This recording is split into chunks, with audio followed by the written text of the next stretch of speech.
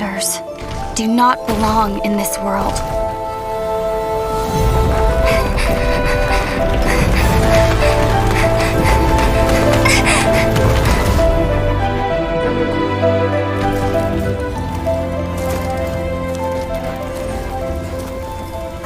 One day, this journey will reach its end.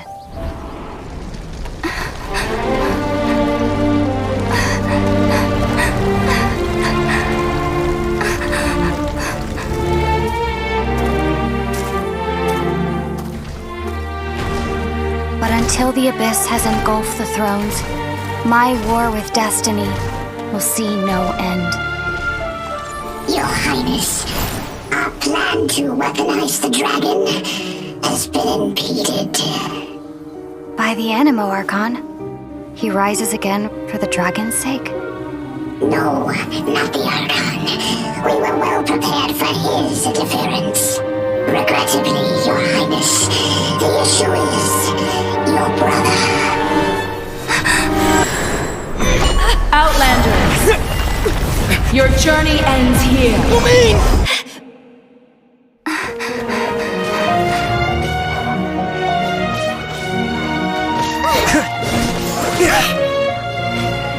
We will be reunited, dear brother. But not here. Not now. We will meet at this journey's end. Once the dust has settled. Then, you will understand.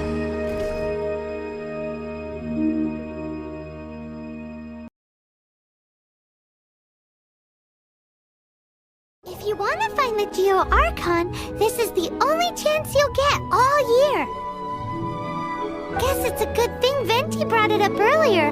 Otherwise, we definitely would have missed this year's Rite of Dissension. Might be today, might also be tomorrow.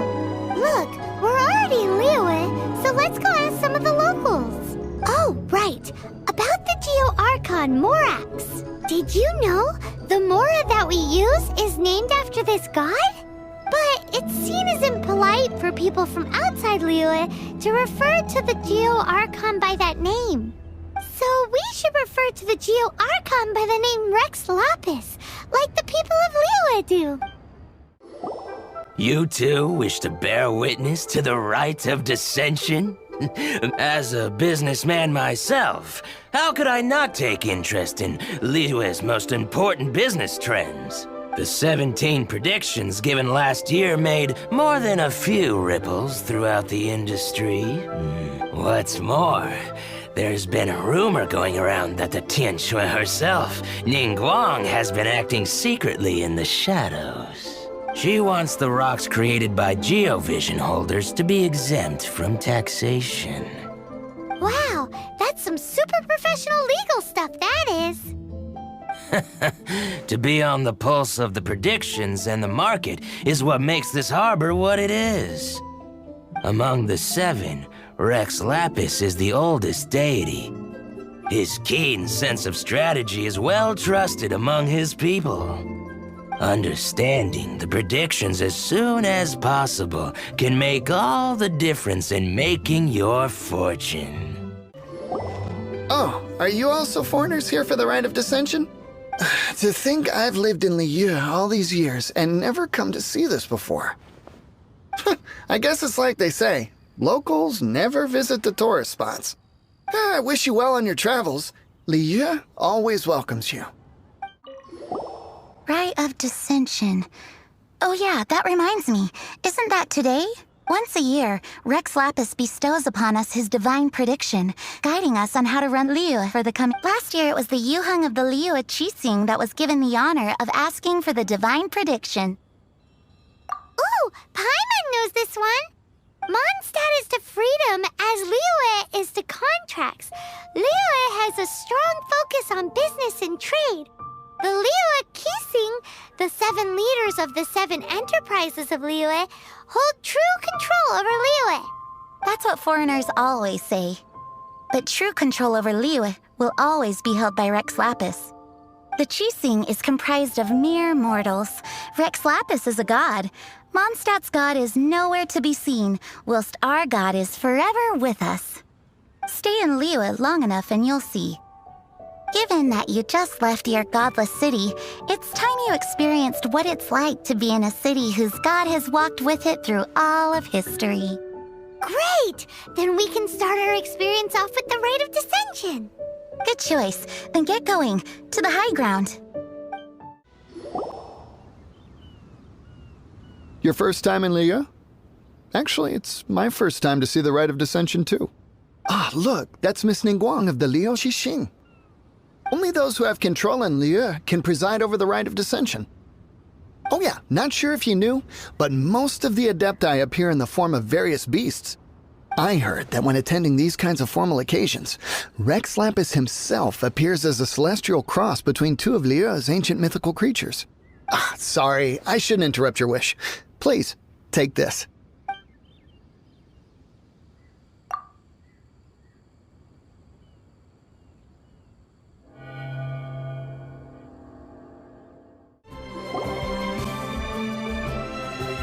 Oh, you also want a little Adepti luck too?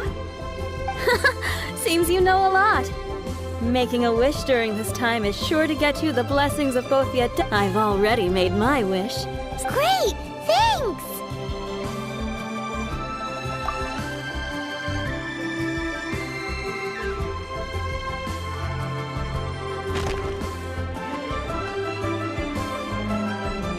Great! Now that we're all done with the wishing, guess we can just wait here for things to get started. Who knows how long that Miss Ningguang lady is gonna take?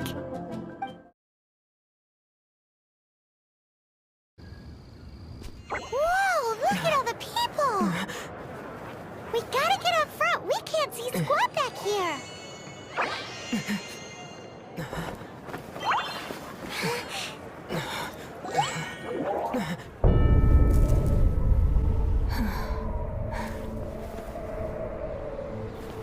The hour is upon us.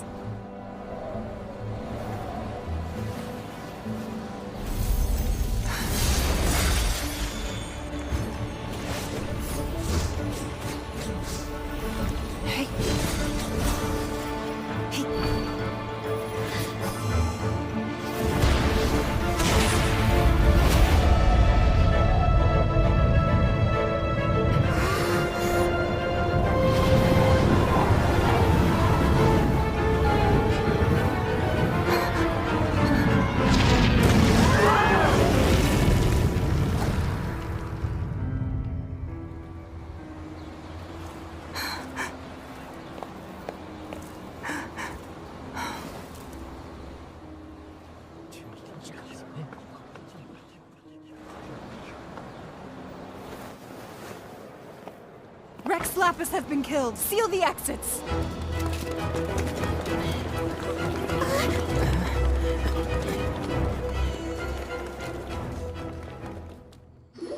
What?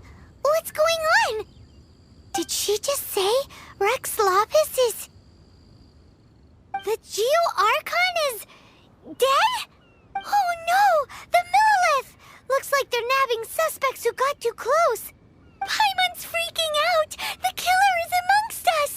Wait. Wait, where are you going?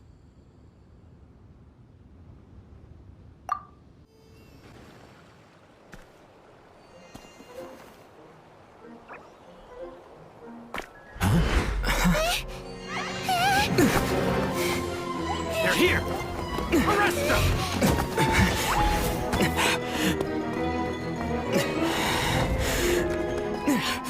There's nowhere to run!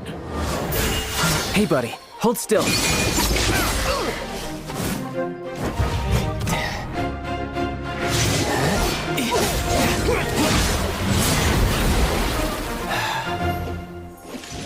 Stop! Stop! Come with me.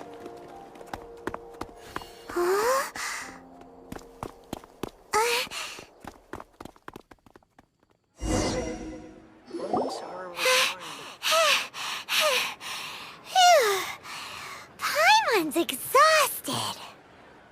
So sensitive! You have no idea just how tiring fooling around... Wait. Just who are you exactly? Call me Child. Child? What, so we're supposed to dote on you? No, not at all. It's an alias of sorts.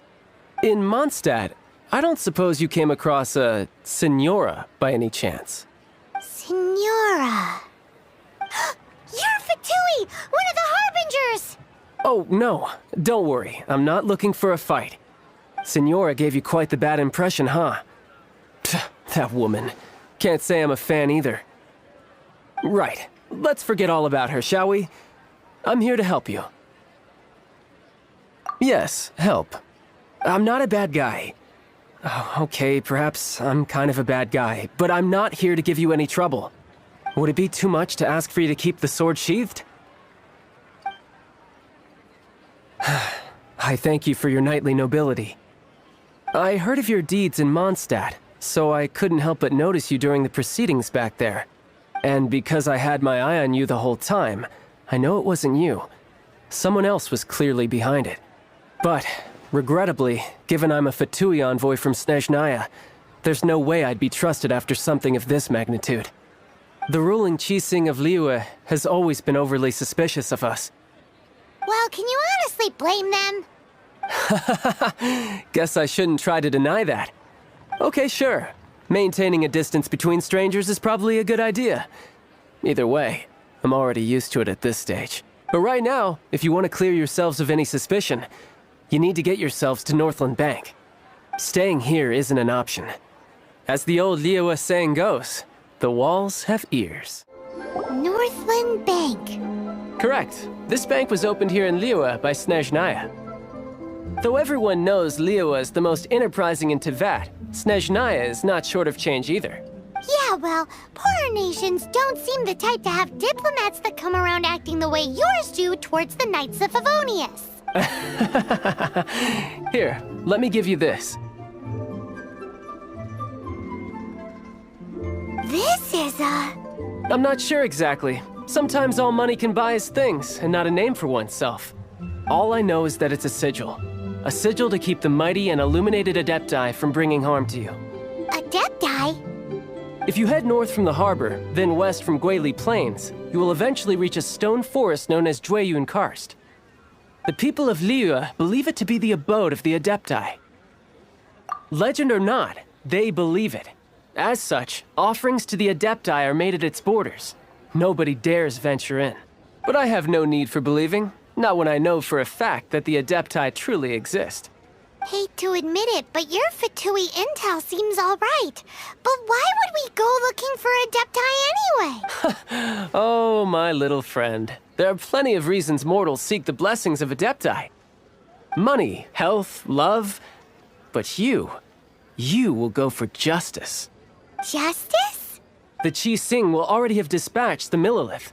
They'll be seeking out the assassin from amongst the onlookers.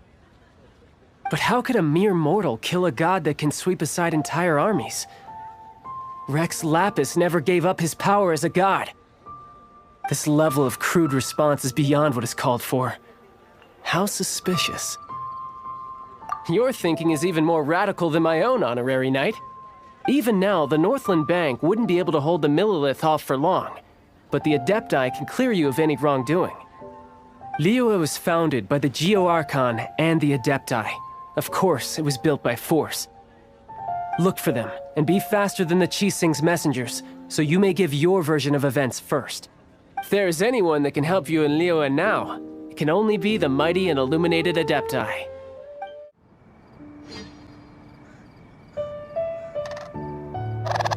And who might we be? Those that dare enter Jueyun Karst.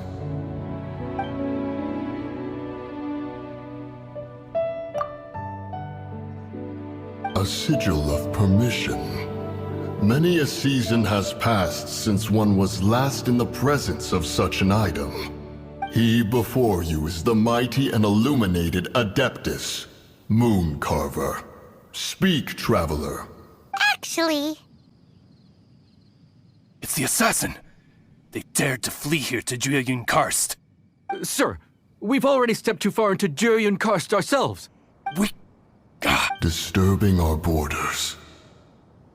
See them gone. One will not have interruption. Speak, traveler. Well...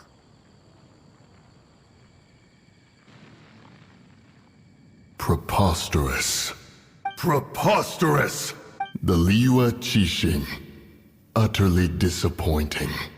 How could someone possibly assassinate Rex Lapis during the rite of dissension, and then place suspicion upon the attendees? Traveler, of the unjust accusations placed upon you, the mind knows its answer. Though one must consult with one's fellows, lest the mind be misguided. Go, take your sigil of permission. Carry with you a message. Mountain Shaper and Cloud Retainer can be found here. Only fate will decide if you shall find them. There exists a conqueror of demons, a guardian Yaksha. Go to Wangshu Inn. There you shall seek him. Have mercy, O mighty Adeptus. I beg you, show mercy upon me and my brother. Who are you? What's going on? We asked you first. Oh. You enjoy safe passage in Juryen Karst. It can only mean one thing. You must be Adepti messengers, sent here to rescue me and my brother. What is he talking about? Oh, have mercy, mighty messengers of the illuminated Adepti. I beg you to save us. My brother and I, we only came here because our family is poor, and it was stupid of us. But all we wanted to do was find enough treasure to sell and support our family. We followed the path up the mountain, but suddenly, the amber, it swallowed up my brother Li Dang. I ran away and made it this far before it dawned on me. We were trespassers in the abode of the Adepti, and this was our punishment. I had no idea how to rescue my brother, so I just started praying for the Adepti to have mercy, right here on the spot. What? We're not Adepti messengers. We just want to find the Adepti like everyone else. No, you must be messengers. You have to be. I have no idea which amber trapped him. Please, you have to rescue him. I beg you, show me some Adepti mercy. Thank you, thank you! Oh, mighty messengers of the illuminated Adepti, I promise that we will never be so foolish again.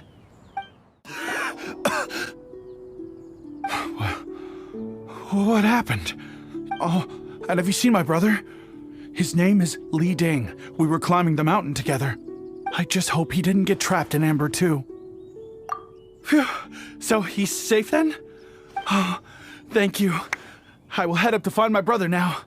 Here's hoping I don't run into any more Amber on the way. Thank you for rescuing my brother, oh mighty messengers of the... What? No. I mean, like everyone else, we've heard that there's an Adeptus living in Mount Hulao. But regular folks like us would never have the chance to meet them. No, unlike you guys, you're Adepti messengers, so it's a whole different story. Anyway, we have trespassed in the realm of the Adeptus for long enough. We should get going. Thank you, mighty Adepti messengers. Yes, thank...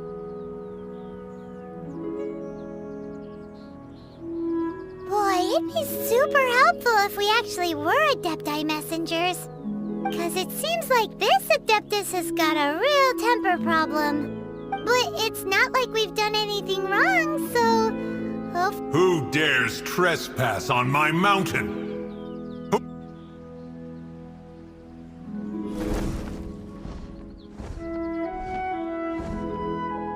Foolish mortal, come forth and receive your punishment. You intrude upon the sanctity of Mount Hulao. You destroy the amber of my mountain. and you free a thief whose freedom is not yours to give. The thief's ignorance was an affront to the Adepti, but your actions are an abomination of the highest order. Wait! We can explain! Mooncarver trusted a mere mortal as his messenger? Is this a sigil of permission? One is in the beginning, Rex Lapis cast them for the mortals with his own hand. Speak. One shall listen to the matter which brings you here. You would be wise to speak the truth. For Liyue is not so far from here that one would be easily deceived. Rex Lapis assassinated? At the rite of dissension? What mortal in Liyue, nay, in all the world, would conspire to commit such foul treason? Or perhaps the more pertinent question is, Rex Lapis charged the Adepti with the protection of Liyue, and we have always honored this duty. As the people have prospered, so have we gradually withdrawn into the mountains. Indeed, this was a gesture of goodwill towards humanity. But now, alas, Traveler, of the matter you have relayed, one has become aware. Once one has dealt with certain matters here that require my attention, one shall convene with the other Adepti. Paimon can! Adepti always have magical powers in storybooks. Seems it's true in real life, too. You know, like how grass is actually Adepti hair, and rivers are actually Adepti saliva. There must be something similar going on with the amber. Your nonsense knows no bounds. This amber is produced by a flower that one has planted here, called the karst crawler. The majority of the plant is hidden underground. When stepped on, it produces amber to trap the invader. After taking up residence here, one planted many karst crawlers to ensure that the tranquility of the mountain would remain undisturbed. Over the years, they have helped to prevent many disturbances. But in the... Oh, so the amber is alive? Correct. Thus, one may not leave this place in its current state, for fear of the risk to innocent lives in one's absence. One will depart as soon as one has attended to this matter. One trusts that the manner of your departure will be swifter in nature. Hey, who put this table here? They've even set it ready for dinner. There's a wine jug and everything. Ooh, they even have the guests' names carved into the seats. Here sits Retainer. Here sits Guizhong. Maybe Rex is short for Rex Lapis. As for Retainer... That's it! When Mooncarver was going through the names of his Adepti buddies, so this must be where Cloud Retainer and the other Adepti have their dinner parties. How about we cook up some extra special dishes for the Adepti? We're sure to get Cloud Retainer's attention that way. But what do Adepti even eat anyway? Paimon has no idea. People must make offerings here all the time. Guess all we can do is look around the area for any leftovers. Maybe that'll give us some ideas. Do you think maybe it's at all possible that the Adepti might like to try some sticky honey roast? Someone has definitely cooked here before. Do you think they were making an offering? Looks like they didn't use all the ingredients. Let's see here. We got some snapdragon, some lotus heads, some tofu. Whatever they were cooking, it sounds complicated. Hey, look over there. They left... Yup, it's a doozy. Paimon's not surprised they had to write it all down. It's a lot to remember. We should read it carefully. It's very clean here.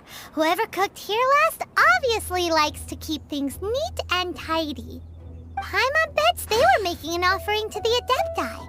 Looks like like we got us some matsutake and some raw meat. And what do you know? The recipe is right here. This chef was a super organized person. Whoa, the ground is covered in flour. Seems there's meat in this pot.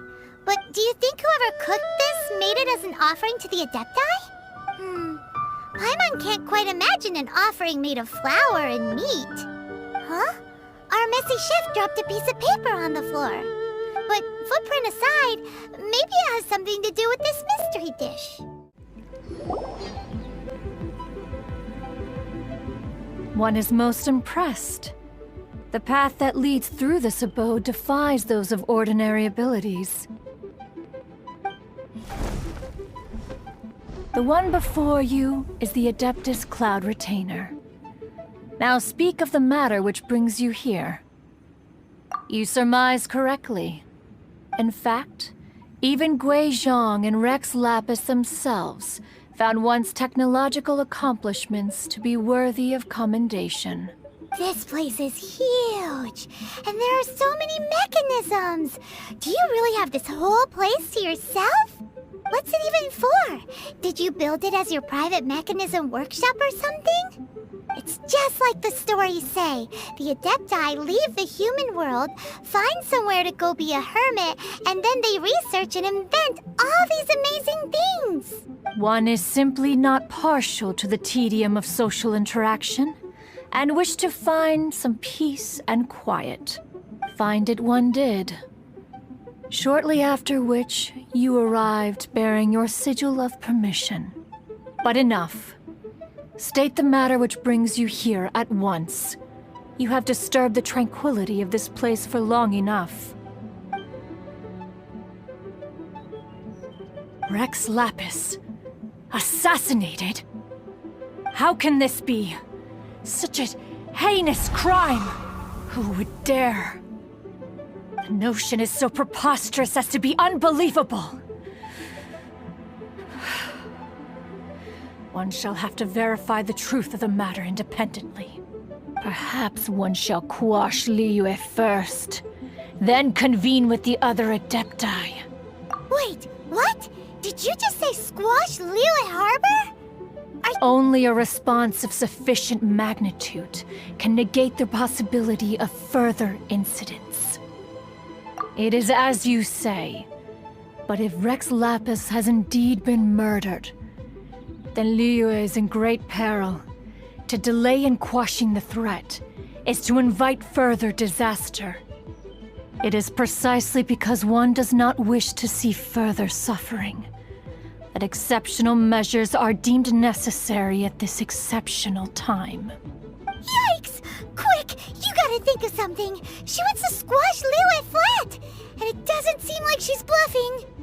Exactly what Paimon was gonna say. We made all that delicious food and gave every last bit of it to you. We were hoping you might help Liyue out, not wipe Liyue out.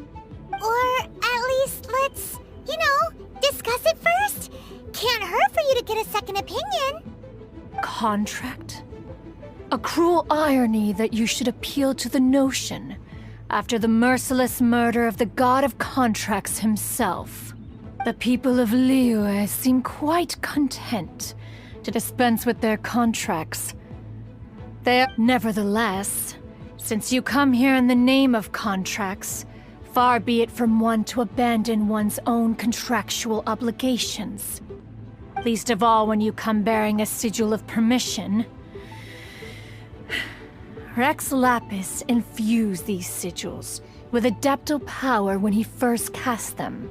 Most of the sigil's power has long since worn off. It is but a keepsake now. This keepsake cannot be taken as proof of your trustworthiness. One must investigate the claims that you make independently. This, no doubt, is Mooncarver's very reason for summoning us. Your audience with the Adeptus before you is now concluded. Leave at once. Oh, he's not here?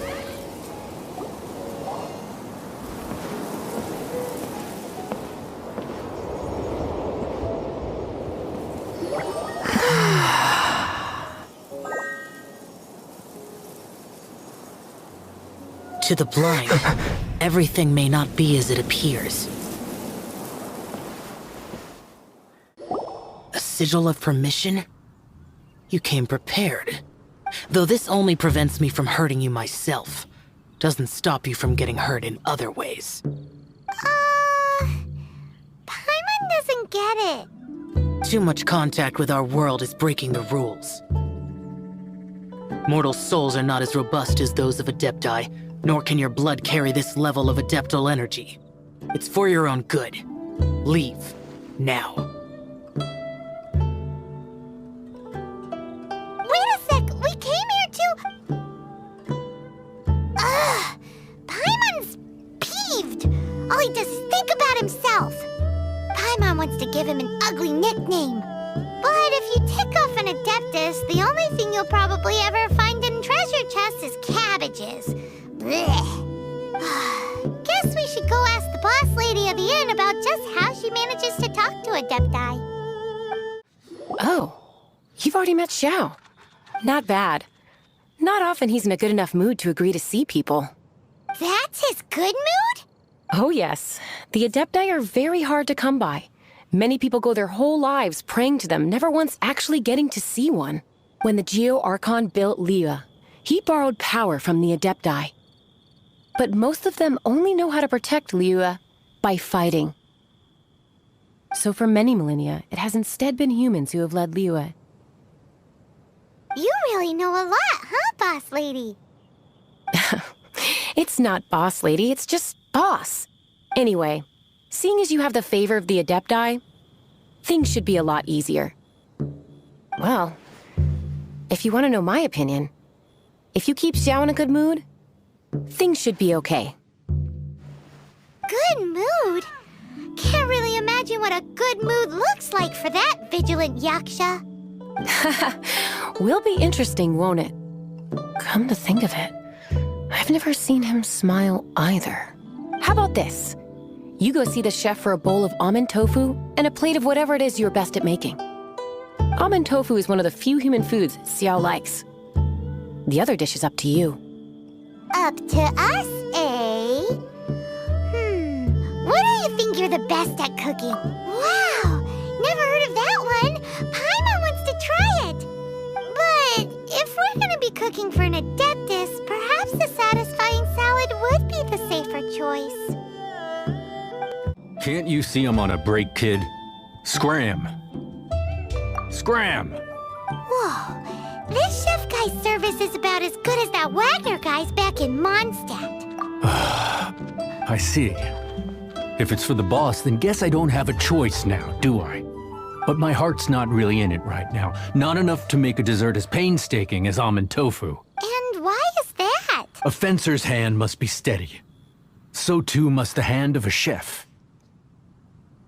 But my hands, they're not steady. Because, a traveler once told me that this inn is haunted. And then just now, in the kitchen, I saw something. This chef looks so intimidating, but speak of ghosts and he becomes weak. I keep thinking, even Wangshu Inn isn't safe. I can't keep a steady hand for something like almond tofu. All right, in the name of high-quality almond tofu, we need to go check this kitchen out. Doesn't seem to be anything.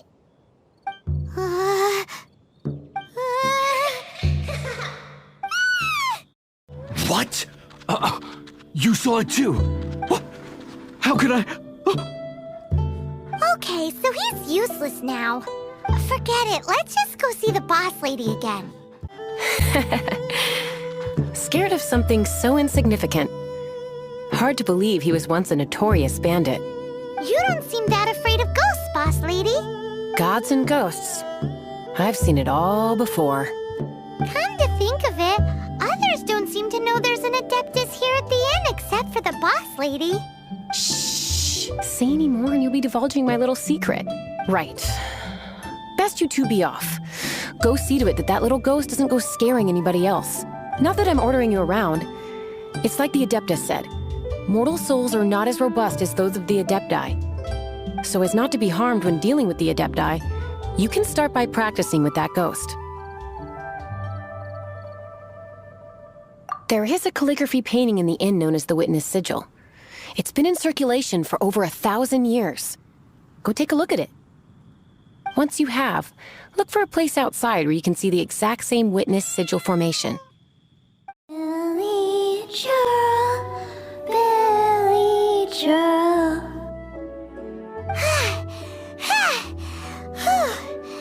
Finally caught you! Silly Billy, Billy Joe. Haunting things isn't nice! Chilly Joe, Frilly Joe. Now listen here, young lady! Oh. Okay. Dusky Ming won't tease the travelers at the inn, and next time, you can come play with Dusky Ming. If you don't come and play, Dusky Ming will come find you. What? You really got the ghost to promise to stop haunting the inn? Wow. You really are something. I am in your debt. Please, wait a moment. I'll make you the smoothest, silkiest bowl of almond tofu. Haha, my hands are steadier than ever now that she's gone. You two, again. Wait, don't go disappearing again! What's this? It's your favorite almond tofu, as well as this distant traveler's best dish, a satisfying salad. Quick, tell him everything before he finishes eating. Rex Lapis. How could this be? I can't imagine it. Though times have changed, I've never imagined a Liyue without him. The ruling Qixing. Just what role have they played in this? I will seek Mooncarver, Mountain Shaper, and Cloud Retainer. It is time they too made their decisions. Adepti do not turn on their responsibilities. I have my reasons to not want to be tainted by the mortal realm, but responsibilities are responsibilities. Our god is the god of contracts, after all. Wait! Paimon still has one last question. That little Ming, she's...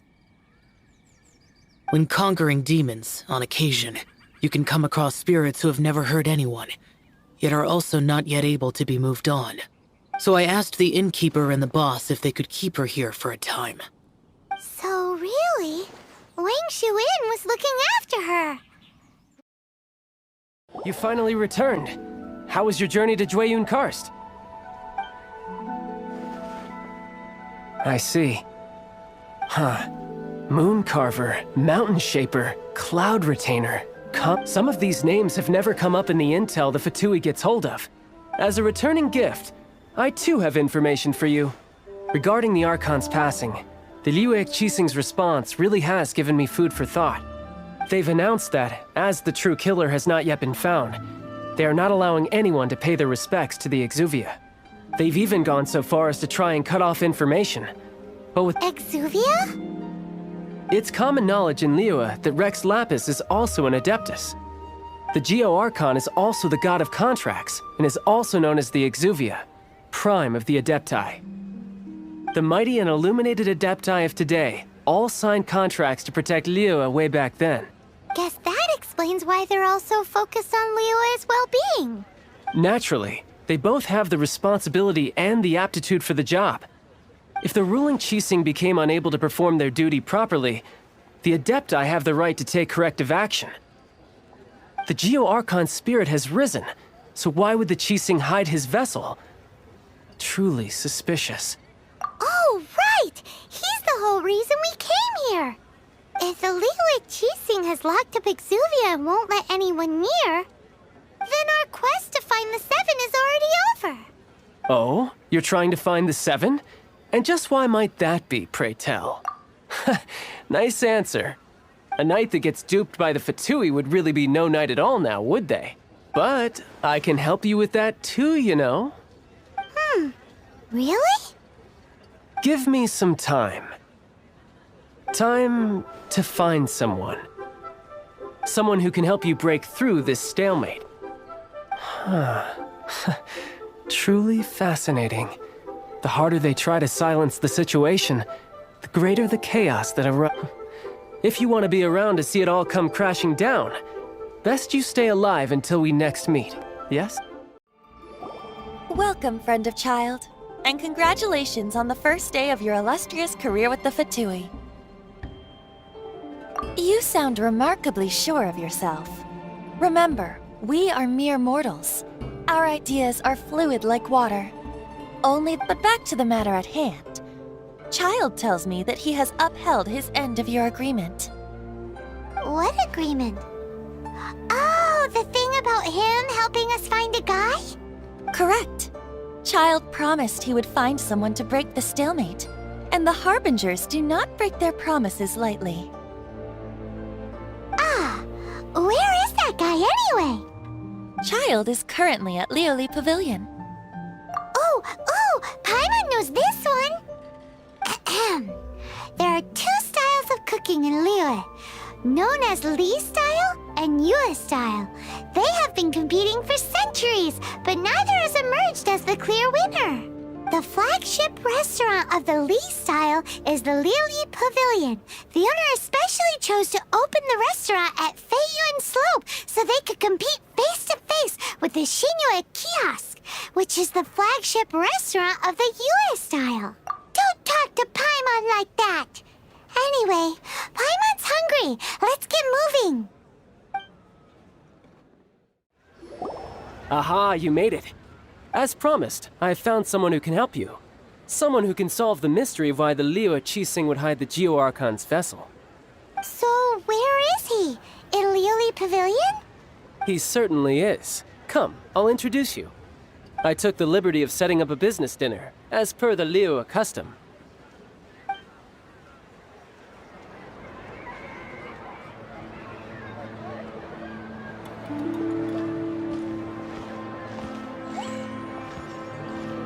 Welcome back, sir.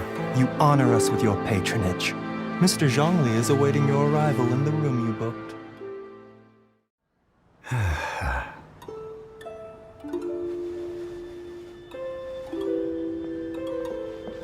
Hi.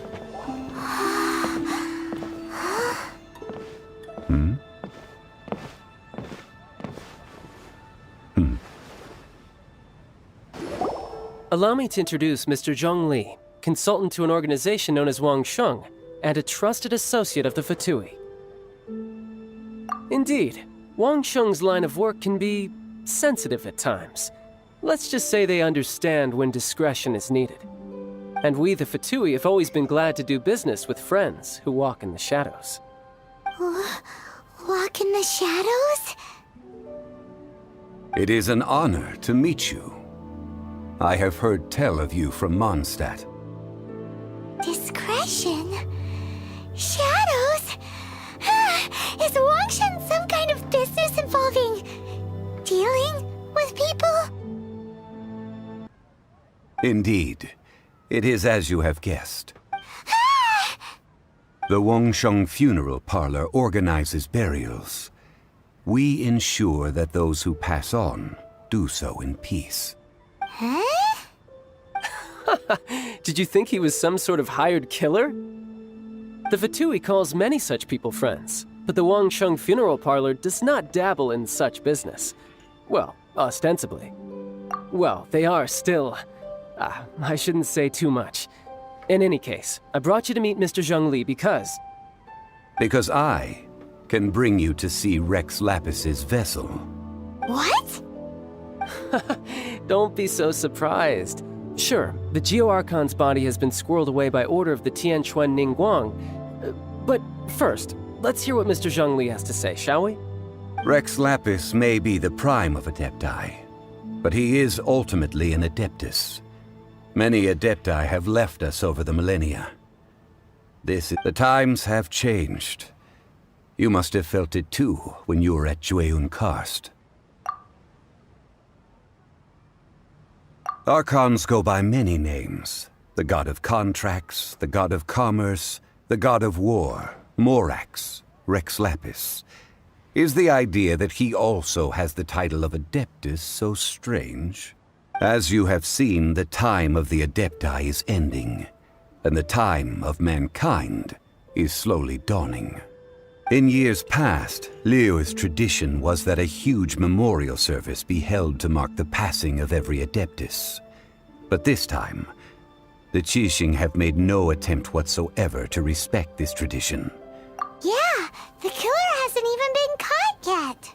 Deicide or not, the concern of the Wangsheng funeral parlor is this. When the ritual to receive this god is so kingly, it is all the more egregious for his final send-off to go unattended to. Traveler, Child has told me a lot about you. Since you have had dealings with the Animo Archon, could I ask you to help me prepare the Geo Archon's last rites? A wise decision.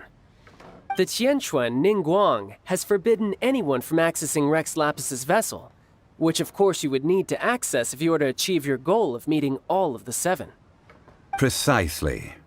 Only by participating in the rite of parting will you be able to see the form of Rex Lapis again. If we are agreed, come with me.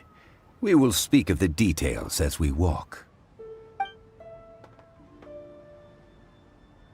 All right, my bridge building work here is done. Turned out well, didn't it? You can go if you want to. Don't worry about me. I might just have a few more drinks and get acquainted with these things they call chopsticks in the meantime. After having experienced the land of the absentee Archon, Traveler, how does it feel to know that our Archon and Adepti are here all around you in Liyue? I see. So you're that sort of person. But I suppose you have yet to experience the substance of Liyue's 3,700 years of divinity. Organizing the rite of parting should prove to be an enlightening part of your travels.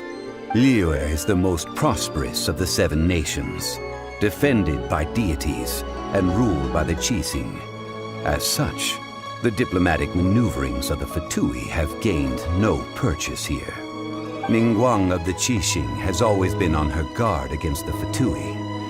That is in all likelihood why Child wants to make use of the Wangsheng funeral parlor's connections. Huh. What would Child get out of us doing the rite of parting anyway? I neither know nor do I wish to know. As far as I am concerned, the Fatui are merely financial sponsors. I only wish for Liyue's traditions to endure. These are the advance funds that Child has provided. If you use them up, you can go to him to apply for any subsequent funding. Wow! Well then, let us be off. The first step in our preparations shall be to obtain some prized Noctilucous jade worthy of a deity. Welcome to the Jade Mystery, my good friends. Would you like to try your luck betting on jade? This could be your lucky day. It's cheap and it's fun, and who knows, you just might strike it rich. Betting? No, we're here for... what was it again? Noctilucous jade, of radiant grade at the very least. Radiant grade Noctilucous jade? I see. You're not a tourist. My apologies. I have some here for your perusal. What do you think? The Jade Mystery is an old name in the jade business. Just look at that wonderful quality. Rex Lapis doesn't often bless us with such finery. Go on, pick whichever one you like. These 3 pieces really do look pretty. Not like the ones you usually dig up. But how do we pick? Should we just grab one and go? Oh? You want me to decide? That is fine as well. If it were me, the answer would be simple. Oh? And that would be... I'll take them all, boss. Oh, you act with such panache, good sir. I always knew you were not a man of ordinary caliber. Oh, wait, boss! That one didn't count! We need to discuss it again! Hey! If we only need one for the ritual, aren't we wasting 3 times the Mora if we buy them all? Oh, Mora. It is as you say. I suppose I overlooked this Huh? How do you not think about Mora when buying things? If one must always consider Mora before acting, then in all things one is bound by Mora. What? All Mora is currency, but not all currency is Mora. What?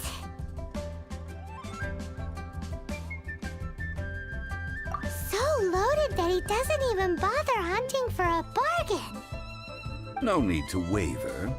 Even when I am constrained by Mora, I have evaluating the quality of Noctilucous jade is indeed very tricky.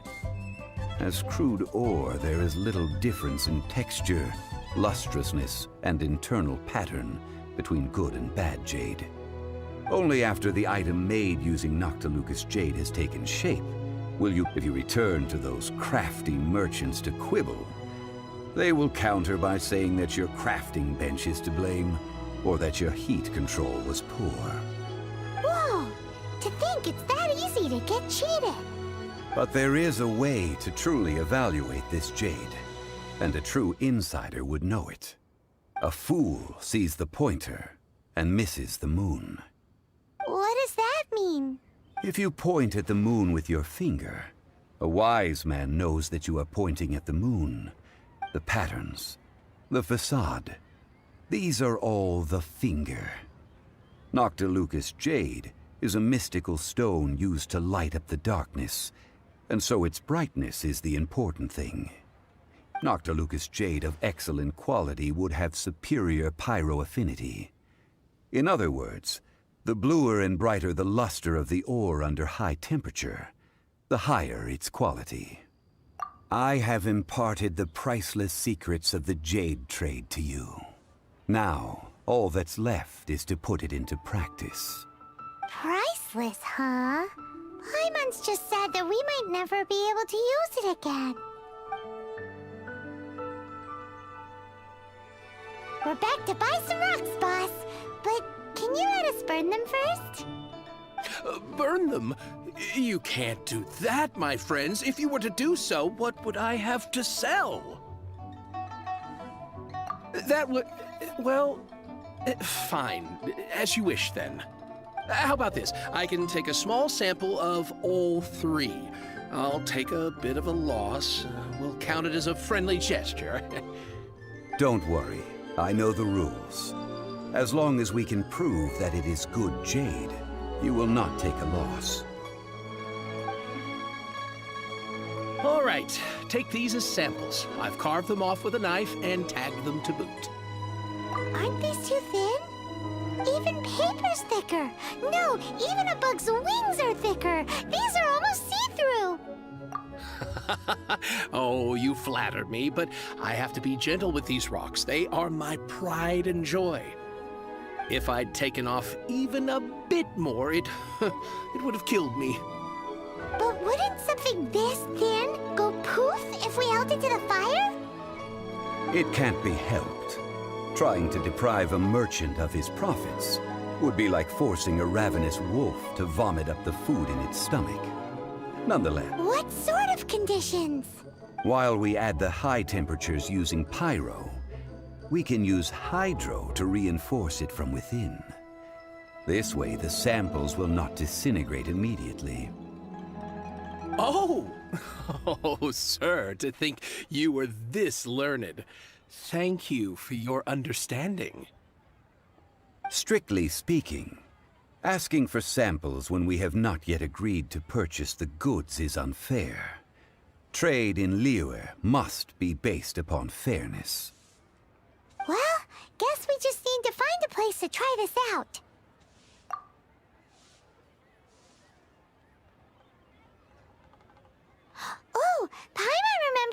We once saw this big pot down at the Dada Upa Gorge in the camp of the hilly churls from the Meaty tribe. Now, let's pack those samples up and make a move. There's still soup in here. These hilly churls sure have big appetites. This soup looks like it could be used as our hydro-elemental protection. Let's fire it up and begin our experiment. We're ready to go. Paimon will help remember which one of the three is which. Use pyro to keep making the pot hotter until we get the results we need. Mr. Zhongli said that the shinier and bluer the ore gets, the better it is, so pay close attention. You're back, my friends. I've kept the goods for you. Which of them would you like? Huh? No, it wasn't that one. Paimon remembers that it wasn't very bright. Think a bit harder. Exactly. That's the one Paimon remembers too. No problem. If you have your eye on this one, you can have it. Then we'll take a box of the third type of jade. Done. All the same, and pardon me for asking, but I'm curious. Whatever do you need this much top-quality Noctilucous jade for? I suppose it would not hurt to tell you. We need... Parting? Oh, dear. I'd heard the rumors, but had given much thought to them. This means that Rex Lapis really is... Oh, it's hard to believe. Even though the Jade Mystery has been in decline, we have always been under his protection. It is said that when our Lord lost his way while going incognito in the city 200 years ago, it was a spoon from the Jade Mystery that he had used to sample the local delights. Alas, alas, all things must pass. Well, if this is to be used to say farewell to Rex Lapis, then I shall sell this to you at half the price. Are you sure? You didn't want to even give us an inch before. If not for our Lord's protection, this city wouldn't exist as it does now. No proprietor could earn money off such a thing. I'm sure Rex Lapis will feel your sentiment, boss. In the safe hands of the Liyue Qixing and good honest merchants such as yourself, I for one believe that Liyue will continue to prosper as it always has done. All right. Thank you, my friends. What's with me getting all sentimental like this? I'll practically be giving away all my fortune at this rate. Now that we've made our choice, let's take this Noctilucous jade back. Hey, wait a minute. He said it was half price, not that we could leave without paying. Oh, right. I'm sorry. I must have forgotten to do that too. Let me see. As I thought, I didn't bring any. Any what? Mora. My apologies. Another oversight on my part. Oh, that won't do. This isn't some small sum. Oh, wait! Didn't Child give us some advanced funds earlier? That's a relief. Have a look, It's fine. Just enough for half price. Though to be honest, it'd be all right even if the sum wasn't quite enough. Well, it's settled then. Let's take this jade to Yujing Terrace. That's where we plan to hold the rite. Look at you bossing everyone around. You didn't cough up a single Mora. It seems that we must. I will keep that in mind. We can leave the jade here. I have already called for a jewelsmith to shape them into the implements that we will need. Ah, yes. I have yet to go and see Child. So, as for the jewelsmith's remuneration... Guess we can't do anything else. Also, is this where we're doing the rite of parting? Yes. I have already rented this location, and have begun making preparations for the rite. The Liu Qixing have agreed to this arrangement. But when something this big happened here, should suspects like us really be at the crime scene? We might get caught by the Millilith. Although with that said, since we got back from Dway and Karst, none of those pesky Millilith soldiers have come chasing after us. Wonder what that's about. Also, the, Rex Lapis vessel. Traditionally, we call it the Exuvia. Ah, right! That's what it was called. You seem to know everything, Mr. Zhongli. So, was this Exuvia hidden away by the Qixing? I mean, we haven't even figured out who the murderer is. One must think that they already have someone in mind. Or perhaps they already know. Surely they must have found all the evidence that there is to find here. These things are for the authorities in Yujing Terrace to consider. Trying to help would probably only add to their troubles. Before the rite is conducted, the Exuvia will be kept temporarily in the Golden House. Golden House? The only mint in Liyue, which is to say the only mint in Tevat. All the mora that flows throughout the world is minted there. Oh, no! Paimon wasn't thinking about anything bad. Paimon thinks it suits Morax. But why do you know this, Mr. Zhongli? Since the rite of parting has the approval of the Qixing, it is a semi-official event. As such, there is already some limited information available. Perhaps each has their motives. But this is the capital of commerce. A little exploitation once in a while is not unacceptable. In Liyue, where the god of contracts reigns, only contracts may not be betrayed. I, for one, have no issue with little maneuvers outside their remit. Well then, we should go and prepare the perfumes used in the rite. Perfumes? Where'll we get those? Do we buy them? No. Perfumes used to honor the gods must be freshly decocted. The quality of the silk flowers we require is also special. Silk flower petals contain a fibrous material of good quality, often used in brocade making. Its scent, however, is most elegant, and is especially suited for solemn events, like giving offerings to gods and adepti.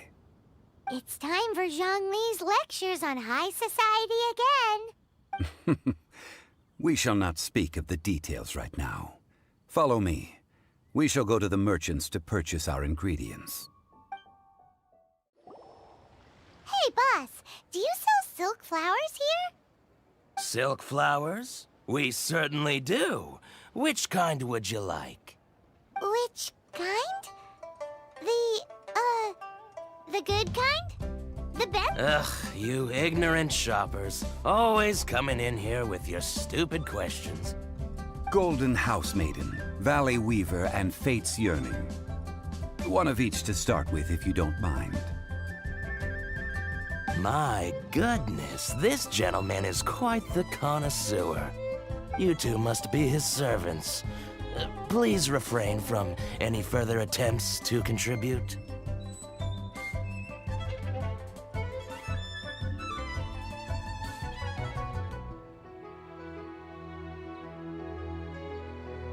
Now then, please peruse at your leisure.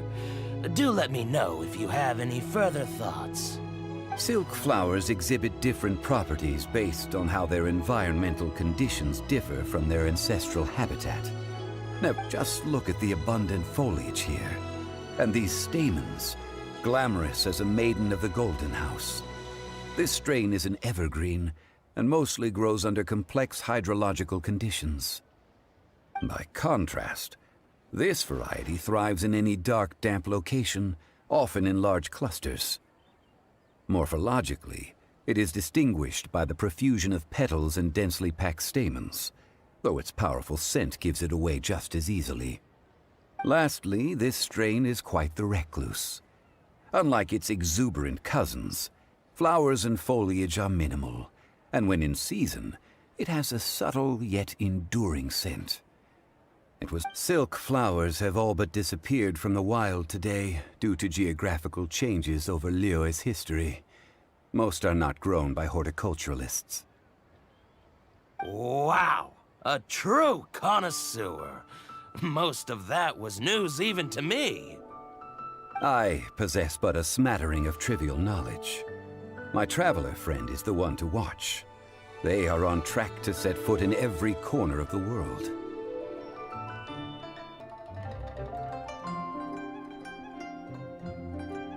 Oh, Mr. Zhongli, you're way too humble. So, which silk flower did you want anyway? I'll take them all, boss. Again?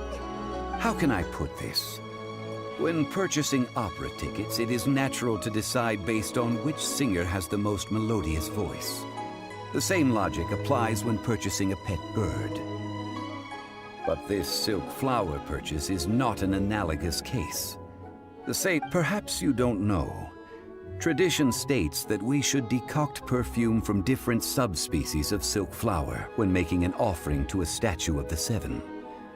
Rex Lapis will then make his own choice between the scents. Like several other tedious and complicated traditions, this one has become simplified over time.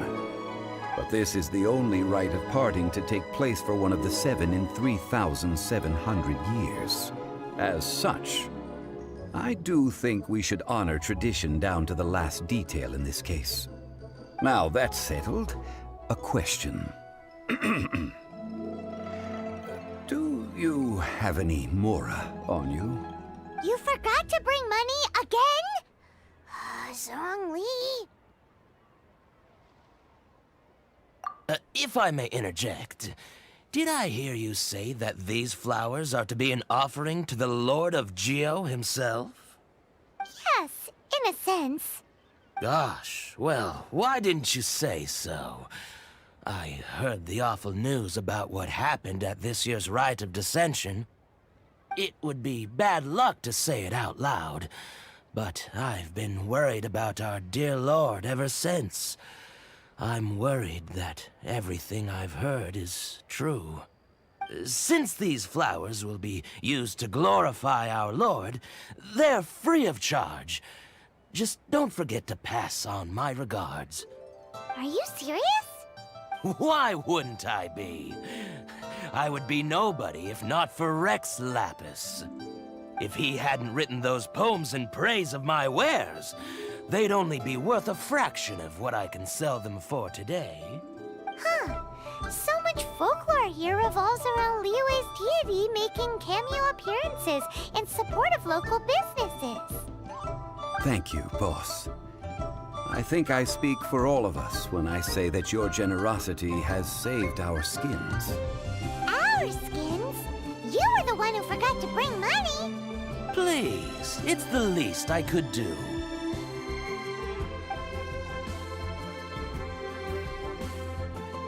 So, now that we've got the flowers, how do we make the perfume?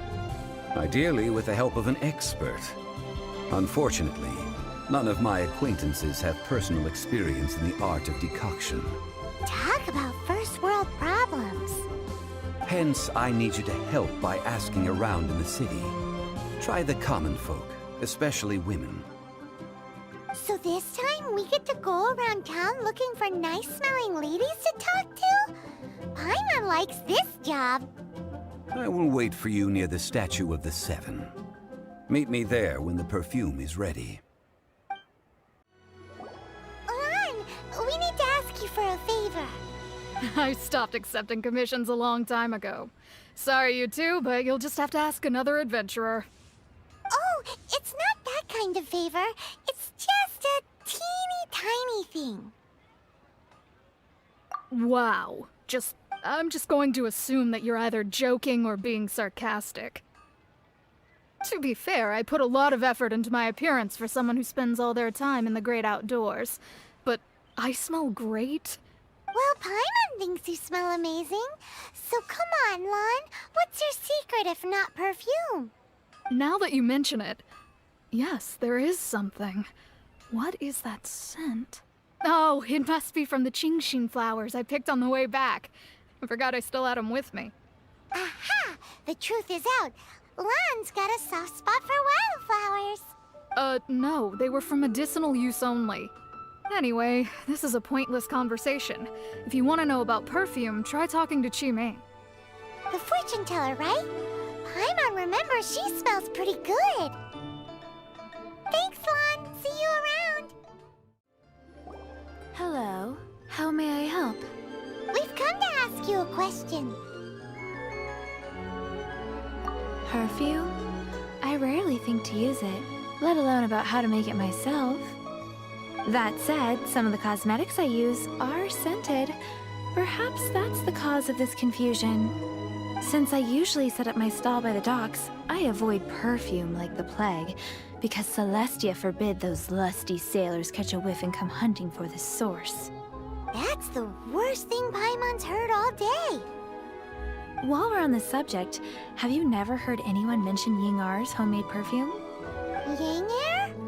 Oh, as in scent of spring, Ying-Er? Yes, that's her. Many a rich family's daughter has gotten her to make perfume for them. Apparently, her homemade product is better than anything you'll find on the market. Great! This is just the intel we need. Finally, we're getting somewhere. Well, hello. You found me at last. I've been waiting for you. What? How did you know we were coming? Oh, I heard a rumor about a couple who were snooping around town looking for... Actually, I was starting to worry you wouldn't find me. This is the ultimate test of my appeal, after all. Snooping around? Why are you making it out like we're bad people? What can I say? People love to talk. Maybe you ought to be more discreet in the future if you don't want word to get around. Relax. I know why you're here. You want to get your hand on my homemade perfume, don't you? What kind would you like? 3 in one go. My goodness. You have extreme tastes for someone your age. Maybe the rumors I heard were true after all. You're on the prowl and need some sweet-smelling ammunition? Is that it? Ay, ay, ay, who let this tiger out of the cage? Well, with your looks, who can blame you? If you've got it, flaunt it. As one of my favorite poems goes, O cherry tree, begrudge not thy blossoms as they are deflowered in the spring, for come winter, even thy sturdiest wood shall wither. That went over Paimon's head a little. In short, I'm happy to help. Traveler, you can be my assistant, but you'd better make sure I'm the only person on your mind while you're hanging around with me. So, where is a good place for making sweet, sweet perfume? Where's that? Mondstadt? We're only making some perfume. There's no need to go to such ridiculous lengths. Somewhere closer to home will do. Let's go for the kitchen at Wanmin Restaurant. I've had a word with Chef Mao. We can start work now. Are you ready to please me? What did you say? I meant make me proud, as my assistant, obviously. While I'm setting up, you can go and fetch some water. This water will do nicely. Now, I need you to extract the silk flower essence using a crafting bench. Perfume making uses an altogether different technique from alchemy. Here, let me teach you. Very carefully, take hold of the mortar and pestle. Gently does it. You need to keep your wrist firm so your hand doesn't slip. Now use your strong hand to stir it with a persistent rhythm. Keep going until the juices start to come out. Ooh, you're a natural, like a fish to water. Now take these and try it out on your own using a nearby crafting bench. Don't forget to do all 3. They look visually identical during the essence extraction process, but I will put them into separate containers when the perfume is ready. Wow, this is some exquisite silk flower essence. On to the next stage, the most important one. The essence is placed into water and simmered over a low heat until most of the water has boiled off. You must take care to control the heat during this process. If the temperature goes too high, it will affect. So please focus on controlling the heat. This is the final step. Don't waste a drop of that essence now. We want all of it in there.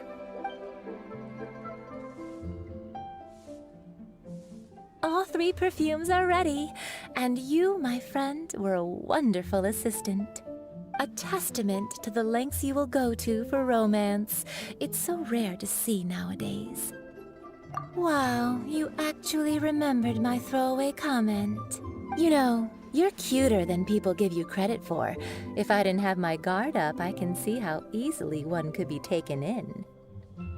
Anyway, shall I give you a brief overview of each scent? It might just help you match the right scent to the right occasion. Paimon wants to hear this. This first one is sweet as candy, straight out of a fairy tale. Younger women will love it. The second one is for those with more refined tastes, the first choice for daughters of high society. Finally, the third one has a soft but lingering scent, like a mist that captures the last light of dusk. Mature women adore this one. All clear? Don't get them mixed up now. Good. Be sure to come visit if you ever need help with anything, okay? I'll leave you with some parting words. One who tries to sail 3 boats simultaneously should be careful not to go overboard. Come and hang out with me at Scent of Spring sometime, okay?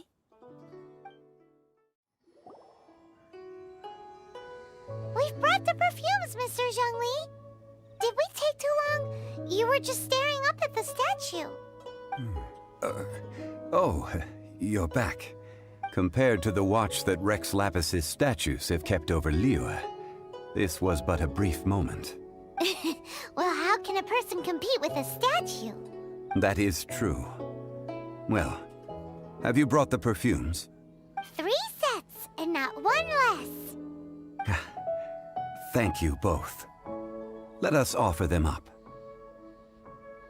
This is the first kind of perfume. Miss Yinger said that it's sweet as a dream, and it's liked by younger ladies. This is the second kind. It's got an elegant smell, and the daughters of high society love it. The third kind has a gentle but lingering fragrance. Something like the dusk mist. And it's a favorite of mature ladies. Oh, what was that? That's the one older ladies like, right? Does that mean that Rex Lapis is actually an older lady? Perhaps. Perhaps. Rex Lapis has taken on countless forms. Perhaps that really was one of them. What a shame. We only got to see the giant dragon form, and... Let's hope the Qixing can catch the real killer. We can leave that to the authorities. Let us focus on the fond farewell for Rex Lapis. So, we finished another step in our preparations. What's next? Next, I would like the 2 of you to help me borrow the cleansing bell. Cleansing bell? At present, a friend of mine named Madame Ping is the guardian of the cleansing bell. She lives near Yujing Terrace. If you ask her, she will know what to do. Sure, but aren't you going to come with us? Ah, I have certain reasons why I cannot be there in person. Please, do this for me. Man, why's he gotta be so secretive this time? All things must change. Youngster, are you here to admire the flowers? But it's a shame. These glazed lilies have almost all wilted. What happened to them? Back in my day, people said that glazed lilies can read human hearts. If they heard beautiful sounds like laughter and singing, they would also bloom joyfully. But if they heard too much wild gossip or slander, they would quickly wither away. So that means these flowers feel what's happening in Liyue? Yes, the rumors of Rex Lapis's death are no small matter. Some say it was a Fatui plot. Others say that the Chising made it all up. And still others think that which lies in the deep is breaking free. This harbor is like a mountain of dry tinder. Well, I shall say no more. This old woman's grown too old and naggy. Ah, that old trinket. I remember it being here with me, but I've grown old. An old friend of mine used to wear it on his person, back when I was young. He saw me gazing at it often and gave it to me. But he told me then that if someone should come to borrow that bell, I should not be loath to part with it. It has been many years, and who knows how many times someone has come to borrow this bell. Still, though, I can't recall when it started. Oh, these old bones are so slow to look for things. I doubt you can wait that long. That's right, Granny. We'll follow you back home and search for it ourselves. And, we can help with chores if you have any too. All right, children, there is no need to worry. I didn't place the bell very far away. Do you live near here, Granny? Whoa, but this is Eugene Terrace. It's gotta be expensive. Oh, an old lady like me can't afford to buy a place in this city. See this ceramic teapot? How does that work? Oh, youngsters. I simply mean that the bell is somewhere inside this teapot, and you are quite welcome to borrow it.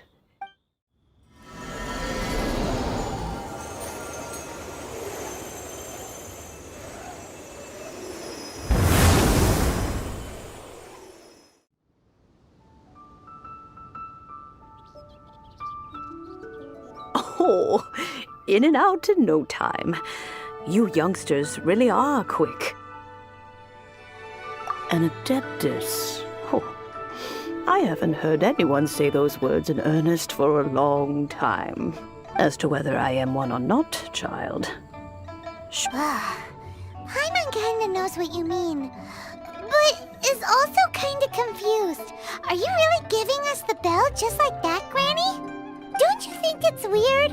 Something's just happened to Rex Lapis and then we come running up asking for it? Oh, don't be silly. Liyue Harbor has been through a great deal in its history. In that time, it has seen the departure of countless adepti. But no matter what, we have always performed the rite of parting first before any other matters. To cry, "Catch the murderer," at the top of one's lungs, but ignore the rite of parting. That, to me, is what is wrong-headed.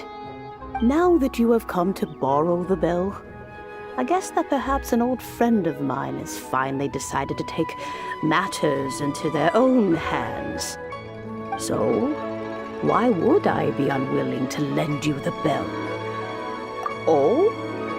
Well, if it came to that, they would find a certain old lady knocking at their door.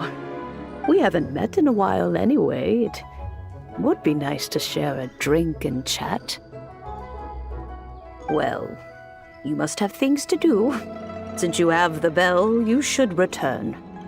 Oh, and do tell the person who sent you that if they have time, they can come over for tea. I don't have much to offer, but you can always count on an old lady for a pot of tea. We will. Thanks, Granny. Indeed, this is the cleansing bell. Let's place the perfume we've prepared inside. Of course. How would I know that the bell was with her otherwise? That's suspicious. But if you don't want to talk about it, we won't pry. Oh, yes, that old granny asked us to tell you something.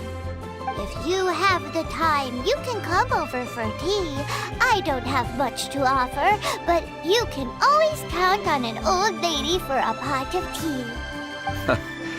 That tone does not suit you.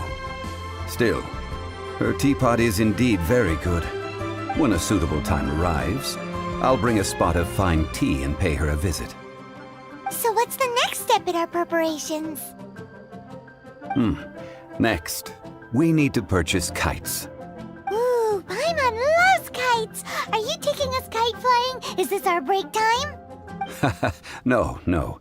Kites are children's toys, yes. But they also play various symbolic roles in Liyue's rituals. I will explain it to you. But our next course of action should probably be to purchase the kites first. Oh, sure. Curiouser and curiouser. Ah, sir, you're here. The 7 kites you asked for have been made to order. Would you like to take them now? Yes, thank you. It's rare to see customers who want to buy this type of kite nowadays. In the early days, we used to get orders from people of all walks of life. Well, this is Mr. Zhongli from the Wangsheng Funeral Parlor, so he's probably well-versed in all these walks of life. We've talked about a whole bunch of things while traveling with him. He seems to know Liyue's favorite topics, money and government, really well, but he likes talking about less useful topics instead. Well, that's because I prefer to share fun things with you. Children's toys are very fun things, that's for sure. I enjoy watching the children at play as much as anyone else. Finely crafted toys are well loved by children, but this craft itself has been honed over thousands of years, and there is meaning behind that. I have made kites in Liyue for 40 years, and I am intimately familiar with the forms passed down from my ancestors. The meaning of these 7 kites is far from banal. Indeed. These are decorations used in the rite of parting. The 7 kites represent the 7. I took the liberty of coloring outside the lines when doing the insignia of the Animo Archon. As for the kite that honors the Geo Archon, one must follow the contract given right down to the last letter. These patterns are ancient, and you can also find them in the Golden House. Ah, Paimon's heard that name before. Huh? The design of this kite displays a firm grasp on the cyclicality and eternity so dear to the Electro Archon.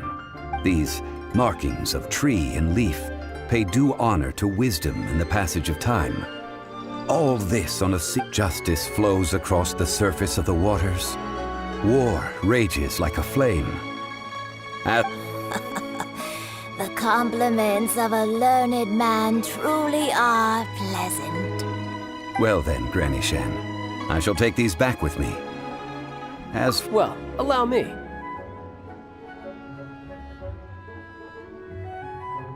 Hey, it's Child! No, I was merely passing through. I see Mr. Zhongli's the same as ever. When when getting others to pay for him, he neither looks at the price tag nor his wallet. He knows a great deal about money, and about the trials of the common man. He just doesn't consider poverty to be something that could ever happen to him. Or perhaps you could say that he cannot imagine himself lacking money. How has he not died of hunger yet? Child, you are as fond of jokes as ever. Well then, since we've purchased our kites without incident, there's no need to take a break before moving to the next step in our preparations. The rite of parting requires helping hands as well as materials. We should be able to find some people near the harbor. Oh, by the way, take this bag of money. You probably won't want to let Zhongli do the bargaining, if you know what I mean. Seems I missed out on some interesting information. I suppose I'll just have to find a more opportune moment next time. Hiring help? Sure. But let me just say first that I'm a reserve member of the Adventurers Guild. I take adventuring commissions, but I don't do anything clerical. Adventure? Venturing into the mountains to capture a few crystal flies seems adventurous enough. That's not hard. Almost a bit too easy for a reserve adventurer. Never mind. I'll only charge you 15,000 mora. What's a most fair price? 5 geocrystal flies. Yes, I do think it's worth about this much. I'll do it. A full day of odd jobs at Yujing Terrace. No problem. 25,000 per day. A fair... Whoa, that's expensive. Could you give us a bit of a discount on account of the whole Hero of Mondstadt thing? Hero of Mondstadt? Never heard of them. Well, you may never have heard of this hero, but it seems you've heard of Mora nonetheless. Thus, I will simply pay the whole sum. This price'll do. No loss to me for a day's work. Oh, help? Sure. I, Tick, always put in 100% effort into everything I do. So what's the job? Let me see. We are still missing some wooden implements over at Yujing Terrace. They aren't uncommon objects, so I didn't make any special preparations for them. No problem. That'll be 20,000 mora for a single trip. How does that sound? Done. Let me think. Deal. This price is reasonable. I'll hop right to it. All finished then? Splendid. Any leftover cash is yours to keep. A favor for the Fatui should never go unrewarded. You think you can buy us off with some loose change? No way! Paimon demands to know when the next payment is coming! Well, how does this sound? You give me the information I need, and maybe I'll leave the Northland Bank's vaults open and unattended for half an hour. What info do you need? Huh. Does that mean you know what he's after?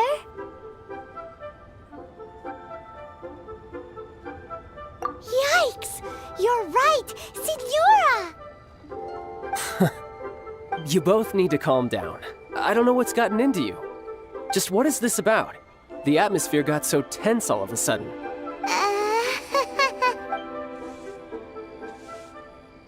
Next, we need some everlasting incense. For this, we need to go to Boo Boo Pharmacy, the finest pharmacy in all of... Is everything okay? Everything is fine. I was just informing them that they need not return the surplus mora. Now, if you'll excuse me, I must be going. No cure for heartache. Huh. The reception is deserted. And it seems kinda spooky in here. Hello? Welcome to Boo Boo Pharmacy. Huh? Did you hear that? The reception, it seems. How about you go check it out, and Paimon will bring up the rear.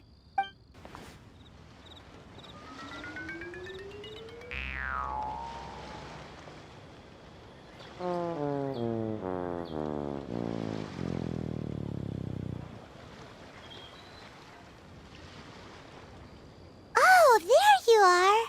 But you can't even reach the counter. Ah, Paimon thinks you might be right. Welcome to Boo Boo Pharmacy. I am Chi-Chi. Once upon a time, Chi-Chi died. Then, Chi-Chi was saved by the Adepti. Now, Chi-Chi is a zombie. Something like this would be unimaginable in Mondstadt. Hello, little girl. Do you sell everlasting incense here? Excuse me, sir. Did you bring your prescription? Surely no prescription is needed to purchase everlasting incense. It's not a controlled substance. Chi-Chi can get your medicine, but only if you show Chi-Chi your prescription.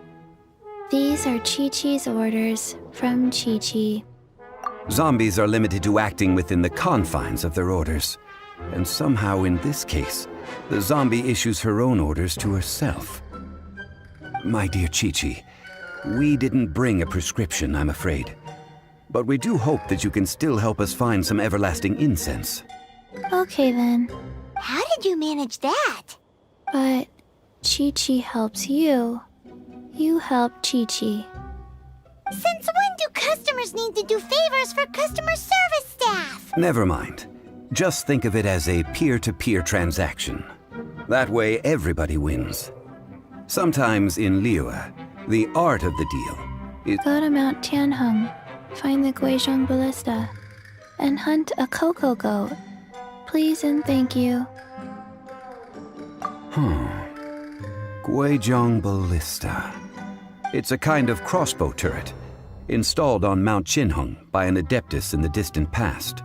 And located in Tianheng Pass, it was designed to automatically fire at large monsters, protecting Liyue from external threats. Mr. Zhongli really knows Liyue inside out. Apparently not quite.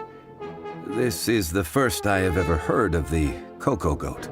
The cocoa goat is a legendary animal, an adeptabeast. Did you want to add anything else? No, just that the cocoa goat is a legendary animal, an adeptabeast. What it looks like, don't know. Where to find it, don't know either. Where it came from, also don't know. Very well then. Let's start by investigating near the Guizhong Ballista. Perhaps we will find some clues. What the heck is a cocoa goat? It's huge. Paimon can totally believe it took an adeptus to build this. But how do you operate this thing? Just think how much strength you would need. It is currently inoperable in any case. Aw, what? After millennia of wear and tear, even adepti contraptions are difficult to maintain. So what are we gonna do? Quick, Mr. Zhongli, use your unlimited high society knowledge powers! You almost make it sound like I'm some sort of bourgeois parasite whose only utility lies in providing quaint pieces of trivia on demand. That said, let me think for a moment. As I recall, there is a military supply post from that period somewhere inside the pass. If we can retrieve the spare parts from where they are stored, we may be able to repair the Guizhong Ballista. One just needs to understand the basic working principles of the device. So, what you're saying is that you actually understand the working principles?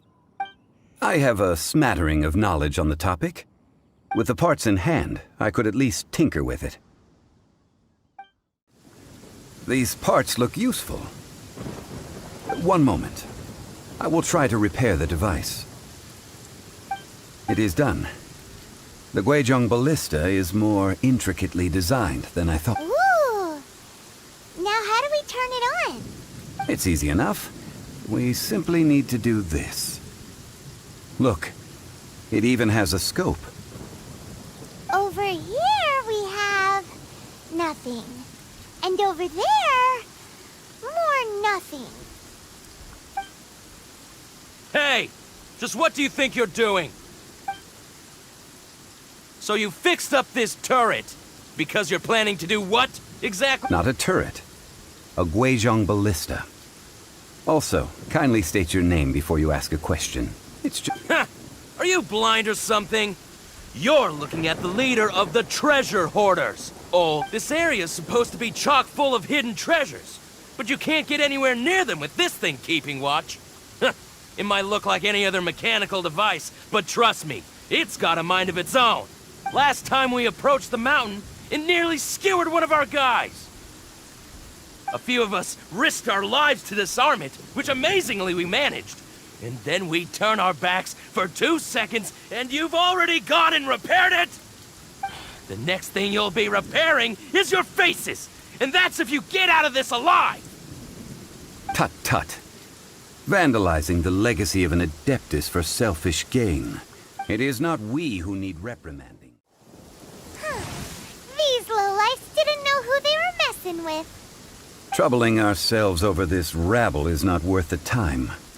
We should focus on our contract with Chi-Chi. Oh yeah, that! So we've got the Guizhong ballista working, but where's our Coca goat? A search using the Guizhong ballista revealed no significant life forms nearby, save for what's more. A contraption built using Adeptus technology should have no trouble detecting an Adeptabeast, as Chi-Chi put it. Which means... Paimon wouldn't go that far. We did something positive, right? We won't solve anything while standing here and racking our brains. Let's return to Boo Boo Pharmacy, explain that we could not find a Coco Goat, and review our next step. Good idea. We did our best, and that's what counts. Forgive us. We were unable to fulfill our end of the contract. We found no trace of the Coco Goat Adeptabeast of which you speak. What a disappointment. Don't worry about it. Oh, poor Chi-Chi. Why does Paimon feel so guilty all of a sudden? Cocoa goat milk is tasty. So tasty. I'm sorry. I have a poor memory. I cannot remember the name of the milk. Ah, here. This is the name. Huh? I owe you both an apology. I hastily agreed to what appeared to be an equitable agreement with this zombie child, when perhaps I should have undertaken further due diligence. Never mind, Zhongli. You didn't know. As the Liyue proverb goes, all things are random and... Excuse me, everyone. Did Chi-Chi say a bad thing? Oh... Sorry, but Paimon's gonna leave the job of shattering this poor kiddo's world to you. No. Impossible. Seems Chi-Chi took this pretty hard.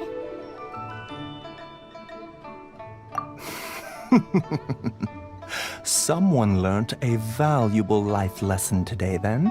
Thank you all for looking after my little Chi-Chi. Might I ask who... Ah, how rude of me. I'm Baiju, boss of the Boo Boo Pharmacy. Paimon thought Chi-Chi was the boss.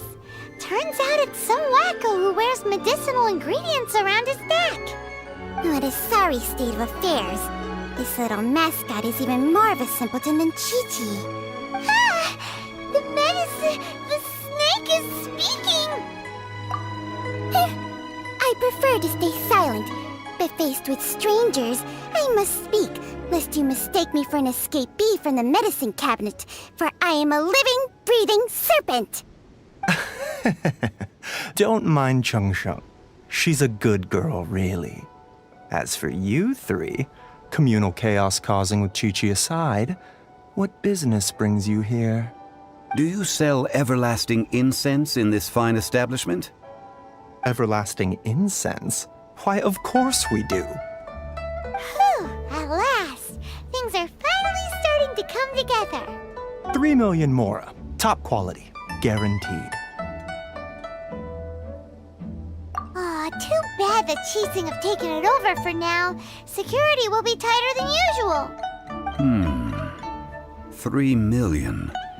An innocuous number in and of itself. Though practically speaking, it could be a hard sum to come by. It's a crazy number. We'd never be able to make that much mora. And as for Mr. Zhongli, he's around 3 million short. This is correct. What are we gonna do? Is this the part where we go crawling back to child?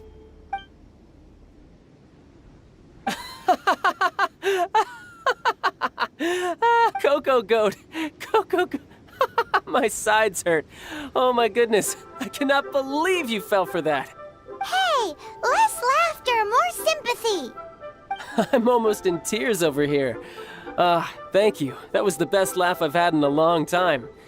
In return, I'm more than happy to sort out this mess you've managed to get yourselves into. Excuse me, sir.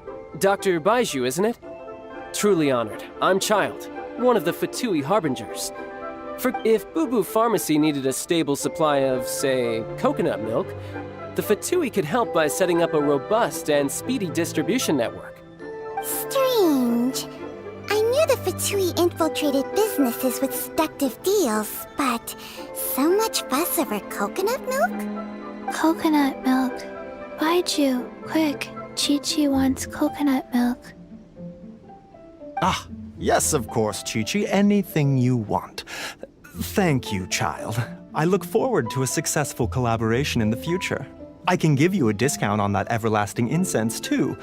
Let's say 2,990,000 Mora. That's like 0 difference from 3 million! 2,990,000. Also an innocuous number in and of itself, though practically speaking, it is a whole 10,000 less than the original sum of 3 million. Well, now that this is settled, we must head back to Yujing Terrace. Mr. Child, Dr. Baiju, little Miss Chi-Chi, see you soon.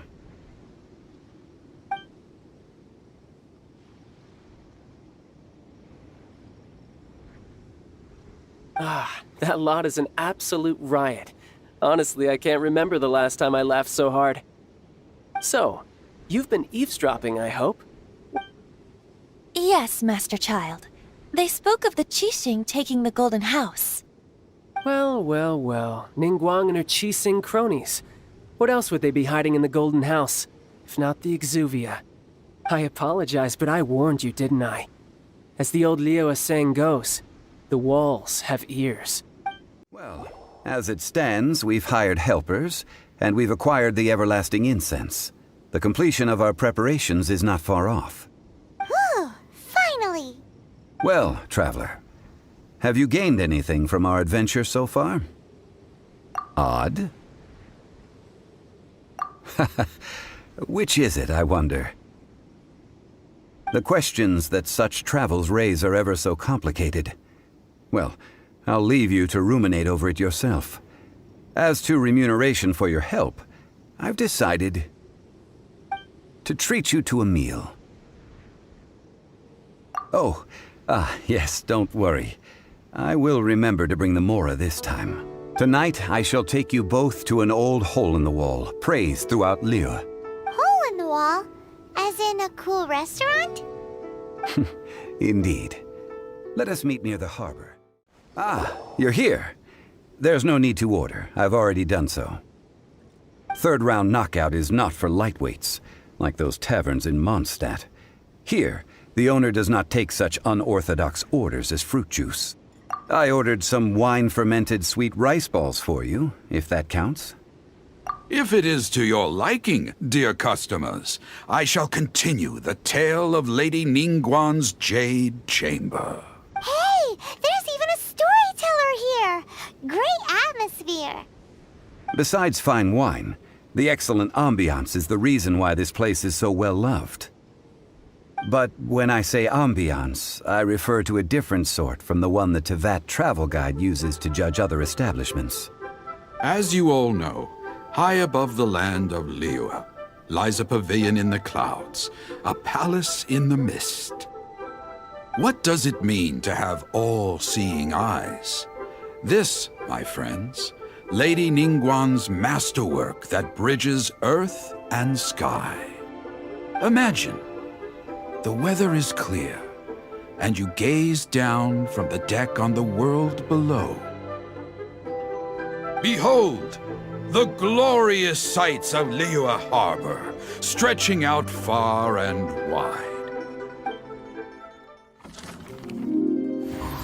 They say that when Lady Ningguang ponders important affairs, she retreats to her jade chamber with none but her 3 closest confidants in tow. Why brings she these trusted three to sift through sources, dig through documents, looking for information? Piece by piece, facts and figures paint a picture on the walls of the chamber. But well before the wall is filled, Lady Ningguang's mind is made up. Having made her call, she has every last document shredded, and whoosh, she scatters the shavings out her window. Ah, look at them, how they billow in the wind like a sudden swirling blizzard. As the fragments fall, traces of text flicker before the eyes of the merchants of Liyue, like ink stains in white snow. The saying goes, the rarest treasures in the land are the words brought by the paper snow. For the words of the Tianquan have the power to move mountains, and all throughout the land know it.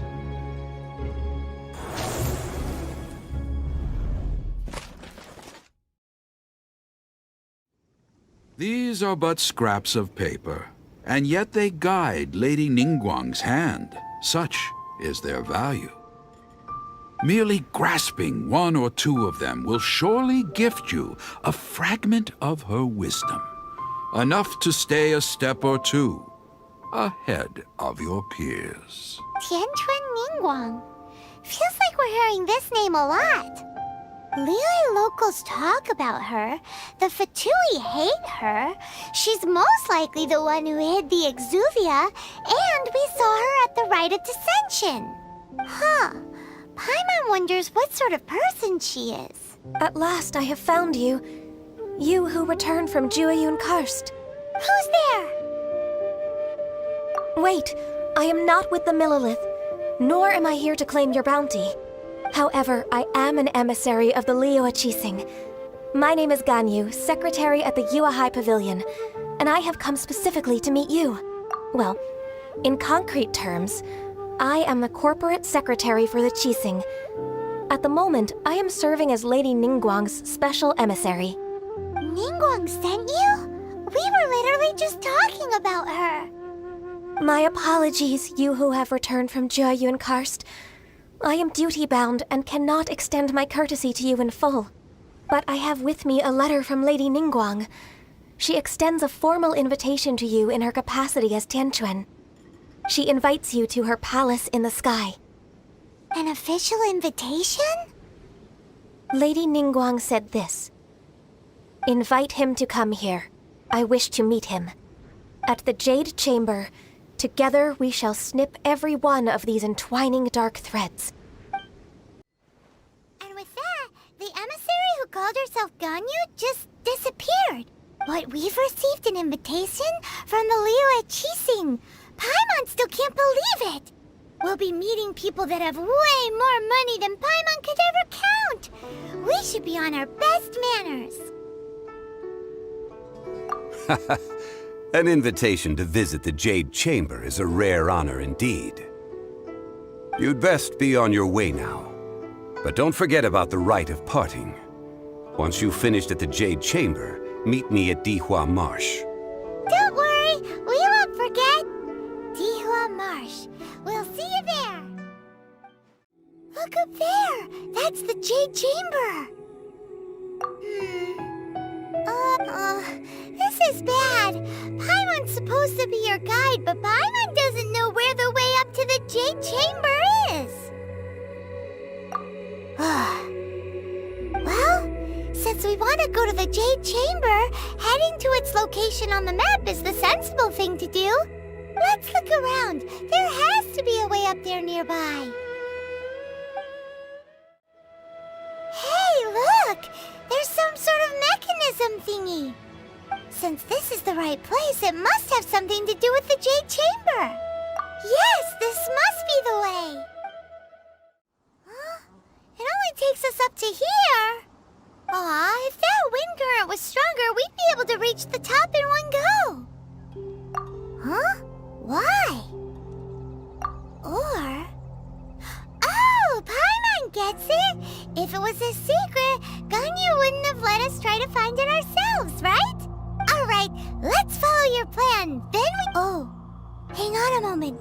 Look down there. Looks like we've gotten close to the Guizhong Ballista. Why don't we shoot you up to the Jade Chamber using the ballista? No.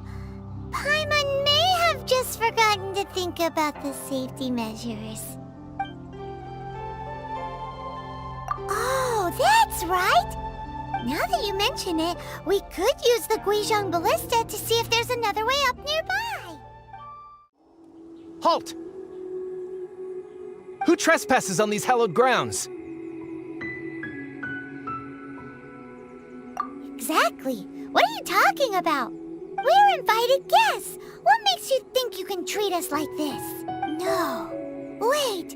Maybe this was Ningguang's plan all along. She pretended to invite us to the Jade Chamber, but set up a Millilith ambush here to arrest us. Now Paimon's mad. You, over there. This is a trick, isn't it? How... What? We're just on guard duty. What do you mean, shameless? What nonsense! Seize these suspicious intruders at once! Well, here they come. Line them up and knock them down. Stop! What's all this about? Lady Coaching, these two strange people suddenly appeared. They seem to have designs on the Guizhong Ballista. Who are you calling strange? You want to go to the Jade Chamber? We're invited guests here to look for the Liyue Qixing. Who are you?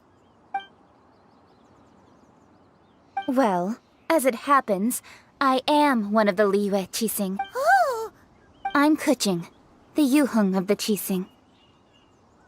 I know of you, traveler. You're Ningguang's guests, yes? Didn't expect to meet you here in the mountains. Wow.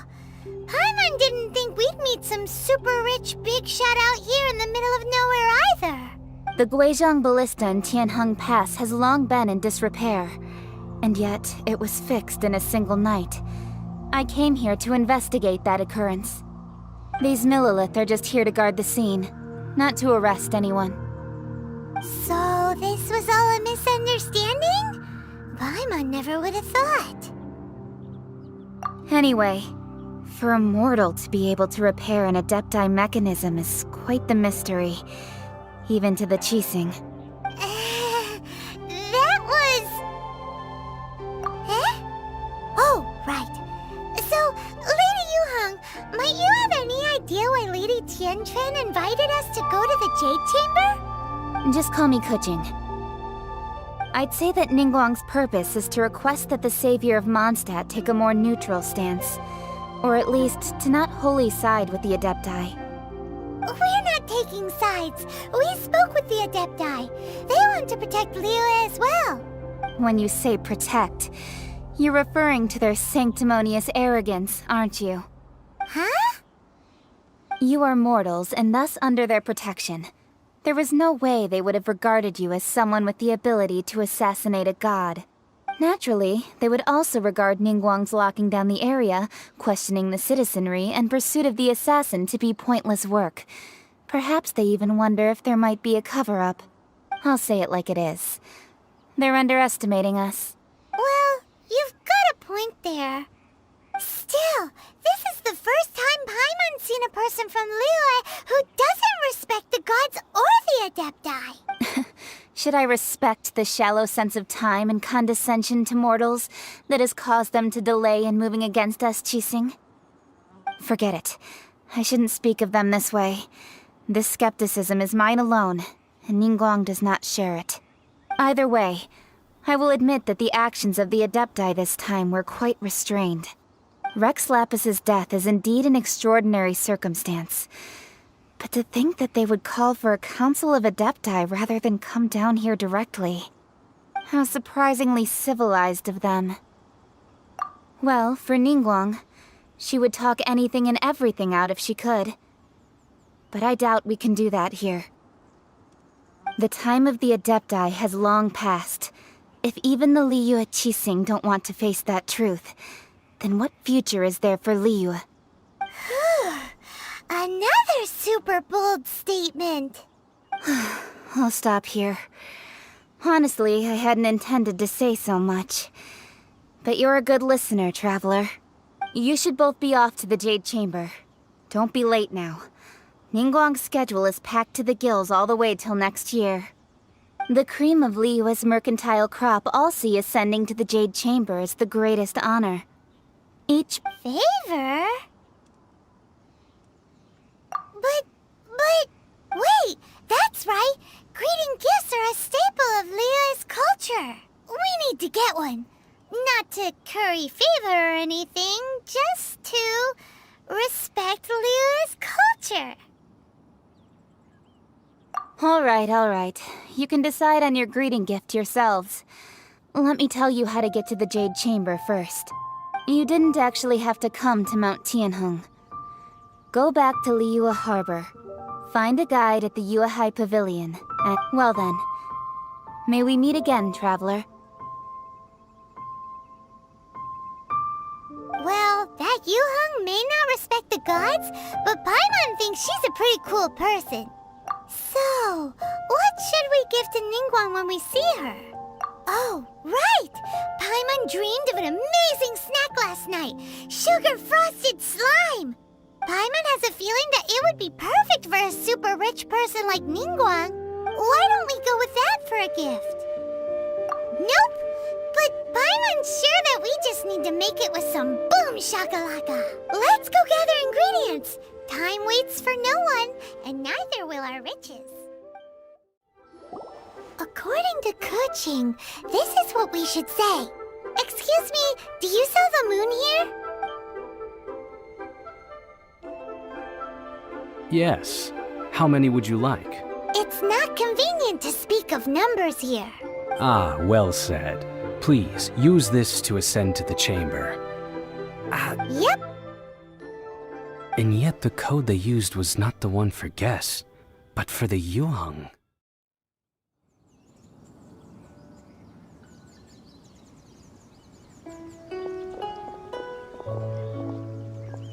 I've been waiting for you, returnee from Jueyun Karst. It's Ningguang! Since this is our first meeting, we've prepared a gift. Oh, for me. You have my thanks. It seems that I have made things difficult for you, considering that you were supposed to be my guests. Oh no, it's nothing. I'm glad you like it too. This palace floats in the skies, higher than the peak of any mountain. From this vantage point, one may survey all of Liyue.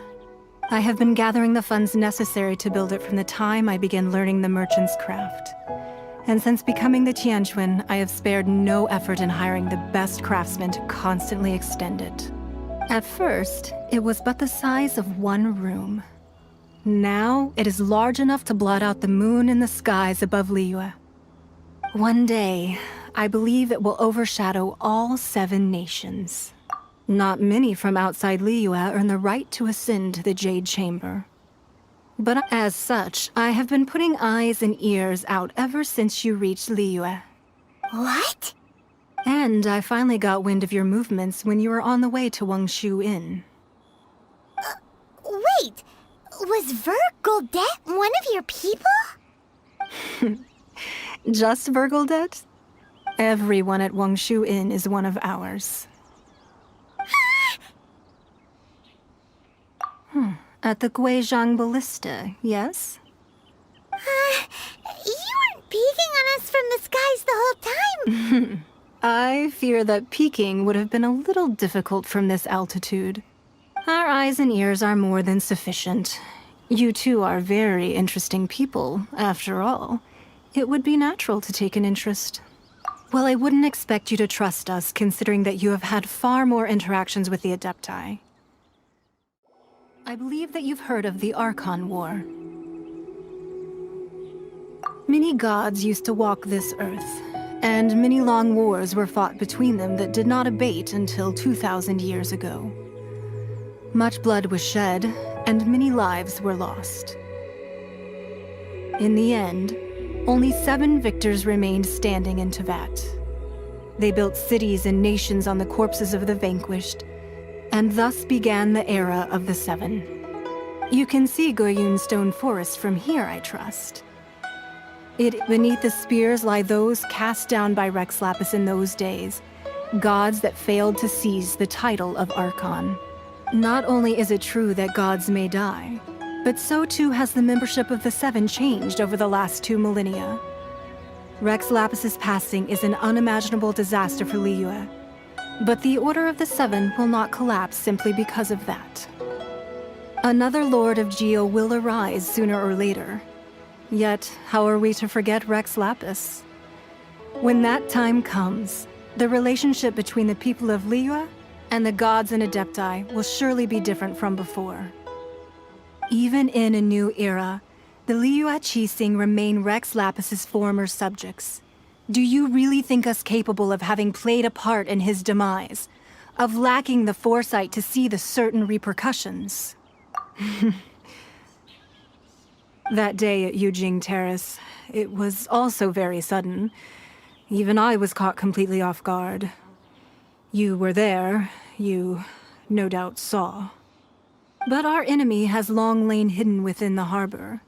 If we do not act against them now, they will surely gain the upper hand. Hiding the Exuvia was a necessary maneuver to take the initiative back, to play the spider while our foes scurry about. Who's this enemy you're talking about? What do you think, Traveler? Huh? What are you two talking about? Well answered. The scenery out here is fine indeed, but the wind is a little strong.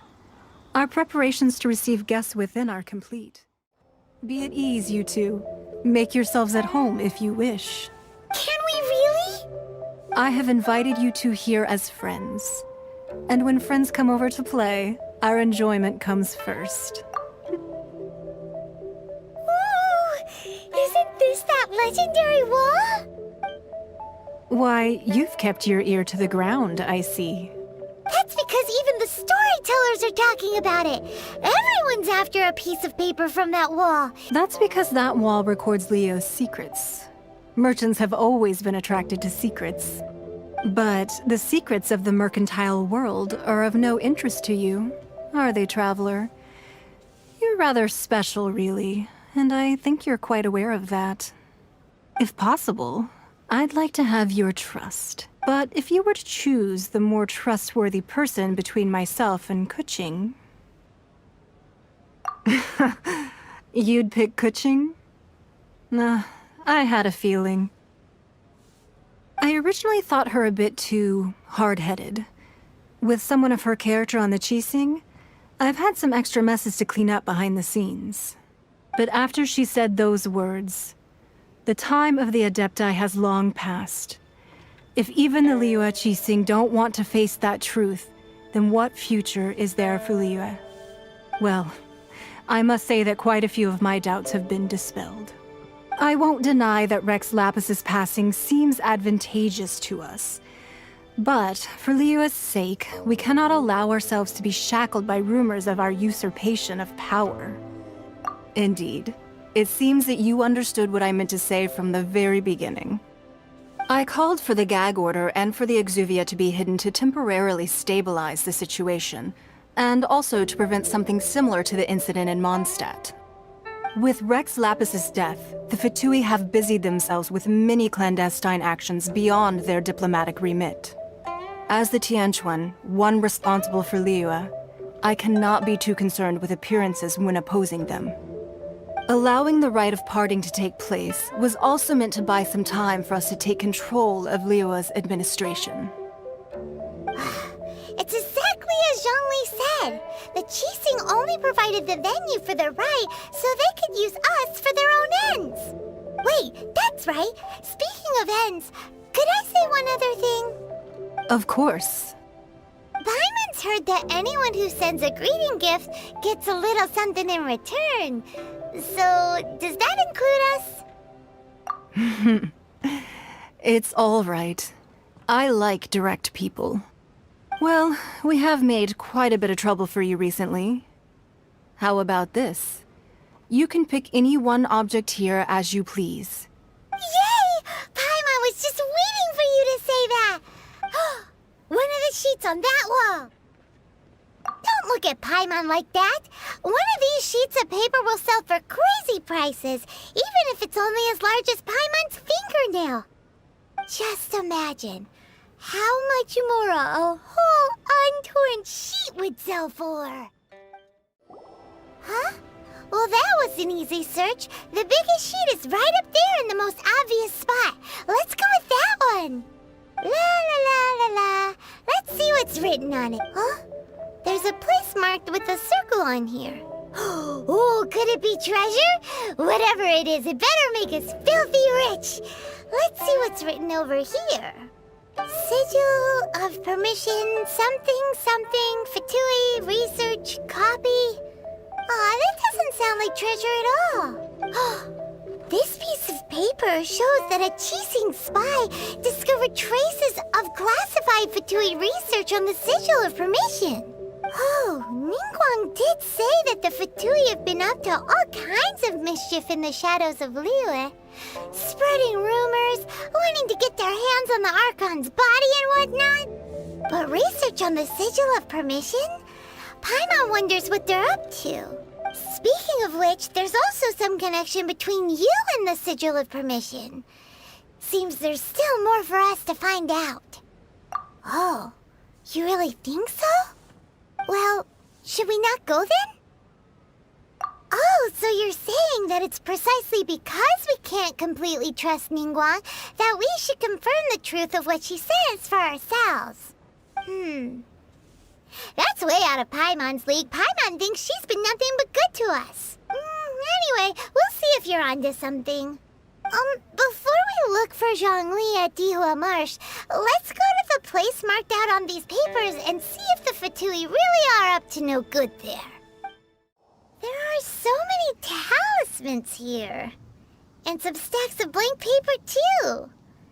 Paimon's seen this pattern before, but where?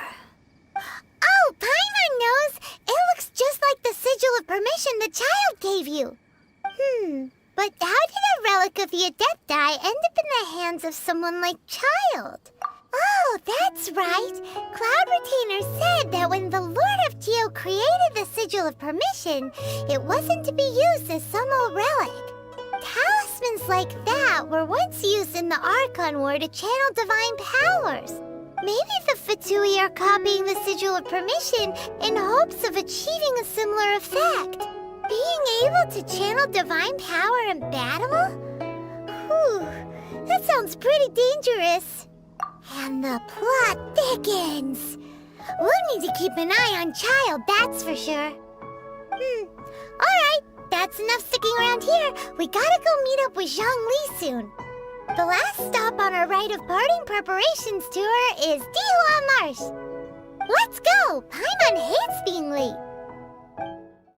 Right on time. I myself only arrived moments ago. Did you enjoy your visit to the Jade Chamber? It was so big and pretty and expensive. Paimon's never seen such a fancy schmancy place before. Indeed. It's second to none in all of Liyue. Then you met with Ningguang, I trust? She's super rich and so generous. Paimon thinks she's very friendly. Yeah, his take on Ningguang is quite different from Paimon's. He thinks that even the tactless Yuheng is more trustworthy than her. Oh, so you also met with Keqing then? What did she have to say? She said the time of the Adepti has long passed. If even the Liyue Qixing don't want to face that truth, then what future is there for Liyue? No respect for the divine. Indeed, contrary to the ever-bold Keqing, Ningguang is more of a businesswoman at heart, though they are both members of the Qixing.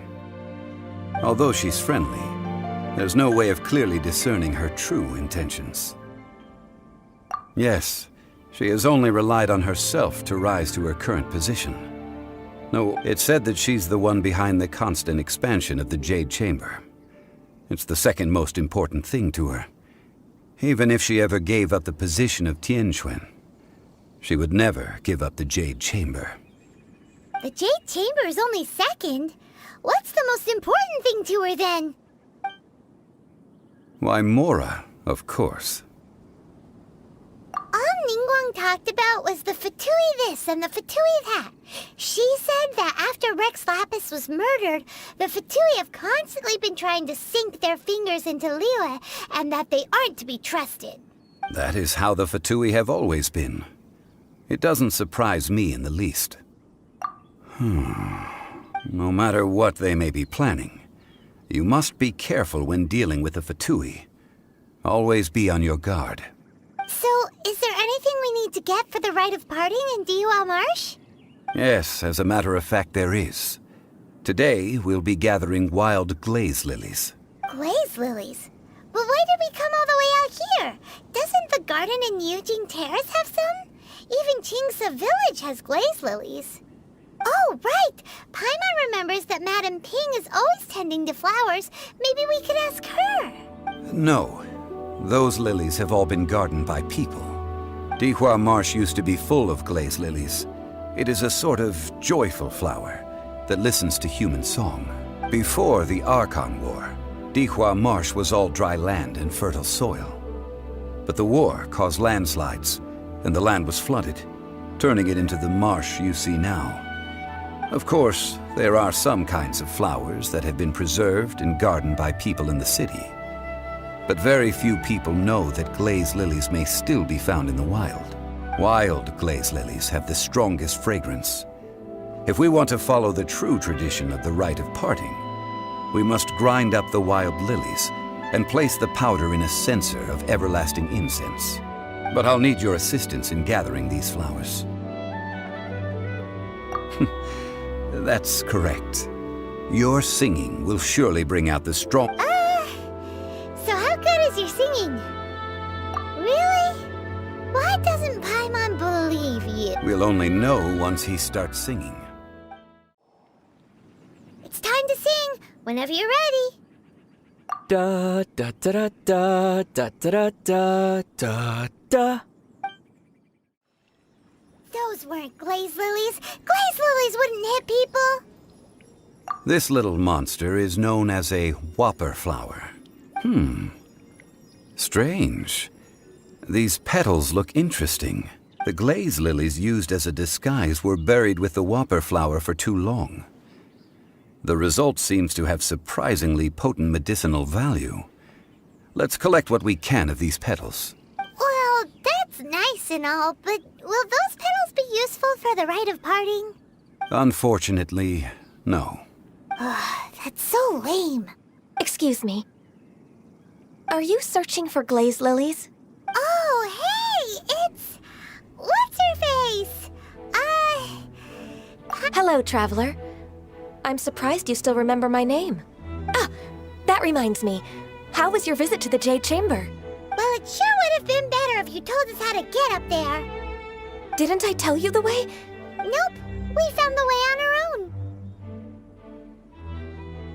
Oh, I see. Uh-oh. I guess I really did forget to tell them. Something seems a little off about Ganyu. She's acting different from the first time we met. Ah, well, I met you at that time as an emissary of the Tianquan. But now, I am simply out on a stroll to see the flowers. You came all the way out here to see the flowers? Why not just enjoy the gardens of the city? Yujing Terrace is where Rex Lapis parted from this world. If I strolled through those lonely gardens now, I wouldn't be able to bear it. Whenever my duties take me near Yujing Terrace these days. Oh, sorry. We shouldn't have brought it up. No, it's quite all right. I just haven't processed my emotions yet. When the Archon War came to its end 2,000 years ago, the first iteration of the Seven would gather in Liyue and drink with Rex Lapis. But 5 of those original 7 had already passed before Rex Lapis. It's truly a changing of the guard. Yes. Now that the spirit of Rex Lapis has returned to the heavens, only Barbados of Mondstadt remains of the first 7. The other 5, including Inazuma's Raiden Shogun, are no longer the same friends from 2,000 years ago.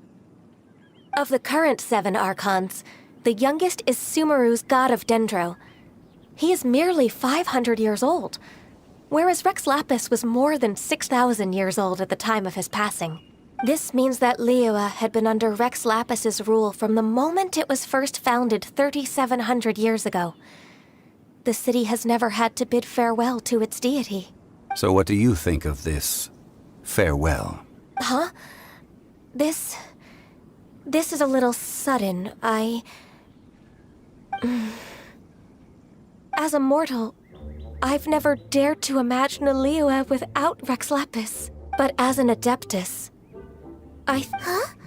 Did you just say... Yes, I am a mix of human and Qilin. Adeptus blood flows through my veins. I fought for Rex Lapis and the city of Liyue during the Archon War. After the war ended, I signed a contract with Rex Lapis and took the position as secretary for the Qixing. I've continued those duties to this very day. Well, let's save that conversation for another day. You say that you are here looking for glaze lilies? I also know where wild glaze lilies can be found. See, I've just picked one myself. Here, you may have it if you wish. We dare not refuse it. Oh, so did you sing a song before you picked the lily? Indeed, I did. I know this tradition well. In fact, I sang a local Liyue ballad to it. Wow, so you really know your stuff, too. Thanks, Gunyu. No, it is you who I should be thanking. If not for this chance meeting, I never thought that I would be able to contribute to the upcoming farewell for our ancient lord. If you would excuse me, I should return to my work now. Good luck. And that just about does it. Our preparations for the rite of parting are mostly finished. Given the ease of picking glaze lilies, I think this was a fitting end to our tasks, in more ways than one. Yeah, Paimon can already imagine him starting a business in Liyue. I've had enough ventures in my life already. Beginning a new undertaking is always difficult at first, and requires no small amount of effort. And once business is at full steam, the stress of it all only wears away at you over time. So you must be careful to take the time to step back and re-examine yourself. If left unchecked, the wear and tear on your heart may go well past mending. Wow. See? Zhongli sounds like he's already seen it all. Alright, I think it's about time we head back to Liyue Harbor. Ah, you're the consultant to Wengsheng Funeral Parlor. Mr. Zhongli, I presume. The Millilith are watching our every move now. These are desperate times. We mustn't act rashly. Desperate times? The Adepti of Joyun Karst are finally on the move. Do they intend to exercise force? Most likely. I've heard that some members of the Qixing have already gone to meet them. Well, I say meet, but it's more like they're attempting to stall the Adepti outside the city. However, both sides were quite obstinate and hit an impasse. It seems inevitable, given the current situation. The Adepti do not acknowledge the Qixing. They only acknowledge the contracts of the Geo Archon. If the two sides come to blows, Liyue Harbor will be in no position to stop them. Surely the Liyue Qixing are not the sort to give in so easily. Their boneheadedness is known throughout the lands. Yet it's because of that obstinacy. And what now? How is it that the Fatui have come under fire? That's all Ningguang's doing. She proclaimed that in these tumultuous times, the Millilith must rein in the actions of the Fatui. Only now do they want to start keeping tabs on us? That's the Qixing for you. Anyway, Mr. Zhongli, you're one of Child's close associates. Please understand that your actions will reflect on us. Don't let anyone catch you off guard. It looks like things are about to boil over in Liyue Harbor. Do you intend to use your neutral identity as an intermediary between both sides? Neither path is an easy one. Oh, by the way, Mr. Zhongli, we've heard that the Wangsheng funeral parlor has also been caught up in all of this. They're currently squaring off with the authorities at the gates. Things are taking a turn for the worse. I'm afraid I must leave now to handle things back at Wangsheng funeral parlor. I hope consider your next course of action carefully, traveler. If you're trying to prevent an explosion, it may be wisest to look for the fuse first. Having connections with the Fatui seems to be quite the double-edged sword. So what does Zhongli mean by looking for the fuse?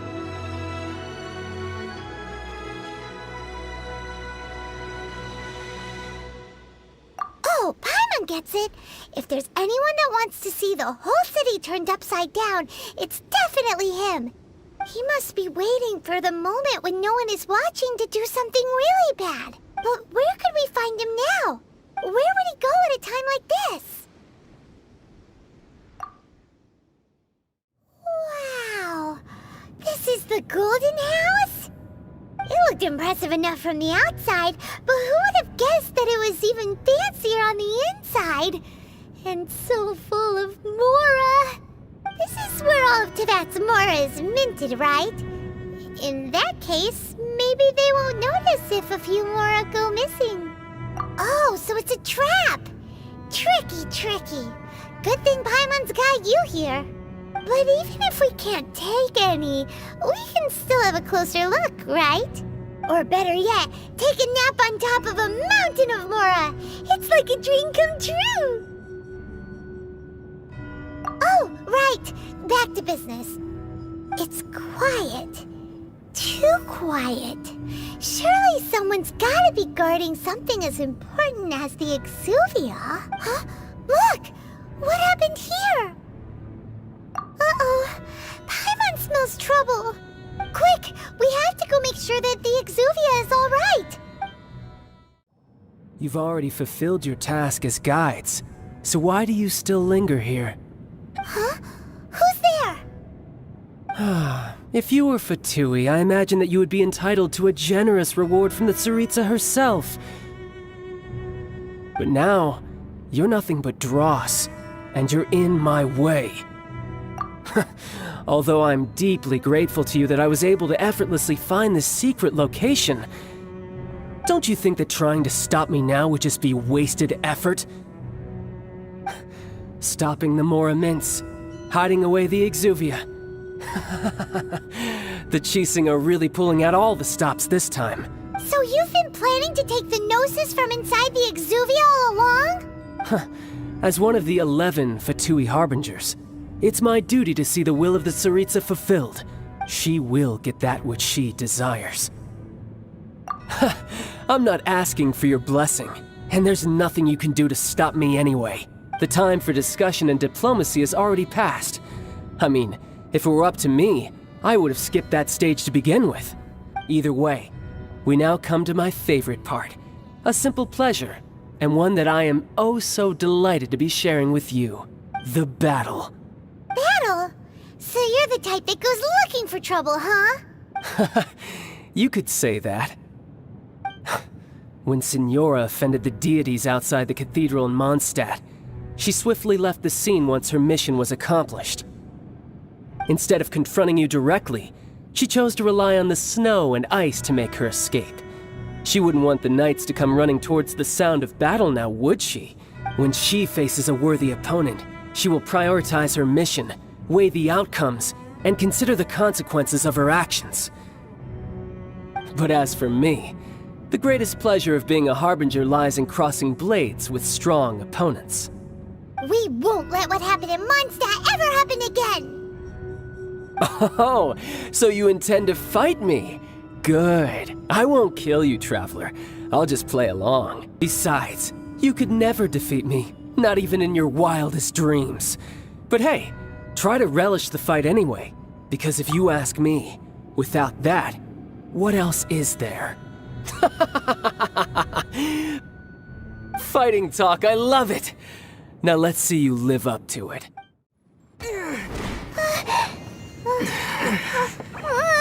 Not bad. Your swordsmanship is quite impressive. But That's about as far as you'll get.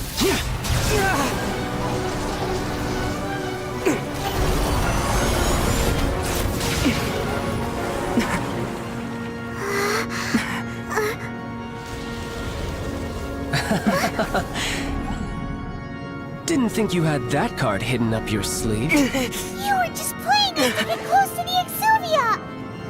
Oh, quiet down. Stop acting like some wide-eyed recruit. You've seen this world. You of all people should know. This should have been expected!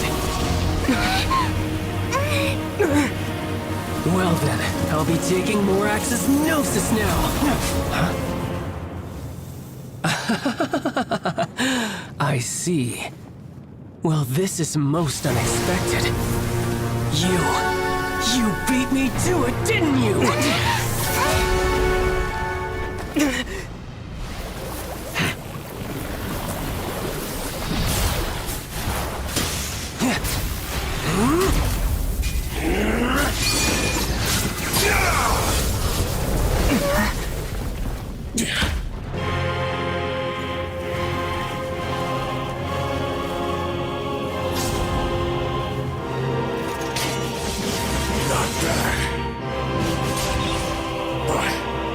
This is going to cost you!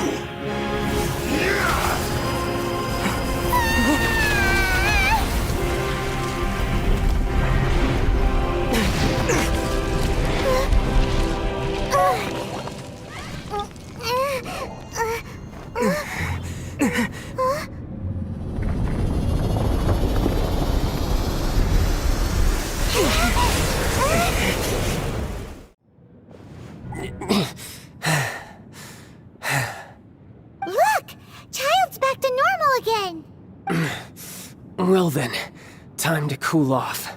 It seems the burden of the foul legacy transformation was too great for my body. And now that I consider the matter more carefully, you never had any chance of beating me to the Gnosis. You had no connection to the Gnosis, no matter where it had been taken. That's what we've been trying to tell you! We didn't take it! Your show of ability today far surpasses that of Signora's initial assessment of you in Mondstadt. Tell me, how could that be? You already know the answer, don't you? I can see it in your eyes. But if that is a secret you wish to keep, I guess I'll just have to curb my curiosity. This battle has already left me satisfied.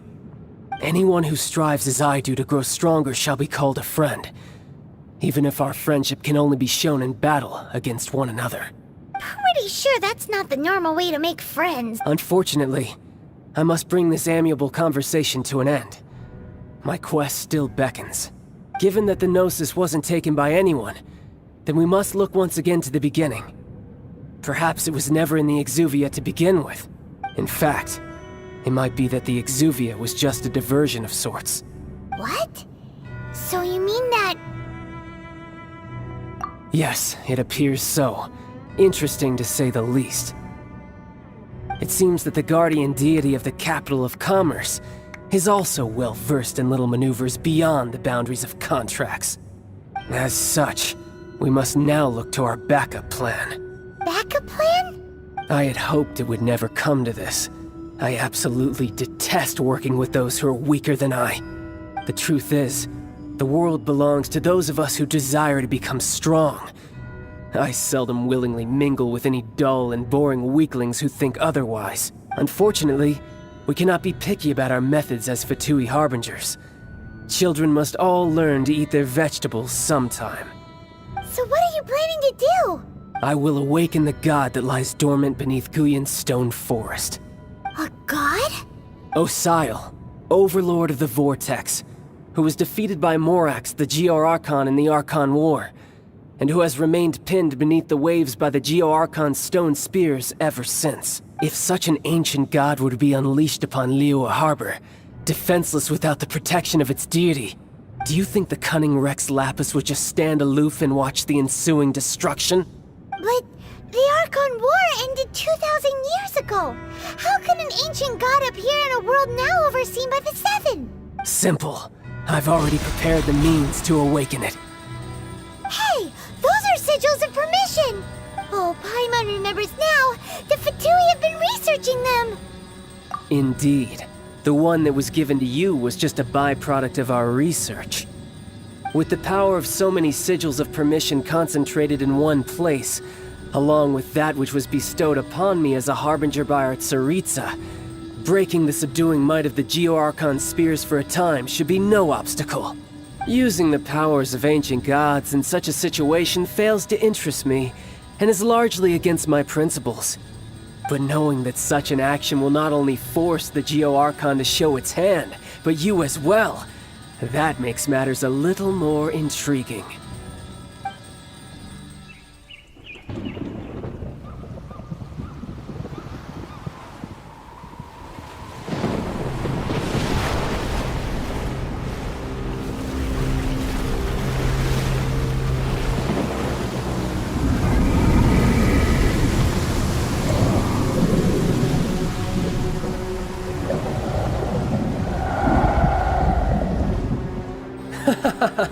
Let's see. Will the nation that has lost its deity be swallowed up by an ancient malice once more? If you wish to drown together with the people of Liyue, you're free to stay and enjoy the show. Huh? He's already gone! That guy is fast! What's going on?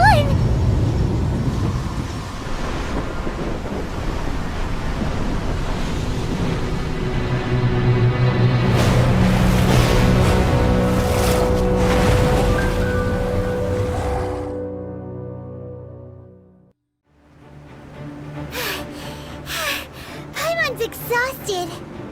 If we hadn't happened to see the Jade Chamber flying over just as we came out of the Golden House, we really wouldn't have known which way to go. Did we make it in time? Is the Overlord of the Vortex still in the sea? What are you doing here? Huh? Hold on. It's the Adepti. What are you doing on the Jade Chamber? Paimon thought you were arguing with the Chising. Faced with a calamity of such magnitude, we have agreed to put our differences aside for now, and you... Oh, Paimon gets it. So how do you plan to defend Liyue? Just seeing this Overlord of the Vortex guy puts a pit in Paimon's tummy, even from all the way out here. It's not just you. We've got new Millilith recruits who can't even stand at attention without shaking. The force of an ancient god's presence seems to be too much for ordinary people to handle. Which is why we must stop that monster before it gets any closer to Liyue Harbor. So the Archon War was fought 2,000 years ago against enemies like that thing? So will the power of the Chising, Millilith, and Adepti gathered here be enough to stop that god? We've already discussed this together. And our conclusion is... not... What? But all of you were supposed to be the guardians of Liyue! Can't you think of something? One certainly could. Huh? The Chising did once research the matter of the Guizhong Ballista when it piqued their fancy. And as fate would have it, one who did craft the Guizhong Ballista with one's own hands is he. For what could you mortals ever learn of Adepti mechanisms? Yet, it would take one, but a little tinkering to turn this ballista into an engine of war beyond your wildest thoughts. I suppose this is one blessing from the Adepti that we should be thankful for. So be it. We shall use the upgraded Guizhong Ballista to fight off that god. All the Adepti here can lend their strength to man it. We haven't a moment to spare. Our battle begins now. Yep.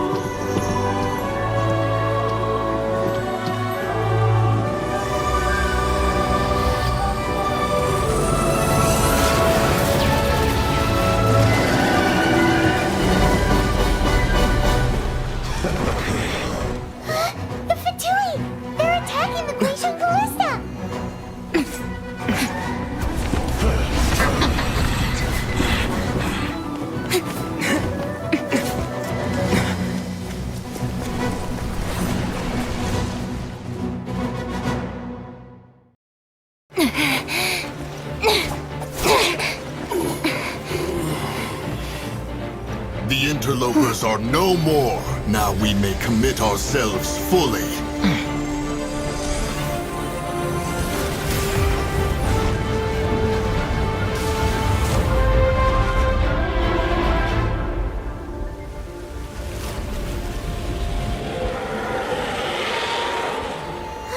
It's working! We just need to keep this up!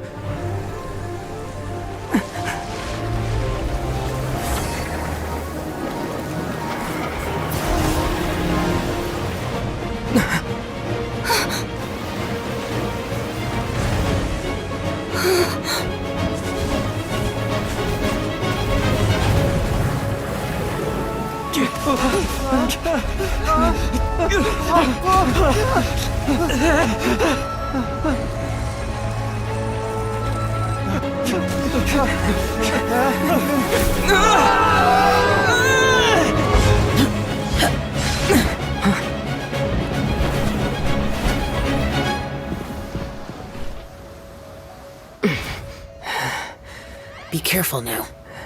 The Guizhong ballista is destroyed. Without its covering fire, retaliation shall be difficult. But the Jade Chamber is our last line of defense. We can't give another inch, no matter what. I have another idea. What do you mean, Lady Ningguang? I'll sacrifice the Jade Chamber. What is the meaning of this? I understand. Traveler, lend me a hand. Farewell, old friend. Goodbye for now. Let us meet again in the future.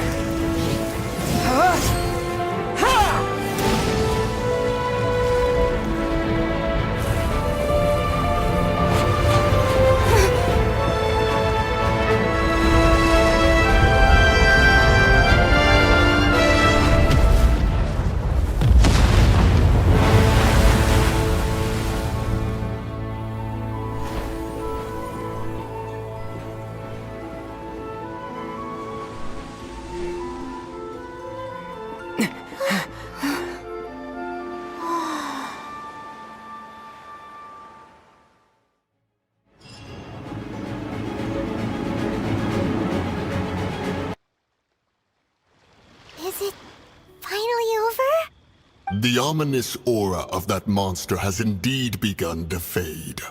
The effects of the Sigil of Permission last but a short time. It will be some time before the Overlord of the Vortex can make any waves again. We are indebted to you for your assistance.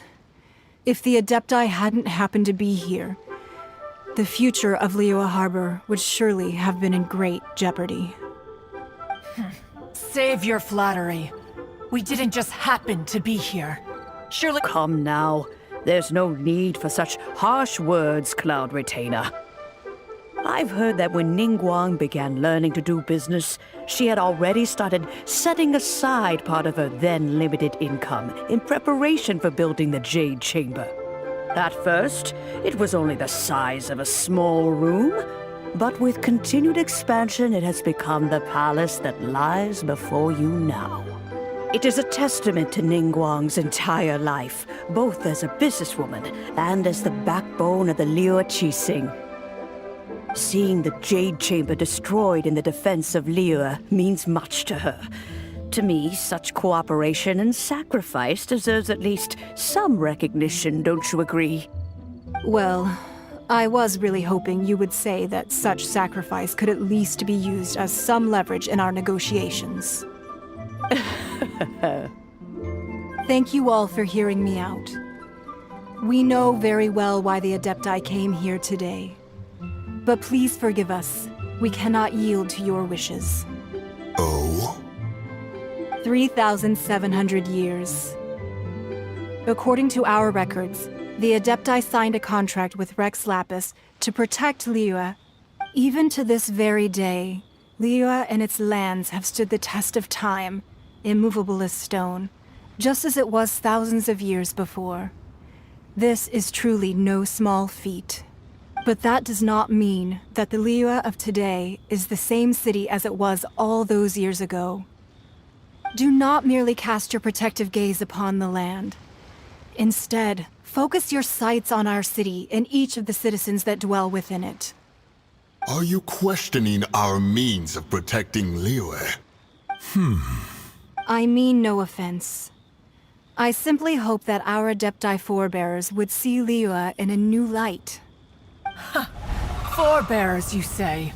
One doubts you would be fit to be part of such a lineage. This morning, Rex Lapis appeared to me in a dream. What? In the dream, I yearned to tell him that we Qixing, though mortal, are equally bound to the contract. Each passing generation of the Qixing leaves many things of value to be inherited by the next generation. I also thought to tell him how the past generations of Qixing had strove under his rule to survive in our mortal world, establishing a network of contracts which has since come to be known as trade. But I dared not speak. I could only gaze at him in silence until the moment I awoke. Oh, Ningguang. Yet another perspective. What are you trying to say, Outlander? Right! That's something that happened in Mondstadt. It's a story about the Four Winds and the people of the Animal Archon. The Animal Archon sought to quell the strife between the two sides, because he believed that such conflict would only scar the hearts of both, and that nothing good would come of it. Each of the 7 nations has its own scars from the past. Though your point is the very height of simplicity. As Adepti, we've become a laughing... All right, all right. Didn't Ningguang suggest that we should focus on the city and each of its citizens? I know I already have, so why not see for yourselves? I apologize for appearing in full armor. I am afraid I cannot show the proper courtesies. And who are you? I am Feng Yan, a sergeant of the Millelith. I have come to extend my thanks to the Adepti. I thought this battle would perhaps be my last. But thanks to the aid of the Adepti, our forces were not as badly battered as I feared we might be. Although I am a mere mortal soldier, I promise to hold the line and never betray the grace given to us by the illuminated Adepti this day. Huh? Why does everyone look so down? Didn't we just beat that big monster? Weren't you frightened, dear? It was quite the predicament. I wasn't afraid. All the strong Millelith guards were there, and those powerful heroes with their visions were there. Everyone was there. When danger is near, everyone always protects me. And the rest of the time, they make fun toys and tasty snacks and loads of things that make the harbor so pretty. Thanks for protecting Liyue Harbor. Please come visit us for the next lantern rite. Unfortunately, we wouldn't be able to participate. Huh? Because we are Adepti. Oh, okay. It must be hard being an Adeptus. Aww. You see, this is what Liyue is like today. The country of contracts is grateful to the Adepti for their protection, but it is no longer necessary for the city to rely on the Adepti's power to solve every little niggling matter. Although their blood is weak, there is still strength to be found in those we call mortals. The time of contracts between gods and Liyue has long since passed. Now is the time of contracts between Liyue and its people. Seeing the port around us now, it is hard not to feel a bit out of place. Wouldn't you say so, Cloud Retainer? Your line of inquiry is askew. One did not spearhead this expedition to Liyue Harbor. Seems like the Adepti have had a change of heart. Let us return now. Eager to leave, Conqueror. Yes, one understands what the Conqueror of Demons means. The city of Liyue has changed much after our long separation. One fears that by the time one finally grasps the new contracts of Liyue, you humans would have once again changed the place beyond recognition. Fair enough. Away we shall, and return whence we came.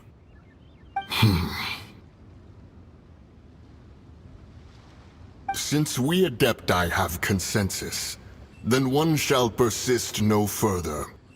But how will we ensure that the Liyue Qixing will not simply exploit their power once we depart? In my view, that is still a thing to be guarded against. All right, Mooncarver, you needn't worry. It seems to me that this right of supervision is best left to the people of Liyue. Looks like the conflict between humans and Adepti was avoided. All's well that ends well, huh? Oh, right! It's nice that we've got peace and all, but we're forgetting one thing. Child wanted to unleash the god so he could lure Rex Lapis out. But we were able to handle the Overlord of the Vortex on our own, so Rex Lapis never showed up. Oh, and speaking of that, don't we still need to get to the bottom of that Archon's death, too? Is there anything I can do for you two? I'm afraid that Wangsheng Funeral Parlor isn't in the best state to receive. We've come to see Zhongli. Could you please tell him we're here? Unfortunately, Zhongli isn't here at the moment. It seems he went to Northland Bank. Doesn't the Northland Bank belong to the Fatui? Last time we saw Zhongli was before we went to the Golden House. Do you think he doesn't know about the attack on Liyue? Visiting the Fatui at a time like this could only mean more trouble.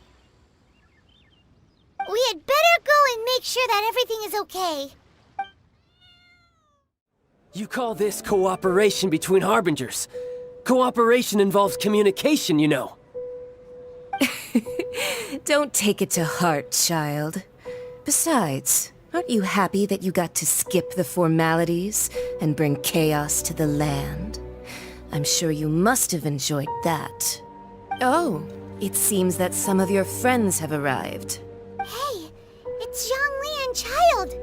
And you! You're also one of the Harbingers? It's you two. I believe we've met once before. In the city of Bards, was it? I'm glad you still remember my name. Ah, right. I imagine that it must have been rather hard to forget watching helplessly as something precious was snatched away from your friend. No, don't let her get to you. You've yet to gather the powers of all 7 elements, and our last battle at the Golden House was almost more than you could handle. So it might be best to keep things peaceful this time, seeing that 2 of the Harbingers are here. Well, if it isn't you two. This is our first time seeing each other since Liyue was nearly wiped off the map. This is certainly a bit awkward, wouldn't you say? Paimon knew that we should never have trusted a Fatui Harbinger. Oh, now don't say that. Sure, I may have misled you, but I never had anything against you personally. Besides, I thought we were getting along quite well together, didn't you? Except for that little tussle we had at the end. Nothing personal. We just have different views, that's all. Of course, you may very well hold this against me, but that's up to you. The real deceivers here are Senora and Zhongli. Curse them for leading me on. So actually, I think... Stop wasting time, child. There'll be plenty of time to chat once I'm through here. You remember the agreement, Morax. Now, if you would be so kind. The Gnosis, please. What in the world are you talking about?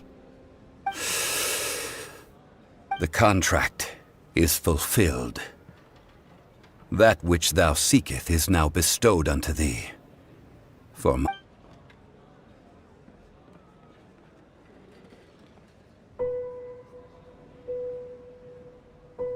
How sanctimonious. What? So you're the Lord of Geo? No, wait! That's an exciting twist and all, but why give the Gnosis to the Fatui? I do not give it for free. I give it as agreed upon in the contract. for it is a matter solely between the Tsaritsa and I. Yeah, you don't think you went a little bit too far with that whole fake death thing? Everyone was preparing the ceremony for you, and splat! This big dragon falls out of the sky, and all of Liyue goes into an uproar. Talk about a disaster. Gathering all the forces that had been bubbling behind the scenes, and then stirring them together in a pot that was bound to boil over. That's what he wanted to see. Wait, what? Perhaps it's best that I explain. As you know, I've dwelt upon this world for more than 6,000 years. I witnessed the founding of Liyue, together with the Adepti 3,700 years ago. Even boulders that can withstand whirlpools will erode with the passing of time. I kept convincing myself that cracks had not begun to form, and that the end of my time had not yet come. Until one drizzly day, as I was strolling along the harbor, I heard a merchant tell one of his workers, "You finished your duties. Go ahead and call it a day." I stood motionless among the crowds, asking myself, have I already finished my duties? Oh, Zhongli. But as I began to consider relinquishing my divine role, I soon discovered that many reasons still remained to not hastily depart. Was Liyue, the city I had dwelt in for so long, already prepared to enter its next age? I decided that a test was needed in order to reveal the answer. So I feigned my own death, and gathered the cast of Child, the Adepti, and the Liyue Qixing to play their roles together on the stage that was Liyue. That's right, which is why I continued to safeguard the Gnosis until now. So you mean that if the chaos ever reached the point of no return, you would simply appear and use your divine powers to bring Liyue back under control? Of course, and it would have been all too easy for him too. Just as a child quickly matures after losing their parents, so has Liyue matured when faced with the death of its deity. I was pleasantly surprised with the finale of the show that you all put on. Why, you even deserved an encore. The Adepti deserve the greatest applause, considering their years of seclusion. They hardly recognized the city, yet faced with such a crisis, they exerted the greatest amount of restraint. Not only did they manage to cooperate with the Qixing, but in the end, they even tried to understand the heart of the people. And hats off to the emissary dispatched by the Cryo-Archon to fulfill our contract, Signora. She managed to keep everything she knew in strict confidence, far from the eavesdropping ears of her colleague Child, just as I had requested. All the while, I carried on as Zhongli, and fulfilled the traditions of Liyue in this mortal form. Thank you for walking that path with me, Traveler. These things were all a part of my script. The only unforeseen plot twist was the conduct of the Liyue Qixing.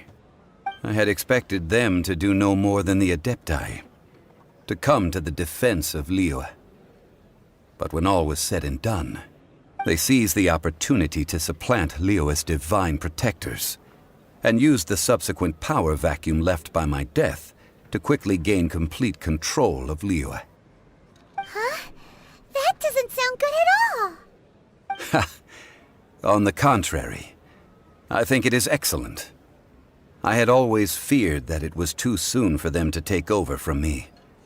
And it was also that which I longed for the most.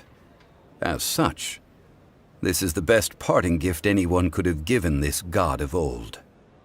Hey, what about me? Doesn't anyone feel the least bit of remorse for deceiving me? You've practically kept me in the dark! I think that thanks would be more appropriate.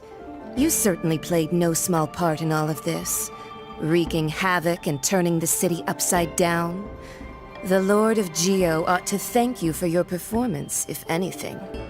If you hadn't created the pressure of a battle between mortals, adepti, and a god, the lump of coal resting in the hands of the Geo-Archon, Liyue would never have been able to become a dazzling diamond of a city.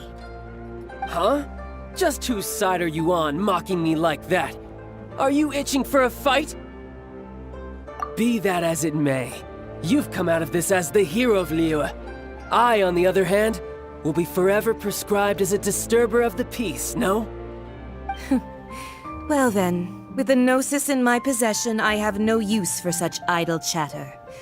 We should return to Zapoljarny Palace and seek an audience with Her Majesty, the Tsaritsa. Ah, fine. I'll meet you there later. I'm not sharing a boat with the likes of you. Do as you wish.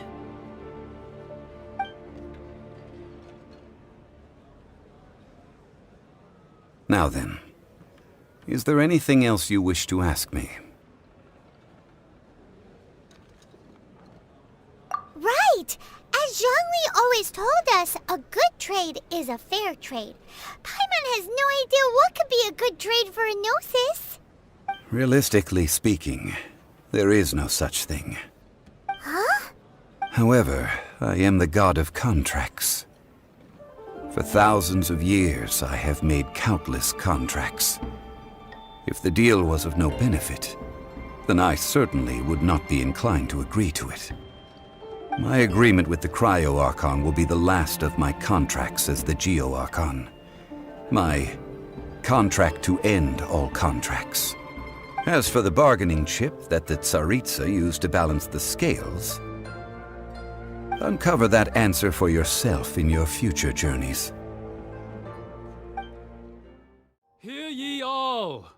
The Qixing's words. Though a dragon soars ageless as the mountains, it too must return to dust. Gods and adepti live glorious lives, but both light and shadow have their season. So too must they face divinely appointed trials.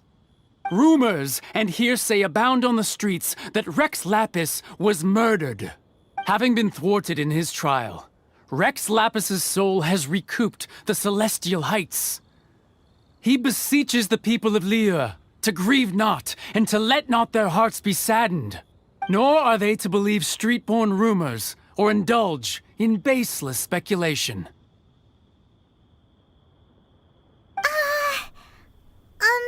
Paimon needs a translation on what the Qixing's announcement said. So that's how they're spinning it. Something feels off. Why would they suddenly give up looking for the murderer? Not to mention how this excuse sounds like something they just made up on the spot. Could the Qixing already have known that Rex Lapis wasn't dead? But Zhongli said that neither they nor the Adepti knew anything. Did Zhongli tell them in secret after his Gnosis changed hands? Exactly, right? Ooh, seems like the rite of parting has been going on for a while now. Let's go have a look. Look, it's Ningguang and Keqing. Are they saying something? Are their speeches over? As said previously, Rex Lapis's soul returning to the heavens is the end of the contract. And it is also the end of an era. 3,700 years of contracts burnt and reduced to ash. We, the people of Liyue, were indeed prosperous. But blinded by our prosperity, we forgot that time can be pitiless. The long, unending dream of our Archon walking among us. Now that we have awoken from our dream, we must learn to say farewell. Will you stand with us as we re-establish our contracts? So concludes the words of Her Eminence the Tianquan. Does Her Eminence the Yuheng have anything to add? Huh? Is she looking this way? Traveler. Yikes! She really is looking our way! Is that the traveler who they say defeated the ancient god? So young. The Liyue Qixing always repay their debts.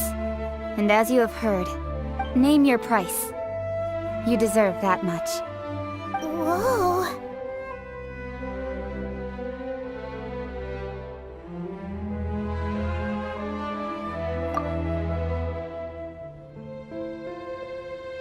Well, could you help me put up some missing person posters?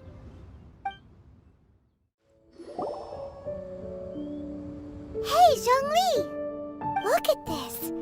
Everyone in Liyue is caught up in their emotions, thinking that they'll never see Rex Lapis again. And here you are looking all relaxed. Why would I not feel more at ease after laying down the burden I have borne for 3,700 years? Right. If the two of you can spare the time, I should treat you to a meal at the Shinya kiosk. Ha! That sounds like big talk, Zhongli. Paimon might have believed you if you were treating us to some third-round knockout, but you'd have to pay out your nose just to stand inside Shinya kiosk. You're right. I do like the Mora. But why would Morax lack Mora? As the Rex Lapis Morax, I can easily create Mora. But since I have chosen to walk this earth as the mortal Zhongli, I should abide by the same rules that mortals do. When I was journeying with you, though I still had the Gnosis in hand, I knew that I must soon retire from my role as an Archon. So I had to rehearse a little for my... Oh, no wonder! Paimon gets it now. You didn't look at the price tags when we were spending because you've never had to. But since you weren't used to not being able to just make more Mora as and when you wanted to, you had to try becoming a parasite to society who lives off of other people's credit. Well, we were only spending Fatui money. You don't have to say it like that. In the City of Commerce, we do not merely exchange money or goods. We also exchange knowledge, memories, and foresight, as well as positions, roles, and lives. The Archon Morax could never experience life as the true mortal Zhongli could, no matter how many times he descended to be with his people. I must thank you for that. I will treasure the memories that I made as Zhongli, traveling the streets of Liyue with you. That is true. But there is no journey that does not end. No meetings without partings. Paimon thinks that we should make a move and continue our search for the Seven. I fear that continuing your journey may be difficult. The nation that neighbors Liyue by sea, Inazuma, is presently closed. The Electro-Archon Ball. And just as the people of Liyue preferred to call me Rex Lapis, she too goes by another name among locals in Inazuma. Paimon thinks we've heard that one before. Raiden? That is the case. And since Raiden is also the shogun of the Inazuma Bakufu. That said, though people at the wharf were saying that the situation in Inazuma is very tense, Paimon doesn't remember that always being the case. Zhongli, since you're Rex Lapis, shouldn't you know something about what's happening there? Just how did Inazuma become a closed nation? It's because of visions. Visions? When faced with circumstances beyond their control, humans often bemoan their lack of power. But if a person shows true strength of will at a desperate and fateful moment in their life, the gods will look upon them with favor. This is what visions are. Magical foci bestowed upon those who have been acknowledged by the gods. Uh-huh. That's how people in Teyvat see it. But starting from last year, the Raiden Shogun began promulgating the Vision Hunt Decree. Vision Hunt Decree? Yes. It was an order to seize all visions within Inazuma's borders, and to inlay them upon the hands of a statue of the 1,000-armed, 100-eyed god. They want to seize visions? But why? Aren't visions blessings from the gods? I should think that in the Raiden Shogun's eyes, it is precisely because they are divine blessings that they should be under the sole dominion of divinity. Whoa, that's harsh. The Anemo Archon is the god of freedom, and the Geo Archon is the god of contracts. For her part, the Raiden Shogun is the god of eternity. It seems as though she has finally decided to eliminate any unstable elements that could pose a threat to her eternal realm. The fact that even I, the oldest of the seven, have now passed away, will only strengthen her resolve to pursue eternity. Knowing her, she must have again quoted that adage she is most fond of when proclaiming that decree to her people. 7 ideals for 7 gods, and of these, eternity is nearest unto heaven. All right then. Was there anything else you wished to know? Ah, that was a good one. Failing a divine trial. How they came up with that excuse, That said, the reason why the Chising were so eager to resolve the incident and stop pursuing the culprit was indeed because they received news in secret that Rex Lapis was not dead. I hinted as much to the Adepti as well. How did I accomplish that, you ask? Have you ever heard of this particularly convenient Adepti art known as gifting dreams and visions? All right then. Was there anything else you wished? Yeah, about that.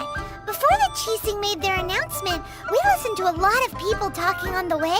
Most of them put the blame for everything on Child. These are indeed false accusations. But it remains undeniably true that Child did send people to the Jade Chamber to prevent the Adepti and the Chising from defeating the ancient god.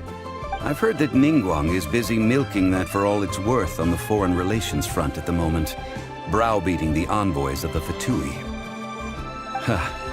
Those poor Snezhnayan diplomats. If it were not for Child's exalted position as a harbinger, I'm certain that they would have shifted all the blame to him and called for his dismissal by now. All right then. Was there anything else you wish to know?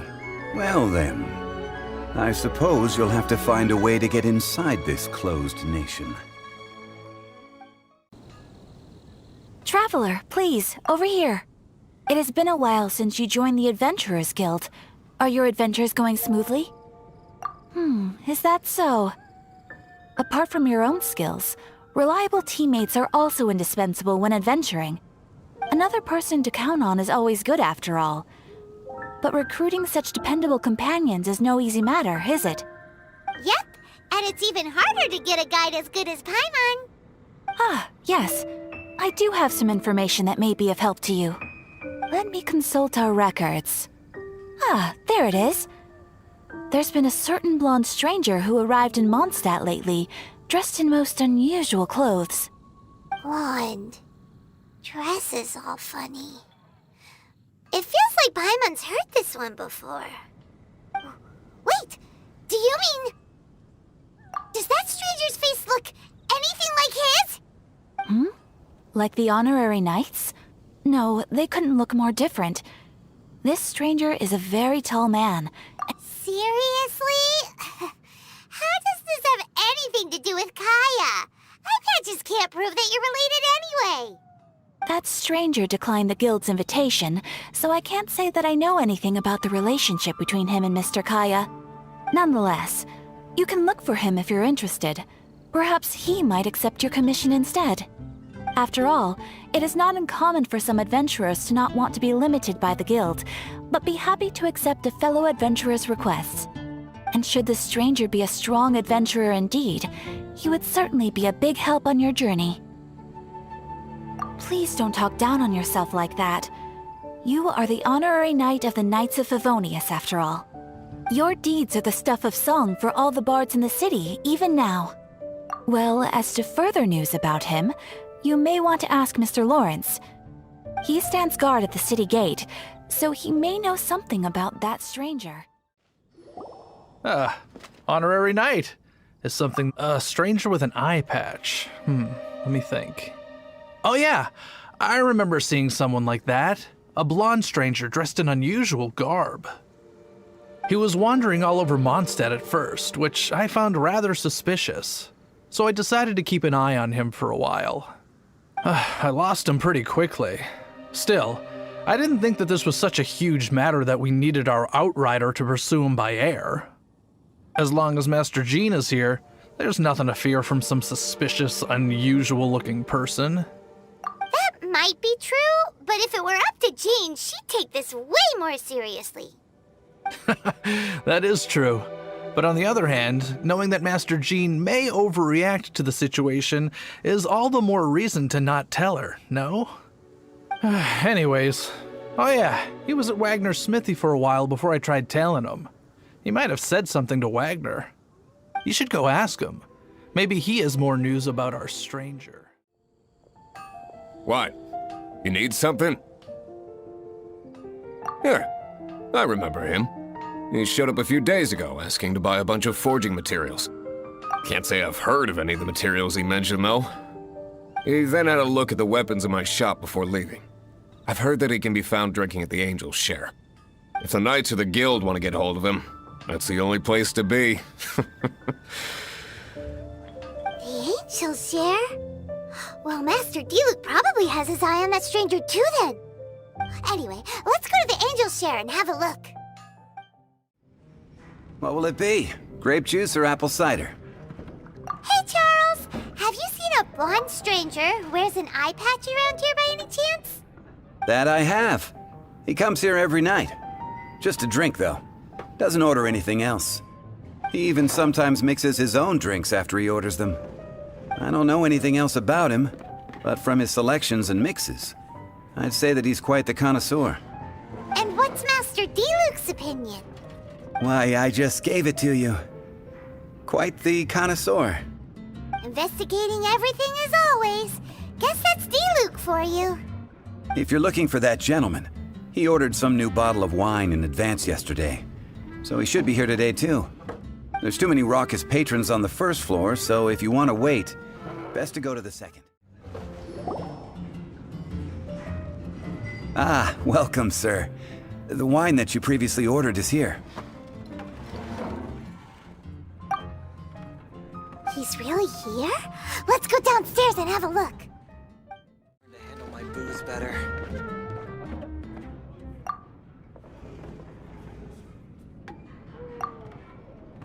Wow, he's got no intention of paying us any mind, huh? A traveler, you say? Why are you traveling? Well, that's as good a reason as any. Sit down over there, then. So, guess we've broken the ice. What a weird guy.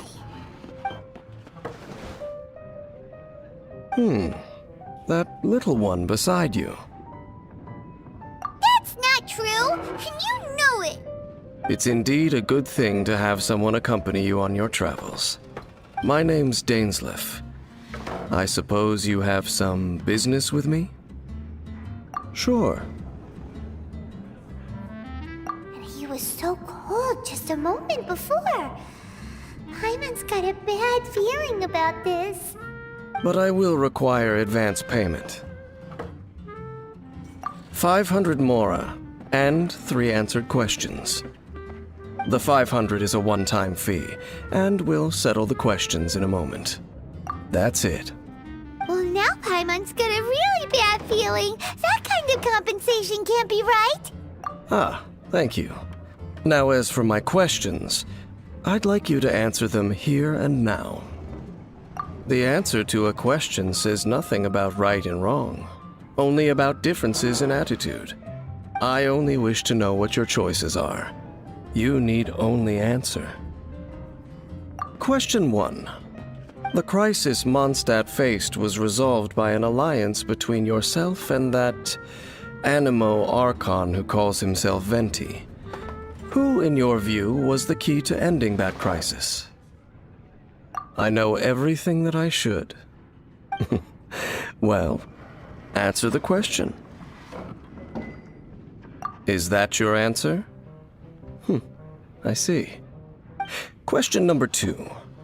Rex Lapis, who has defended Liyue Harbor for millennia on end, used his gnosis to lay down a contract to end all contracts, of which the stipulations are still unknown. Who do you think will defend Liyue Harbor in the future, now that they've lost their deity?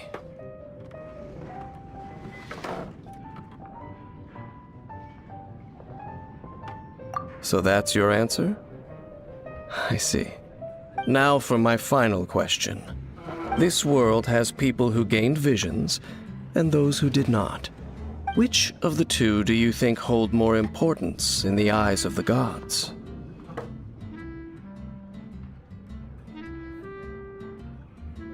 So, this is your answer then? I understand. It seems that you're different from her.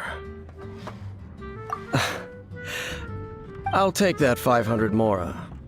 And now I also understand your views on this world. As we agreed, you may now commission me. That said, I only take commissions related to the Abyss Order. Like you, I am currently on a journey.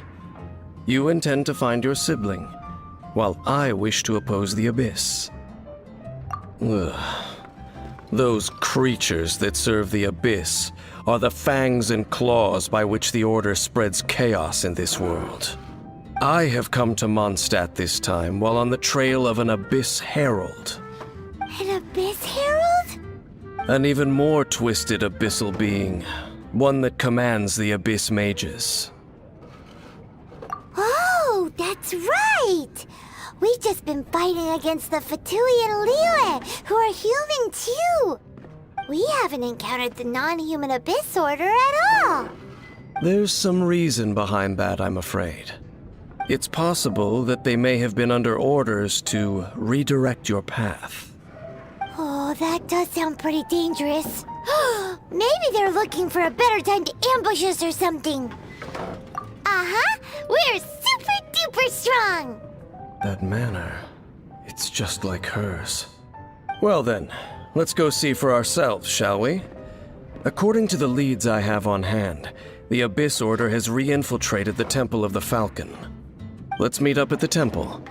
Perhaps your questions about the Abyss will be answered there. This abandoned temple does bear some marks of the Abyss. The Falcon of the West. Though it can soar in the wind, it ultimately does naught but hover under the light of the gods. Oh, it's nothing. Let's head inside. Just a few Abyss Mages? Seems like that herald might have already left. The Abyss. It is chaos, and it is also destruction. It is a morass of inconceivable madness that encroaches upon this world's very foundations. That is why even the Dragon of the East, a servant of a deity, was unable to resist its corrosive powers. And the creatures of the Abyss desire nothing less than the overthrow of a world ruled by the Archons. You seem to know a lot about the Abyss, Dane. Well, we do have some history. I suppose that's as far as chit-chat goes. We should head to Wolvendom. Judging by the traces I'm following, their next appearance may be within the territory of that old wolf. Perhaps we may find our Abyss Herald there. Lord of Wolvendom, great Wolf King of the North. Sharp of fang and keen of claw, and yet dwelling here only. No, nor does it know me. I only know these things because a previous traveling companion of mine once wanted to hear its story. All right, let's go see if that Abyss Herald has stopped by here. But where do we begin? Are you standing here because of these strange bonfires, Dane? Indeed. See that, floating above the flames? It's an abyssal spell. Knowing what I do of the Order's habits, they've probably left similar marks behind elsewhere. Let's have a look nearby. Have you finished searching?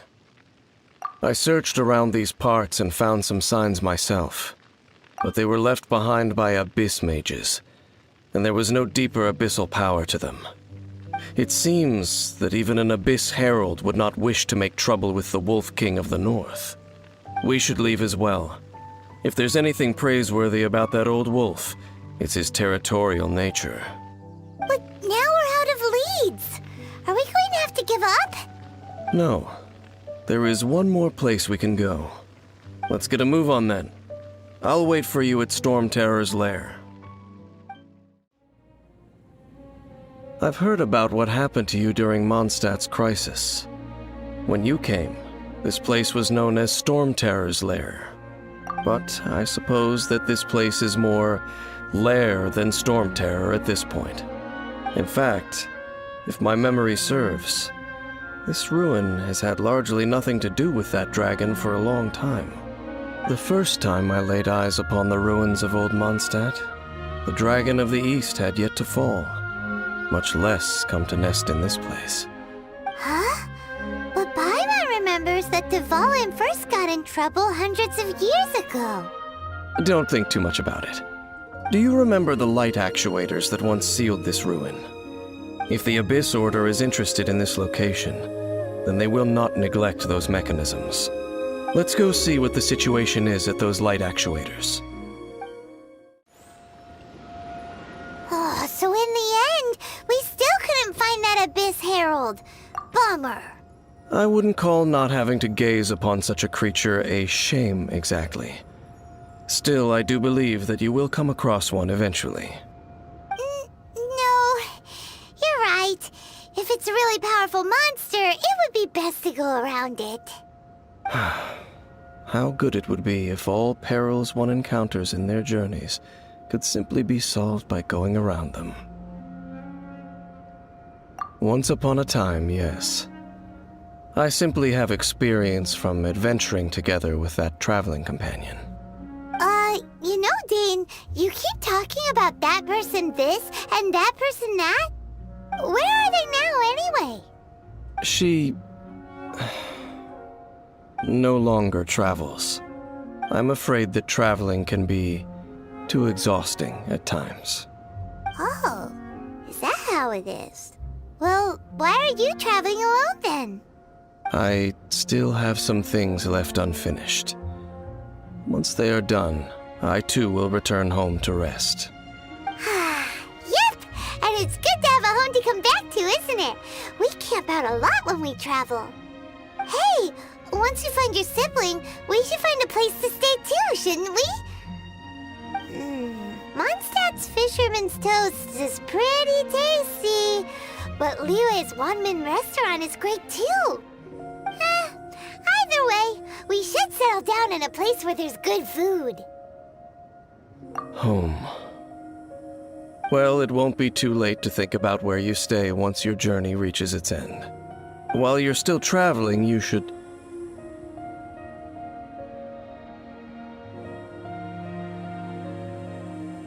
Huh? What's familiar? A familiar feeling, you say? It could be someone you know well, or perhaps a monster.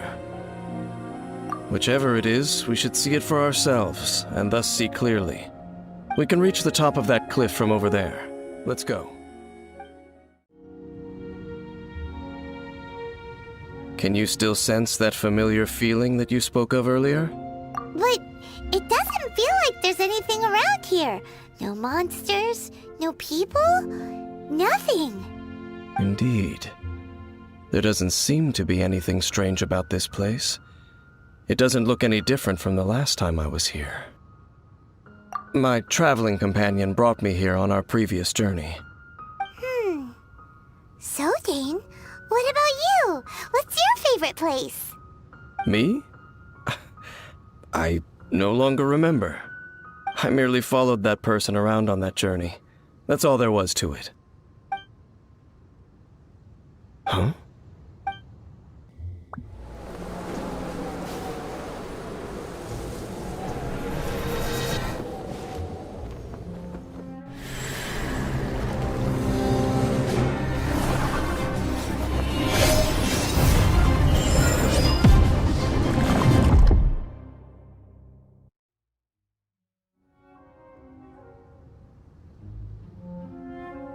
What's gotten into you? You were just spacing out. Huh? You mean your sister? But how could that be? You only touched that dandelion for a second. Perhaps that dandelion bears some sort of scent that only you recognize.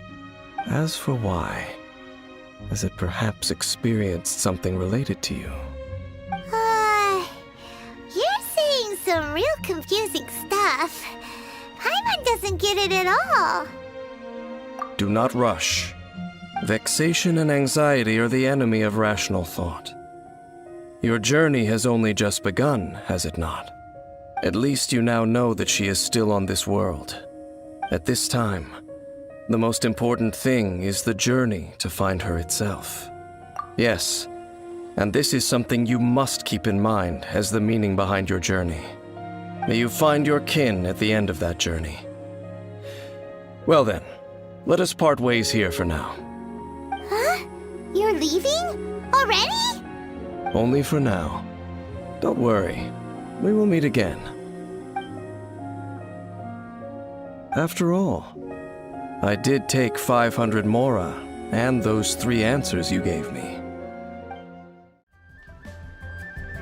Yes! Yes! They have the audacity to go after anything! The 7 dragons, gods. No ancient artifact that relates can escape their greedy ambitions. Still, this time is different. Who do they think they are, going after the Abyss Order's treasures? Oh, Traveler, it's you. Huh? Ganyu, what are you doing here with Lan? Do you have a commission you need to post? Hello. We were just discussing the treasure hoarders. Yes. We were just saying how even the audacious treasure hoarders should know better than to mess with the Abyss. It's just too evil. But we recently received intel from the Ministry of Civil Affairs that 2 big-time treasure hoarders in Liyue and Mondstadt are planning some big joint operation. 2 big-time treasure hoarders? Yes. They're known as Big Sis of the South and Raptor of the North. Oh, Raptor! Paimon remembers he tried to run away from Amber in Mondstadt. But who is Big Sis of the South? You already know something then. I guess you must have crossed paths with the treasure hoarders many times before. You are correct. She's the head of the treasure hoarders in Liyue. As I understand it, the treasure hoarders all call her boss. Some say that the god of thieves even bestowed a gift upon her for her exploits, making her Big Sis of the gods. But that's probably just a wild rumor. Anyway, the treasure hoarders discovered some previously unexplored ruins that the Abyss Order has been secretly guarding in the shadows. Despite how dangerous that makes it, all the treasure hoarders can think about is what kinds of treasure could be inside. They have already devised a plan. They will send out a decoy to divert the Abyss Order's forces away from the ruins, then send an expert thief inside to steal the treasure. To this end, Big Sis and Raptor have reportedly recruited a certain Grand Thief from Fontaine. Grand Thief? That's quite an impressive sounding title. Oh, indeed. He is an extraordinary individual. The Grand Thief is highly respected in the treasure hoarders, in the same way that we adventurers look up to great adventurers. Ah, so you're familiar with the author of the Tevat Travel Guide, then? Correct. The Grand Thief is someone as renowned as her. So, despite being relative big-timers in Liyue and Mondstadt, Big Sis and Raptor had to put in a lot of work to convince a thief of his status to come and personally oversee this operation. With the major changes in Liyue recently, the Ministry of Civil Affairs and the Millelith already have their hands full. They don't have any time to investigate rumors about treasure hoarder activity. But anything related to the Abyss makes me feel like there is some unknown danger lurking beneath the surface. So I decided to come to the Adventurers Guild to post a commission. Leave this commission to us! Oh, thank you so much. Good to see this in the hands of a reliable guild member. Well then, good luck. The guild will take care of the details of this commission.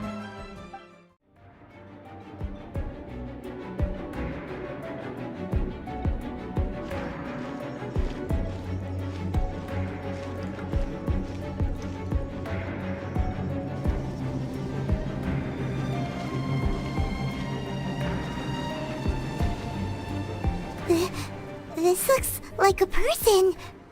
Could it be the Grand Thief? Why is he in that position? Is he praying to something? That's... Why is the statue of the Seven hanging upside down? And the statue's hands... Paimon remembers they're normally holding an orb, right? But this statue is holding... What is that? Paimon has a really bad feeling about this. And the Grand Thief hasn't moved an inch. Do you think he's... Hello? Are you okay, mister?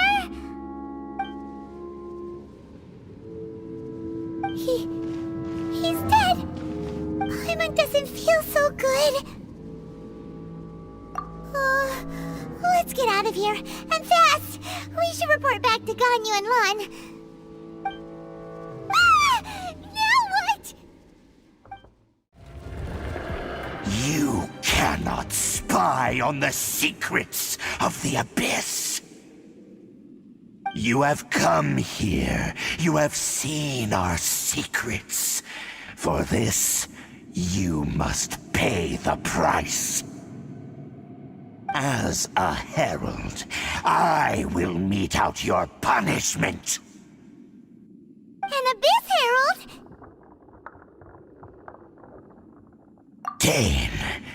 Dainsleif. Oh, I thought you were just a couple of pests that stumbled in here by mistake. So, you are with Dainsleif, that constant annoyance in our affairs.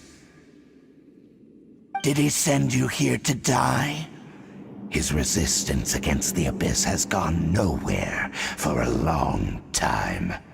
There is nothing you can do to change the tide. The Abyss is unstoppable.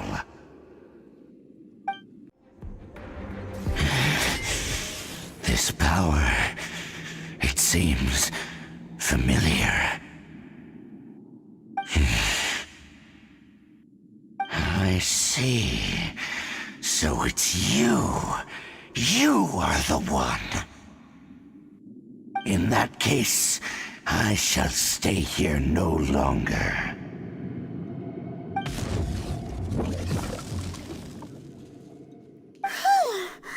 What a tough battle! Are you okay? Oh, such a strong enemy. Who knew the Abyss Order had monsters this powerful among them? Huh? What is it? What are you... Oh, right, yeah! We're near the exit now. Let's get out of this scary place before something even more dangerous shows up.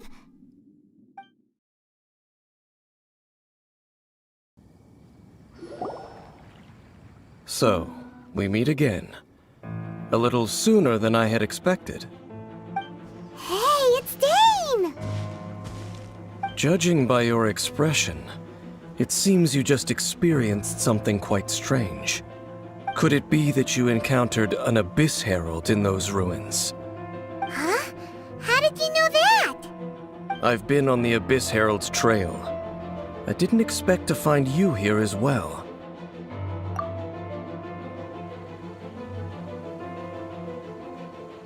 An inverted statue of the Seven, holding abyssal power in its hands.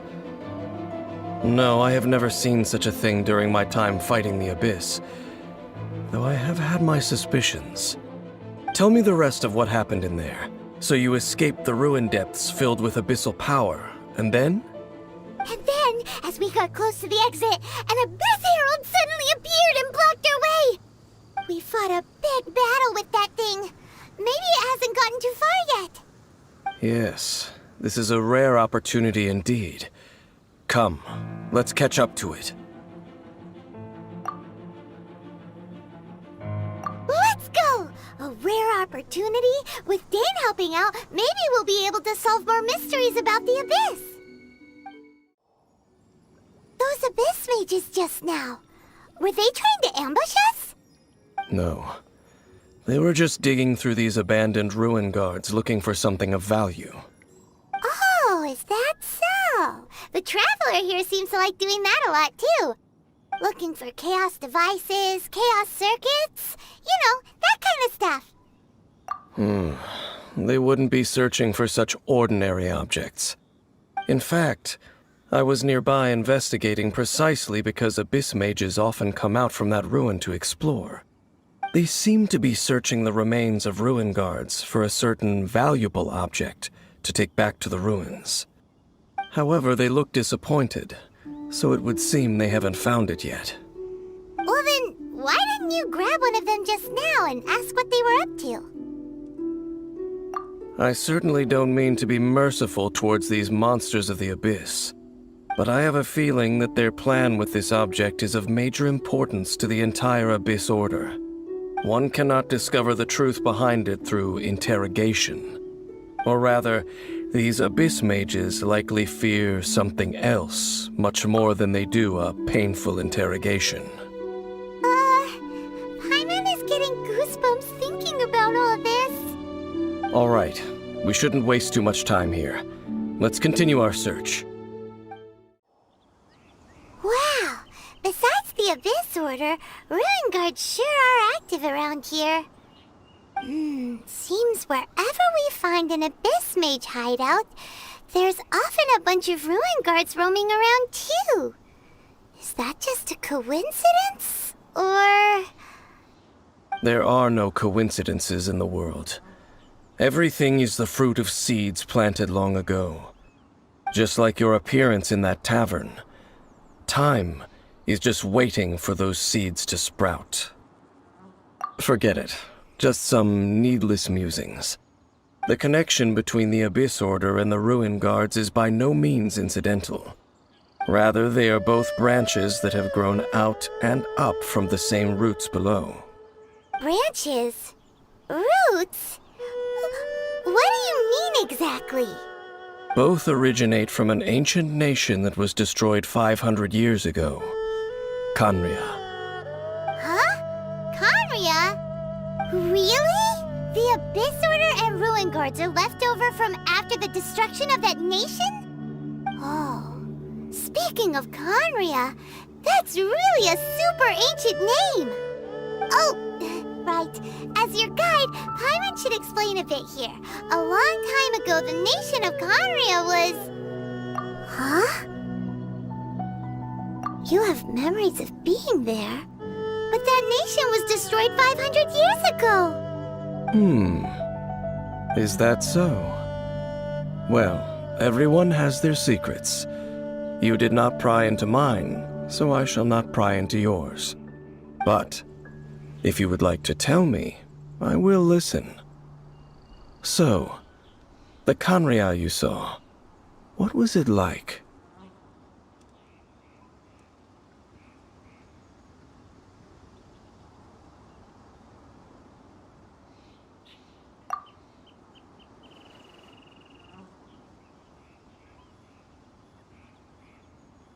So that's the complete story, huh?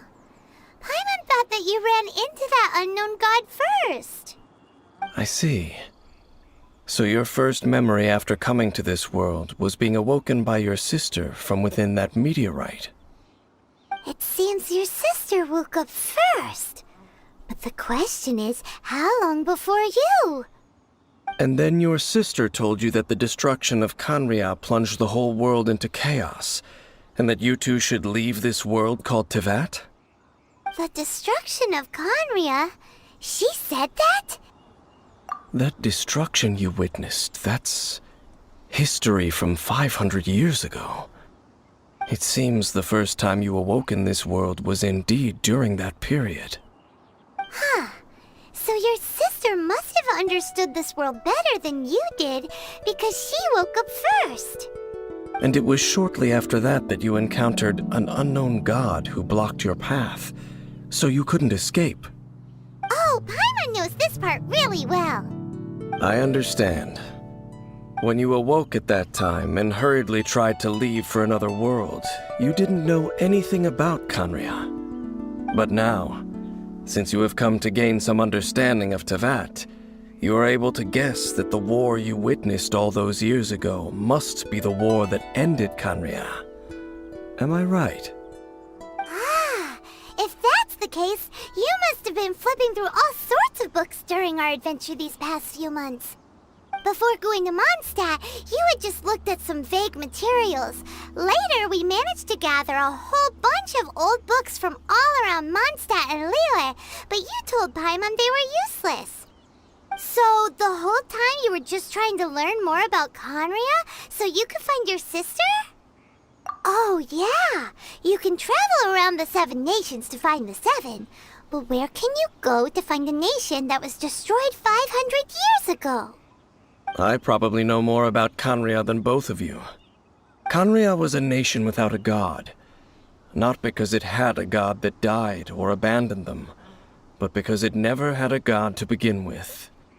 It was a powerful nation, built purely by humans. An unprecedented, flourishing, and glorious civilization. It was the pride of humankind.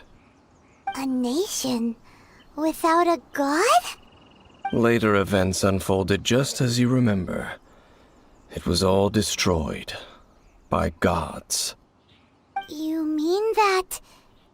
500 years ago, the gods descended upon the world and brought desolation to Khaenri'ah. The pride of humankind was uprooted and crushed, like a weed removed from the garden of the gods. How could that be? The history books don't say anything about that. Yes, well, continuing to discuss the past now will only dampen our spirits. Let's keep moving. I will tell you more of what you want to know as we continue our search. Over there! It's more ruin guards and abyss mages.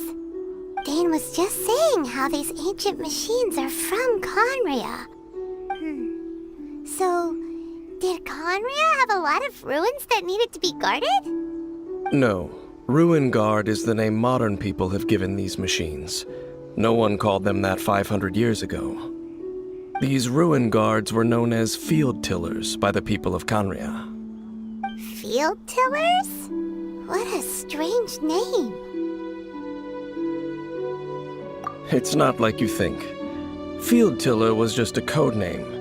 The people of Khaenri'ah like to give code names to their weapons. The land is not to be tilled with farming tools, but rather is to be fought for with steel and blood. This is how the field tiller came about. Fought for with steel and blood? Well, that's an interesting way of understanding tilling. Paimon doesn't think it's a very positive interpretation. After the destruction of Khaenri'ah, these masterless field tillers went completely out of control.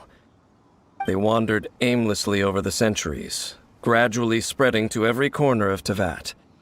Perhaps resonating with the sorrow of other civilizations lost to time, they found their way to various ruins across the land, where they lie dormant. Well, that sounds so sad. Once you understand more, those details won't mean much to you. But no matter their past, all that remains of them now is the danger they pose. So destroy them all. Huh? This abyss maze dropped a talisman. Could it be a communication of some kind? This talisman seems connected to the Abyss Herald. But why would an Abyss Mage be carrying it? Perhaps it really does contain information about their operation. But Paimon can't read the writing on it. Is that the script of Khaenri'ah? Engulf the faith of an enemy in flame, and bring glory to Her Highness the Princess. What? Is that what it says? Loom of Fate, initial operation.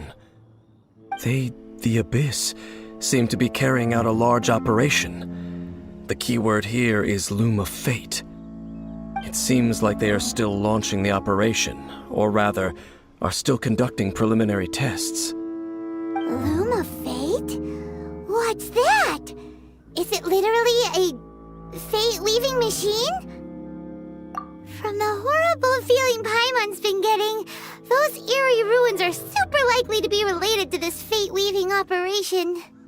So, Dane, what message does this talisman contain? I'm reading it now. An ambitious operation. But some parts are difficult to understand. How so? In short, the first phase of the plan is related to Osile, Overlord of the Vortex. The Overlord of the Vortex? You mean that god in the ocean? What do they want with Osile? I know of your past heroics regarding Dvalin, and I also know of the Abyss Order's role in the Storm Terror incident. Though you may not have been aware of it at the time, you were thwarting an Abyss Order operation similar to this one. Last time it was Venti's old friend. This time it's a huge ancient god. The Abyss Order keeps setting their sights higher and higher. Will the Abyss Order use their lies and dark magic to corrupt Osile, just as they did Dvalin? No.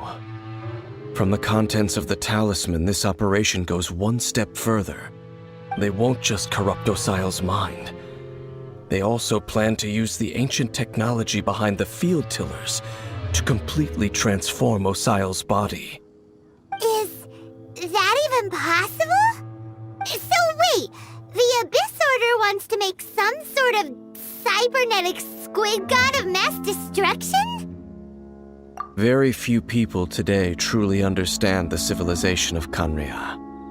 Though of course, the accuracy of that understanding itself is difficult to judge. Only the Abyss Order has consistently sought out the remnants of Khaenri'ah. Despite being far from human, they seek out this lost human civilization quite persistently. The talisman's message states that they will use the defiled statue as a base, attaching Osile's limbs to construct a mechanized god. And the new core that shall replace the orb usually held by the Statue of the Seven is the eye of the very first field tiller. The eye of the very first field tiller? Oh, Paimon gets it! All those Abyss mages are looking for the special eye, right? It would seem so. This whole thing keeps getting more complicated.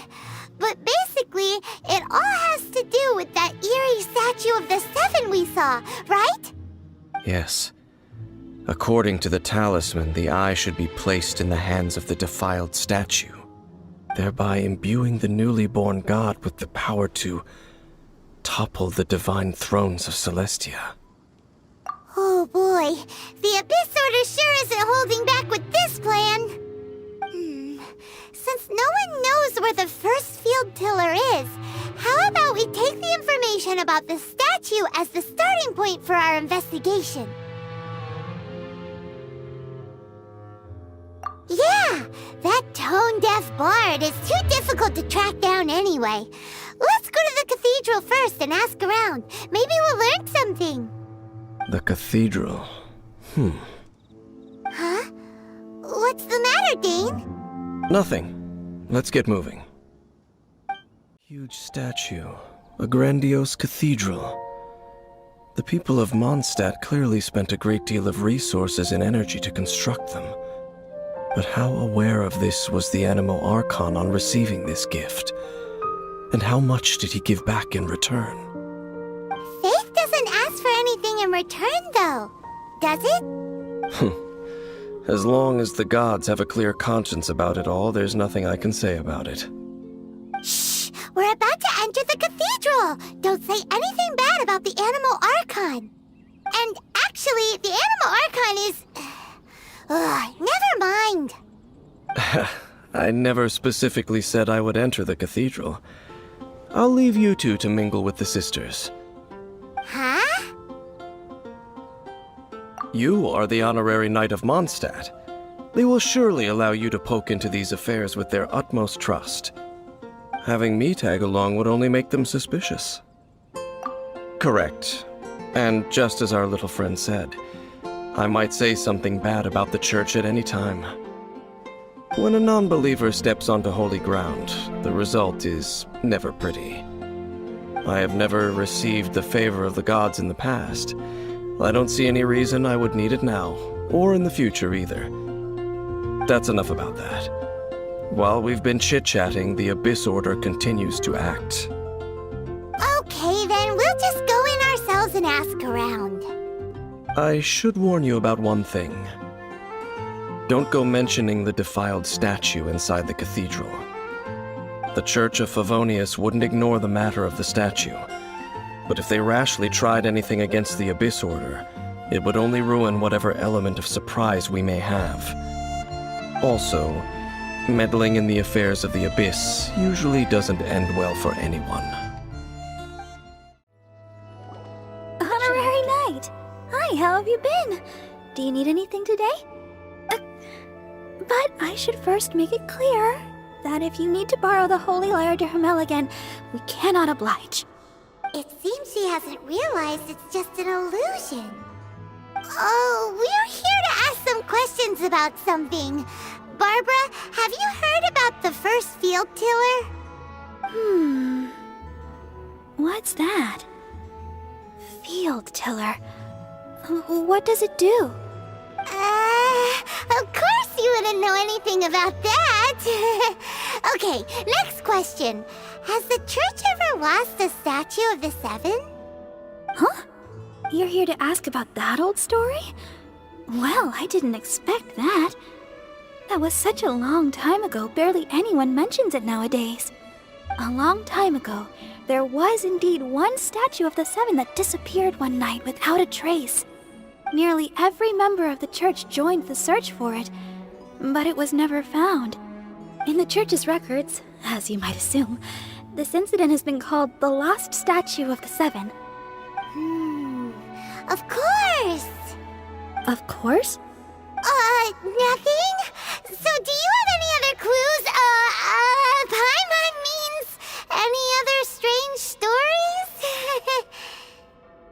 Sorry, Barbara, but we can't tell you about the statue we saw just yet.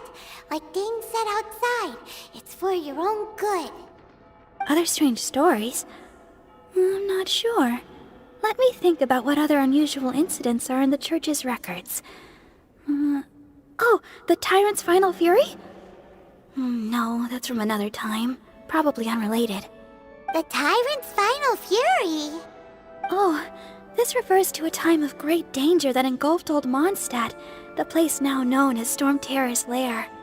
Many, many years ago, there was a time when balls of fire would rain from the sky whenever anyone approached Old Mondstadt. Balls of fire raining from the sky? How terrifying! People at that time believed it was a curse laid down by the god of storms, so they referred to it as the Tyrant's Final Fury. This strange phenomenon continued for about a year. No one was ever able to solve it. It just gradually ceased on its own. Right. Later, the theory of the Tyrant's Final Fury became less probable in the eyes of the church. Common reasoning dictates that the god of storms wouldn't shoot fireballs. Perhaps it was something else that caused the disaster. Anyway, this incident might not be related to the lost statue of the Seven, but I just can't think of any other strange incidents that might be. It's okay. Thanks anyway! There's that pointless word, thank you, again. I can never get used to hearing it. Oh, Rosaria, it's you. If you're looking for the Knights of Favonius, they're busy with those monsters again. Those monsters? Those monsters that tried to attack Mondstadt last time during the Storm Terror incident? Wasn't that the Abyss Order? They're at it again? Indeed. They're gathering in Wolvendom, causing great unrest among the wolves. Could it be that the Abyss Order is targeting the spirit of Lupus Boreas? As for what purpose, I can't say for certain. Master Jean has already headed off to Wolvendom. I must also begin to make a move myself. Then I will go as well. Master Jean said you should stay at the church and continue your work with the clergy. But you're also a member of the clergy. Right! We'll go give Master Jean a hand! Oh, okay. If the honorary knight will be there, then... But please, everyone, be careful. May the Animal Archon protect you all. I see. Has the Abyss Order already launched a new operation? This could very well have something to do with the defiled statue. We should go as well. But what is the Abyss Order going to Wolvendom for anyway? Are they looking to do the same as they did with Dvalin? Not again! No, that's not likely. Unlike Osile, who was just suppressed, Andreas died long ago. Today, it is just his spirit that stands guard over Wolvendom. The Abyss Herald may just be targeting the spirit of Andreas in an attempt to garner some information from one of the Animal Archon's old companions. Whew. There sure are a lot of enemies around here. The closer we get to the target, the more enemies there are. Fits the Abyss Order's style. Yeah, let's go! I'm not going any further. Huh? Why not? Is it because you're afraid of fluffy animals? It has nothing to do with wolves. It's because Boreas was an ancient god, yet he willingly became a servant of the Seven. I cannot possibly agree with his actions. I don't desire any interaction with him. Besides, you're the one people like. I'm less likable. There's nothing special about gods anyway. It's just my opinion, but a word of advice. Always be on your guard when around gods. You shouldn't place too much trust in them, but at the same time, don't go too far in the opposite direction. Don't go trying to overthrow them or hunt them down, even if the god in question is your sworn enemy. Don't trust them and don't hunt them. Lest I repeat the failings of my forebears, I will tell you one final fact. Huh? What fact? The destruction of the nation of Canria by the gods is the reason the Abyss Order now seeks to destroy the nations watched over by the Seven. Well, enough chit-chat. We should get back to business. I will go take care of the remaining Abyss Order members in the area. Try and keep your visit with Boreas brief. Afterward, let's meet at the entrance to Wolvendom. There he goes. What a strange man. Yeah, that's true. You also keep your guard up against unfamiliar gods. At the Rite of Dissension in Liyue, your decision was very similar to what Dane would do. Not the easiest situation. Honorary Knight, Paimon, what are you two doing here? Oh, Master Jean! So glad we found you. Rosaria told us that you came here to fight the Abyss Order, so we came to help. Then your help is greatly appreciated. The Abyss Order's sudden offensive is very strange. They have surrounded Wolvendom. I am preparing to send out some knights to fight back. I just scouted out all of Wolvendom, but I did not see you. Rosaria told me that the Abyss Order is going after Boreas. But the Abyss Order and Boreas... what is the connection between them? They just like to cause trouble. Do they really need a reason? The Abyss Order already went after Dvalin. It's not too surprising that they would also go after another one of the Animal Archon's buddies. That is true. Regardless, whether the reason behind the present threat is clear or not, I will handle the situation. Honorary Knight, please go and check if Lupus Boreas is in any danger. This god's spirit... he does not often see people, but I hear that you have met him before. Maybe it is best that you are also the one to meet him this time. Okay, be careful. Thank you for your help, Honorary Knight of Favonius. You, not welcome here! So, the wolf's wretched spirit likes to raise wild pups now. You claim to be a guardian, yet your once sharp claws have clearly dulled since your days of godly glory. If you serve us, we can restore your divine powers you once held in the past. Lies. Lies. What the heck is this ceremony? He looks like he's in a lot of pain. Oh no, is this the same thing they did to corrupt Dvalin's mind?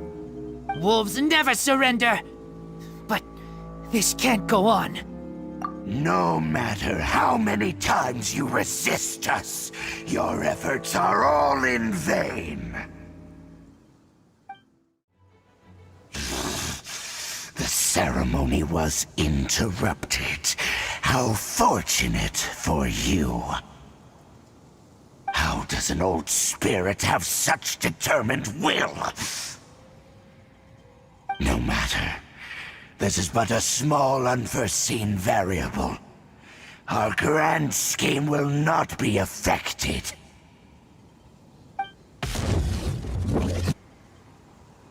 It disappeared again! Thank you. You came. Just in time. Human Lupercal. I am ashamed that you must see me in my present state.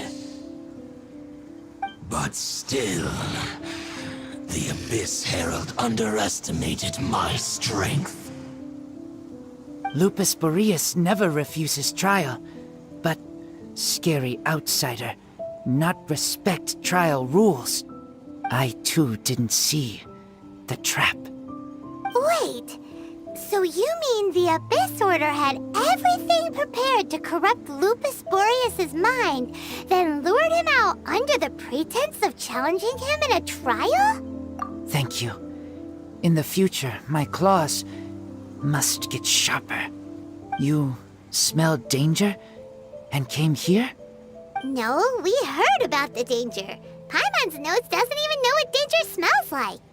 Besides coming to help, we actually have something to ask you about too. Excuse us, Mr. Wolf God. Do you know anything about the first field tiller?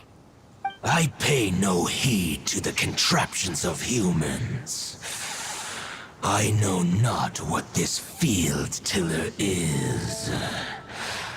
Though there was indeed one human-made machine that I can never forget.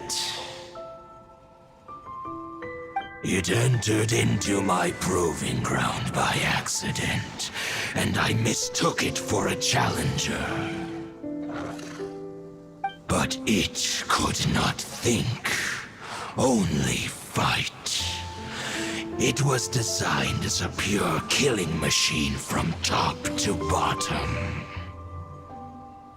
I eventually damaged it greatly with one of my attacks. Before it fell to the ground, it fled the proving ground. By the sounds of it, it's possible that could have been the very first field tiller, right? Missiles. I do not know this strange word. As I said, I pay no heed to the contraptions of humans. It could spin, leap high into the air, and even shoot fireballs. Although no match for a god, it was stronger than even many who wield visions.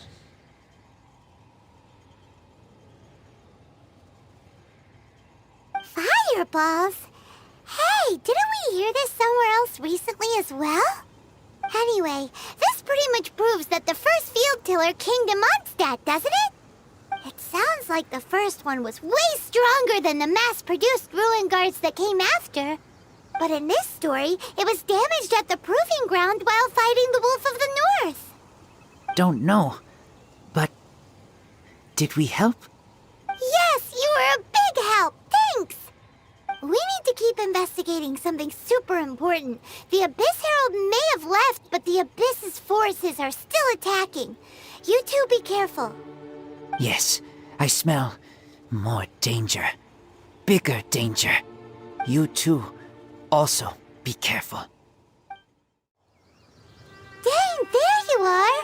Did you see Master Jean? I saw her, but purposely avoided her. As both the Lion Fang Knight and acting Grand Master, she naturally would have some reservations towards me. If I'm not careful, one day I may find myself becoming the object of one of her investigations. But back to the matter at hand. I defeated some of the Abyss forces, but wasn't able to gather any information. Did you have more success?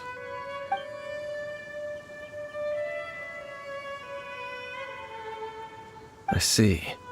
Well then, we can more or less figure out where the first field tiller ended up. Huh? Really? Just from the Lupus Boreas story? That information combined with a more comprehensive analysis. For example, the old story you told me you heard in the cathedral. Exactly. The strange story told to you by that young sister, long mistaken to be a curse rained down by a deceased tyrant. Ah, Paimon gets it! So the tyrant's final fury was really just missiles fired from the field tiller after it ran from Wolvendom. After it was damaged in the fight with the Wolf of the North, it must have wandered into the ruins of Old Mondstadt and stayed there. Then, whenever anyone got close, pew, pew, boom! It would fire a ton of missiles at them, until one day it finally broke down for good, and the fireballs stopped raining from the sky.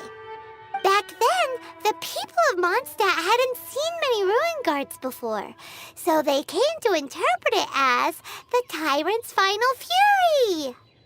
It looks like we need to make a trip to Storm Terror's lair and comb the entire area. What do you mean? Huh? You mean... Oh, Paimon remembers too! We saw that abandoned ruin guard sitting atop the tower when we went there before. Can't forget something like that. This is it, right? Okay then, use your elemental sight to look for the eye. Ooh, so what did you see? Huh? Nothing? Oh, but Paimon was so excited! What's going on? Are you sure you did it right? This requires another method. Using elemental sight on a field tiller is of no use because it is not powered by the elements. Let me give it a try.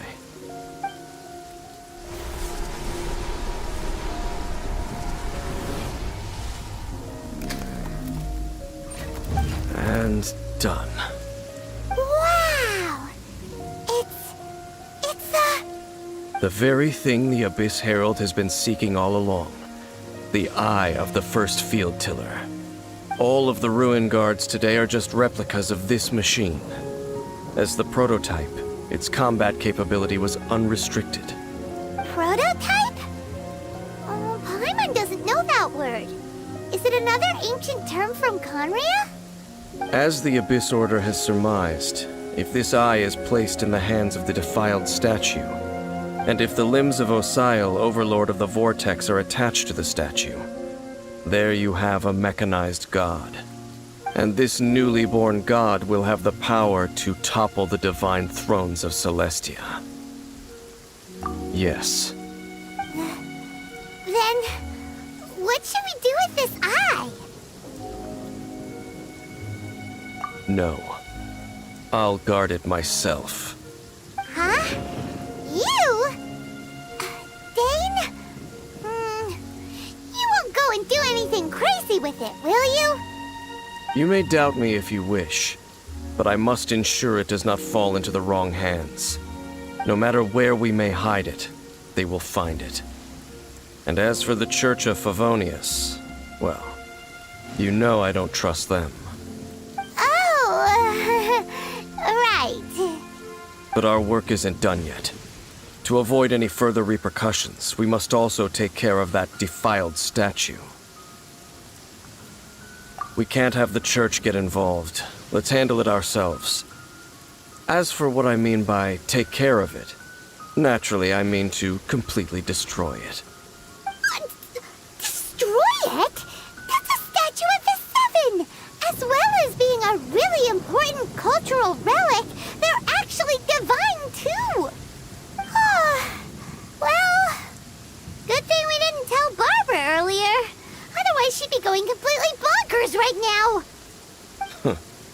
Do the Seven really expect me to help them look after what belongs to them? Let's go back to those ruins and destroy the inverted statue. If we are lucky, we will also run into that Abyss Herald. I'll make sure it doesn't get away this time. Looks like we're here. An eerie, lifeless, dark chamber. I understand the evil aura you were describing earlier.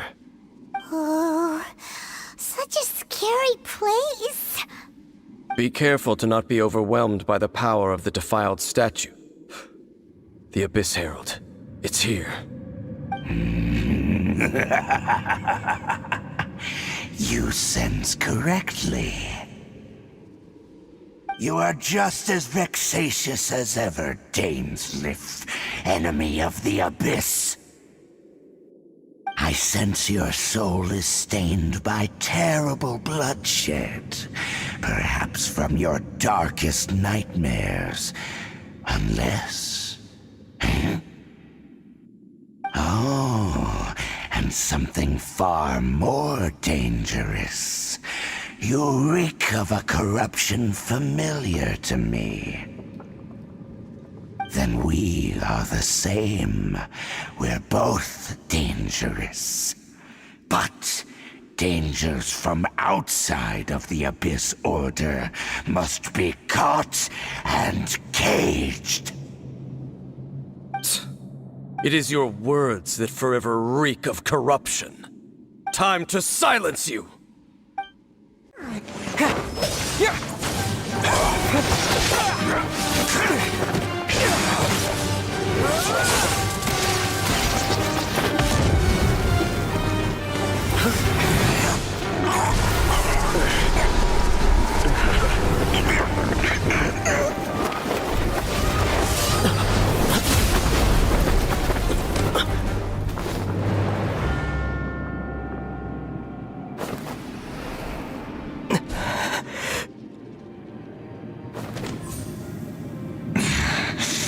Princess.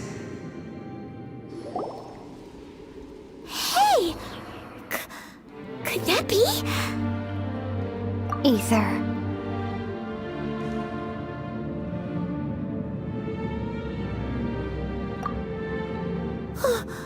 Wait! She just blocked an attack against the Abyss Herald! Your sister and the Abyss? Ether, why are you with Dane?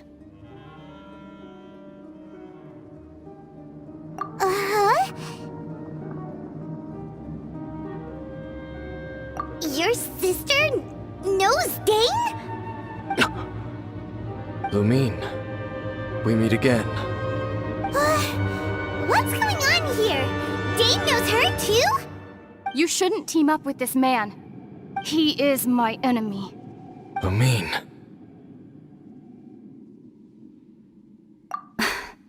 But it must be said. Don't try to stop me. Don't try to stop the Abyss. That man, Dainsleif, was the Twilight Sword, one of the royal guards of the final dynasty of Conria. 500 years ago, he failed to prevent the destruction of Conria. A curse of immortality was laid upon him to forever wander the wilderness, while he watched the people he was supposed to protect turn into monsters of the Abyss. You're saying Dane is from Conria? The same Conria that was destroyed 500 years ago? And you said the people turned into monsters? You're trying to tell Paimon that the Abyss Order is not only related to Conria, but is actually the people of Conria themselves? And the whole thing about Dane being your enemy... Paimon's so confused. Home. Yes. Of course. Home is wherever we are together. But I cannot go with you to the next world to find a new home. At least, not yet. Until the Abyss has engulfed the thrones, my war with destiny will see no end. Listen to me, Ether. I have already traveled through this world once. Once you reach the end of your journey as I did, you will see for yourself the true nature of this world.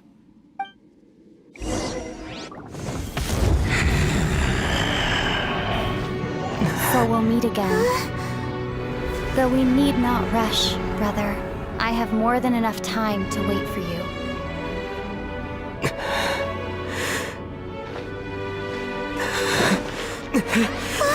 We have always had enough time.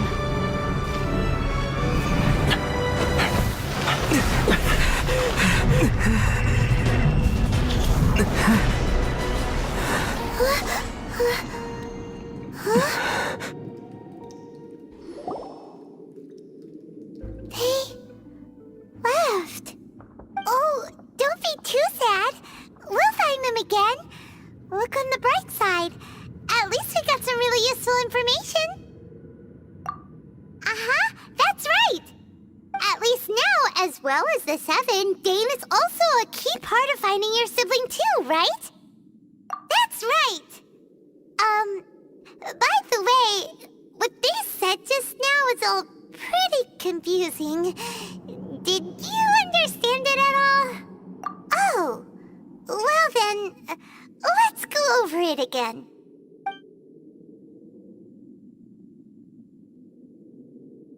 First off, that Abyss Herald called your sister Princess. It seems like your sister is leading the Abyss Order. Even the Abyss Herald answers to her. Still, we don't know for sure if she's the highest-ranking leader in the organization. Also, your sister said that she wants to engulf the thrones and go to war with destiny. What the heck does that mean? Could it be that she wants to destroy the Seven and the Seven Nations? Next thing, turns out the Abyss Order monsters are really what the people of Conria turned into after their nation was destroyed. This story is just plain terrifying. And Dane is from Conria too. He witnessed its destruction 500 years ago. But he didn't turn into a monster. And now he's fighting the Abyss Order. So that's why your sister said that Dane is her enemy, right? But if the monsters of the Abyss are the same people that Dane protected all those years ago, then why is he enemies with the Abyss Order now? Also, how come after all this time we spent searching for your sister, it turns out she's on the side of the Abyss? What's up with that? Yeah, you're right. Then we can't let ourselves get down about it now. Our journey's not over yet. Let's get a move on. Time to leave this terrible dark place and get back to the surface where the sun shines bright. If your sister wants you to reach the end of your journey, well then, show her what you're made of. Come on, traveler, let's go.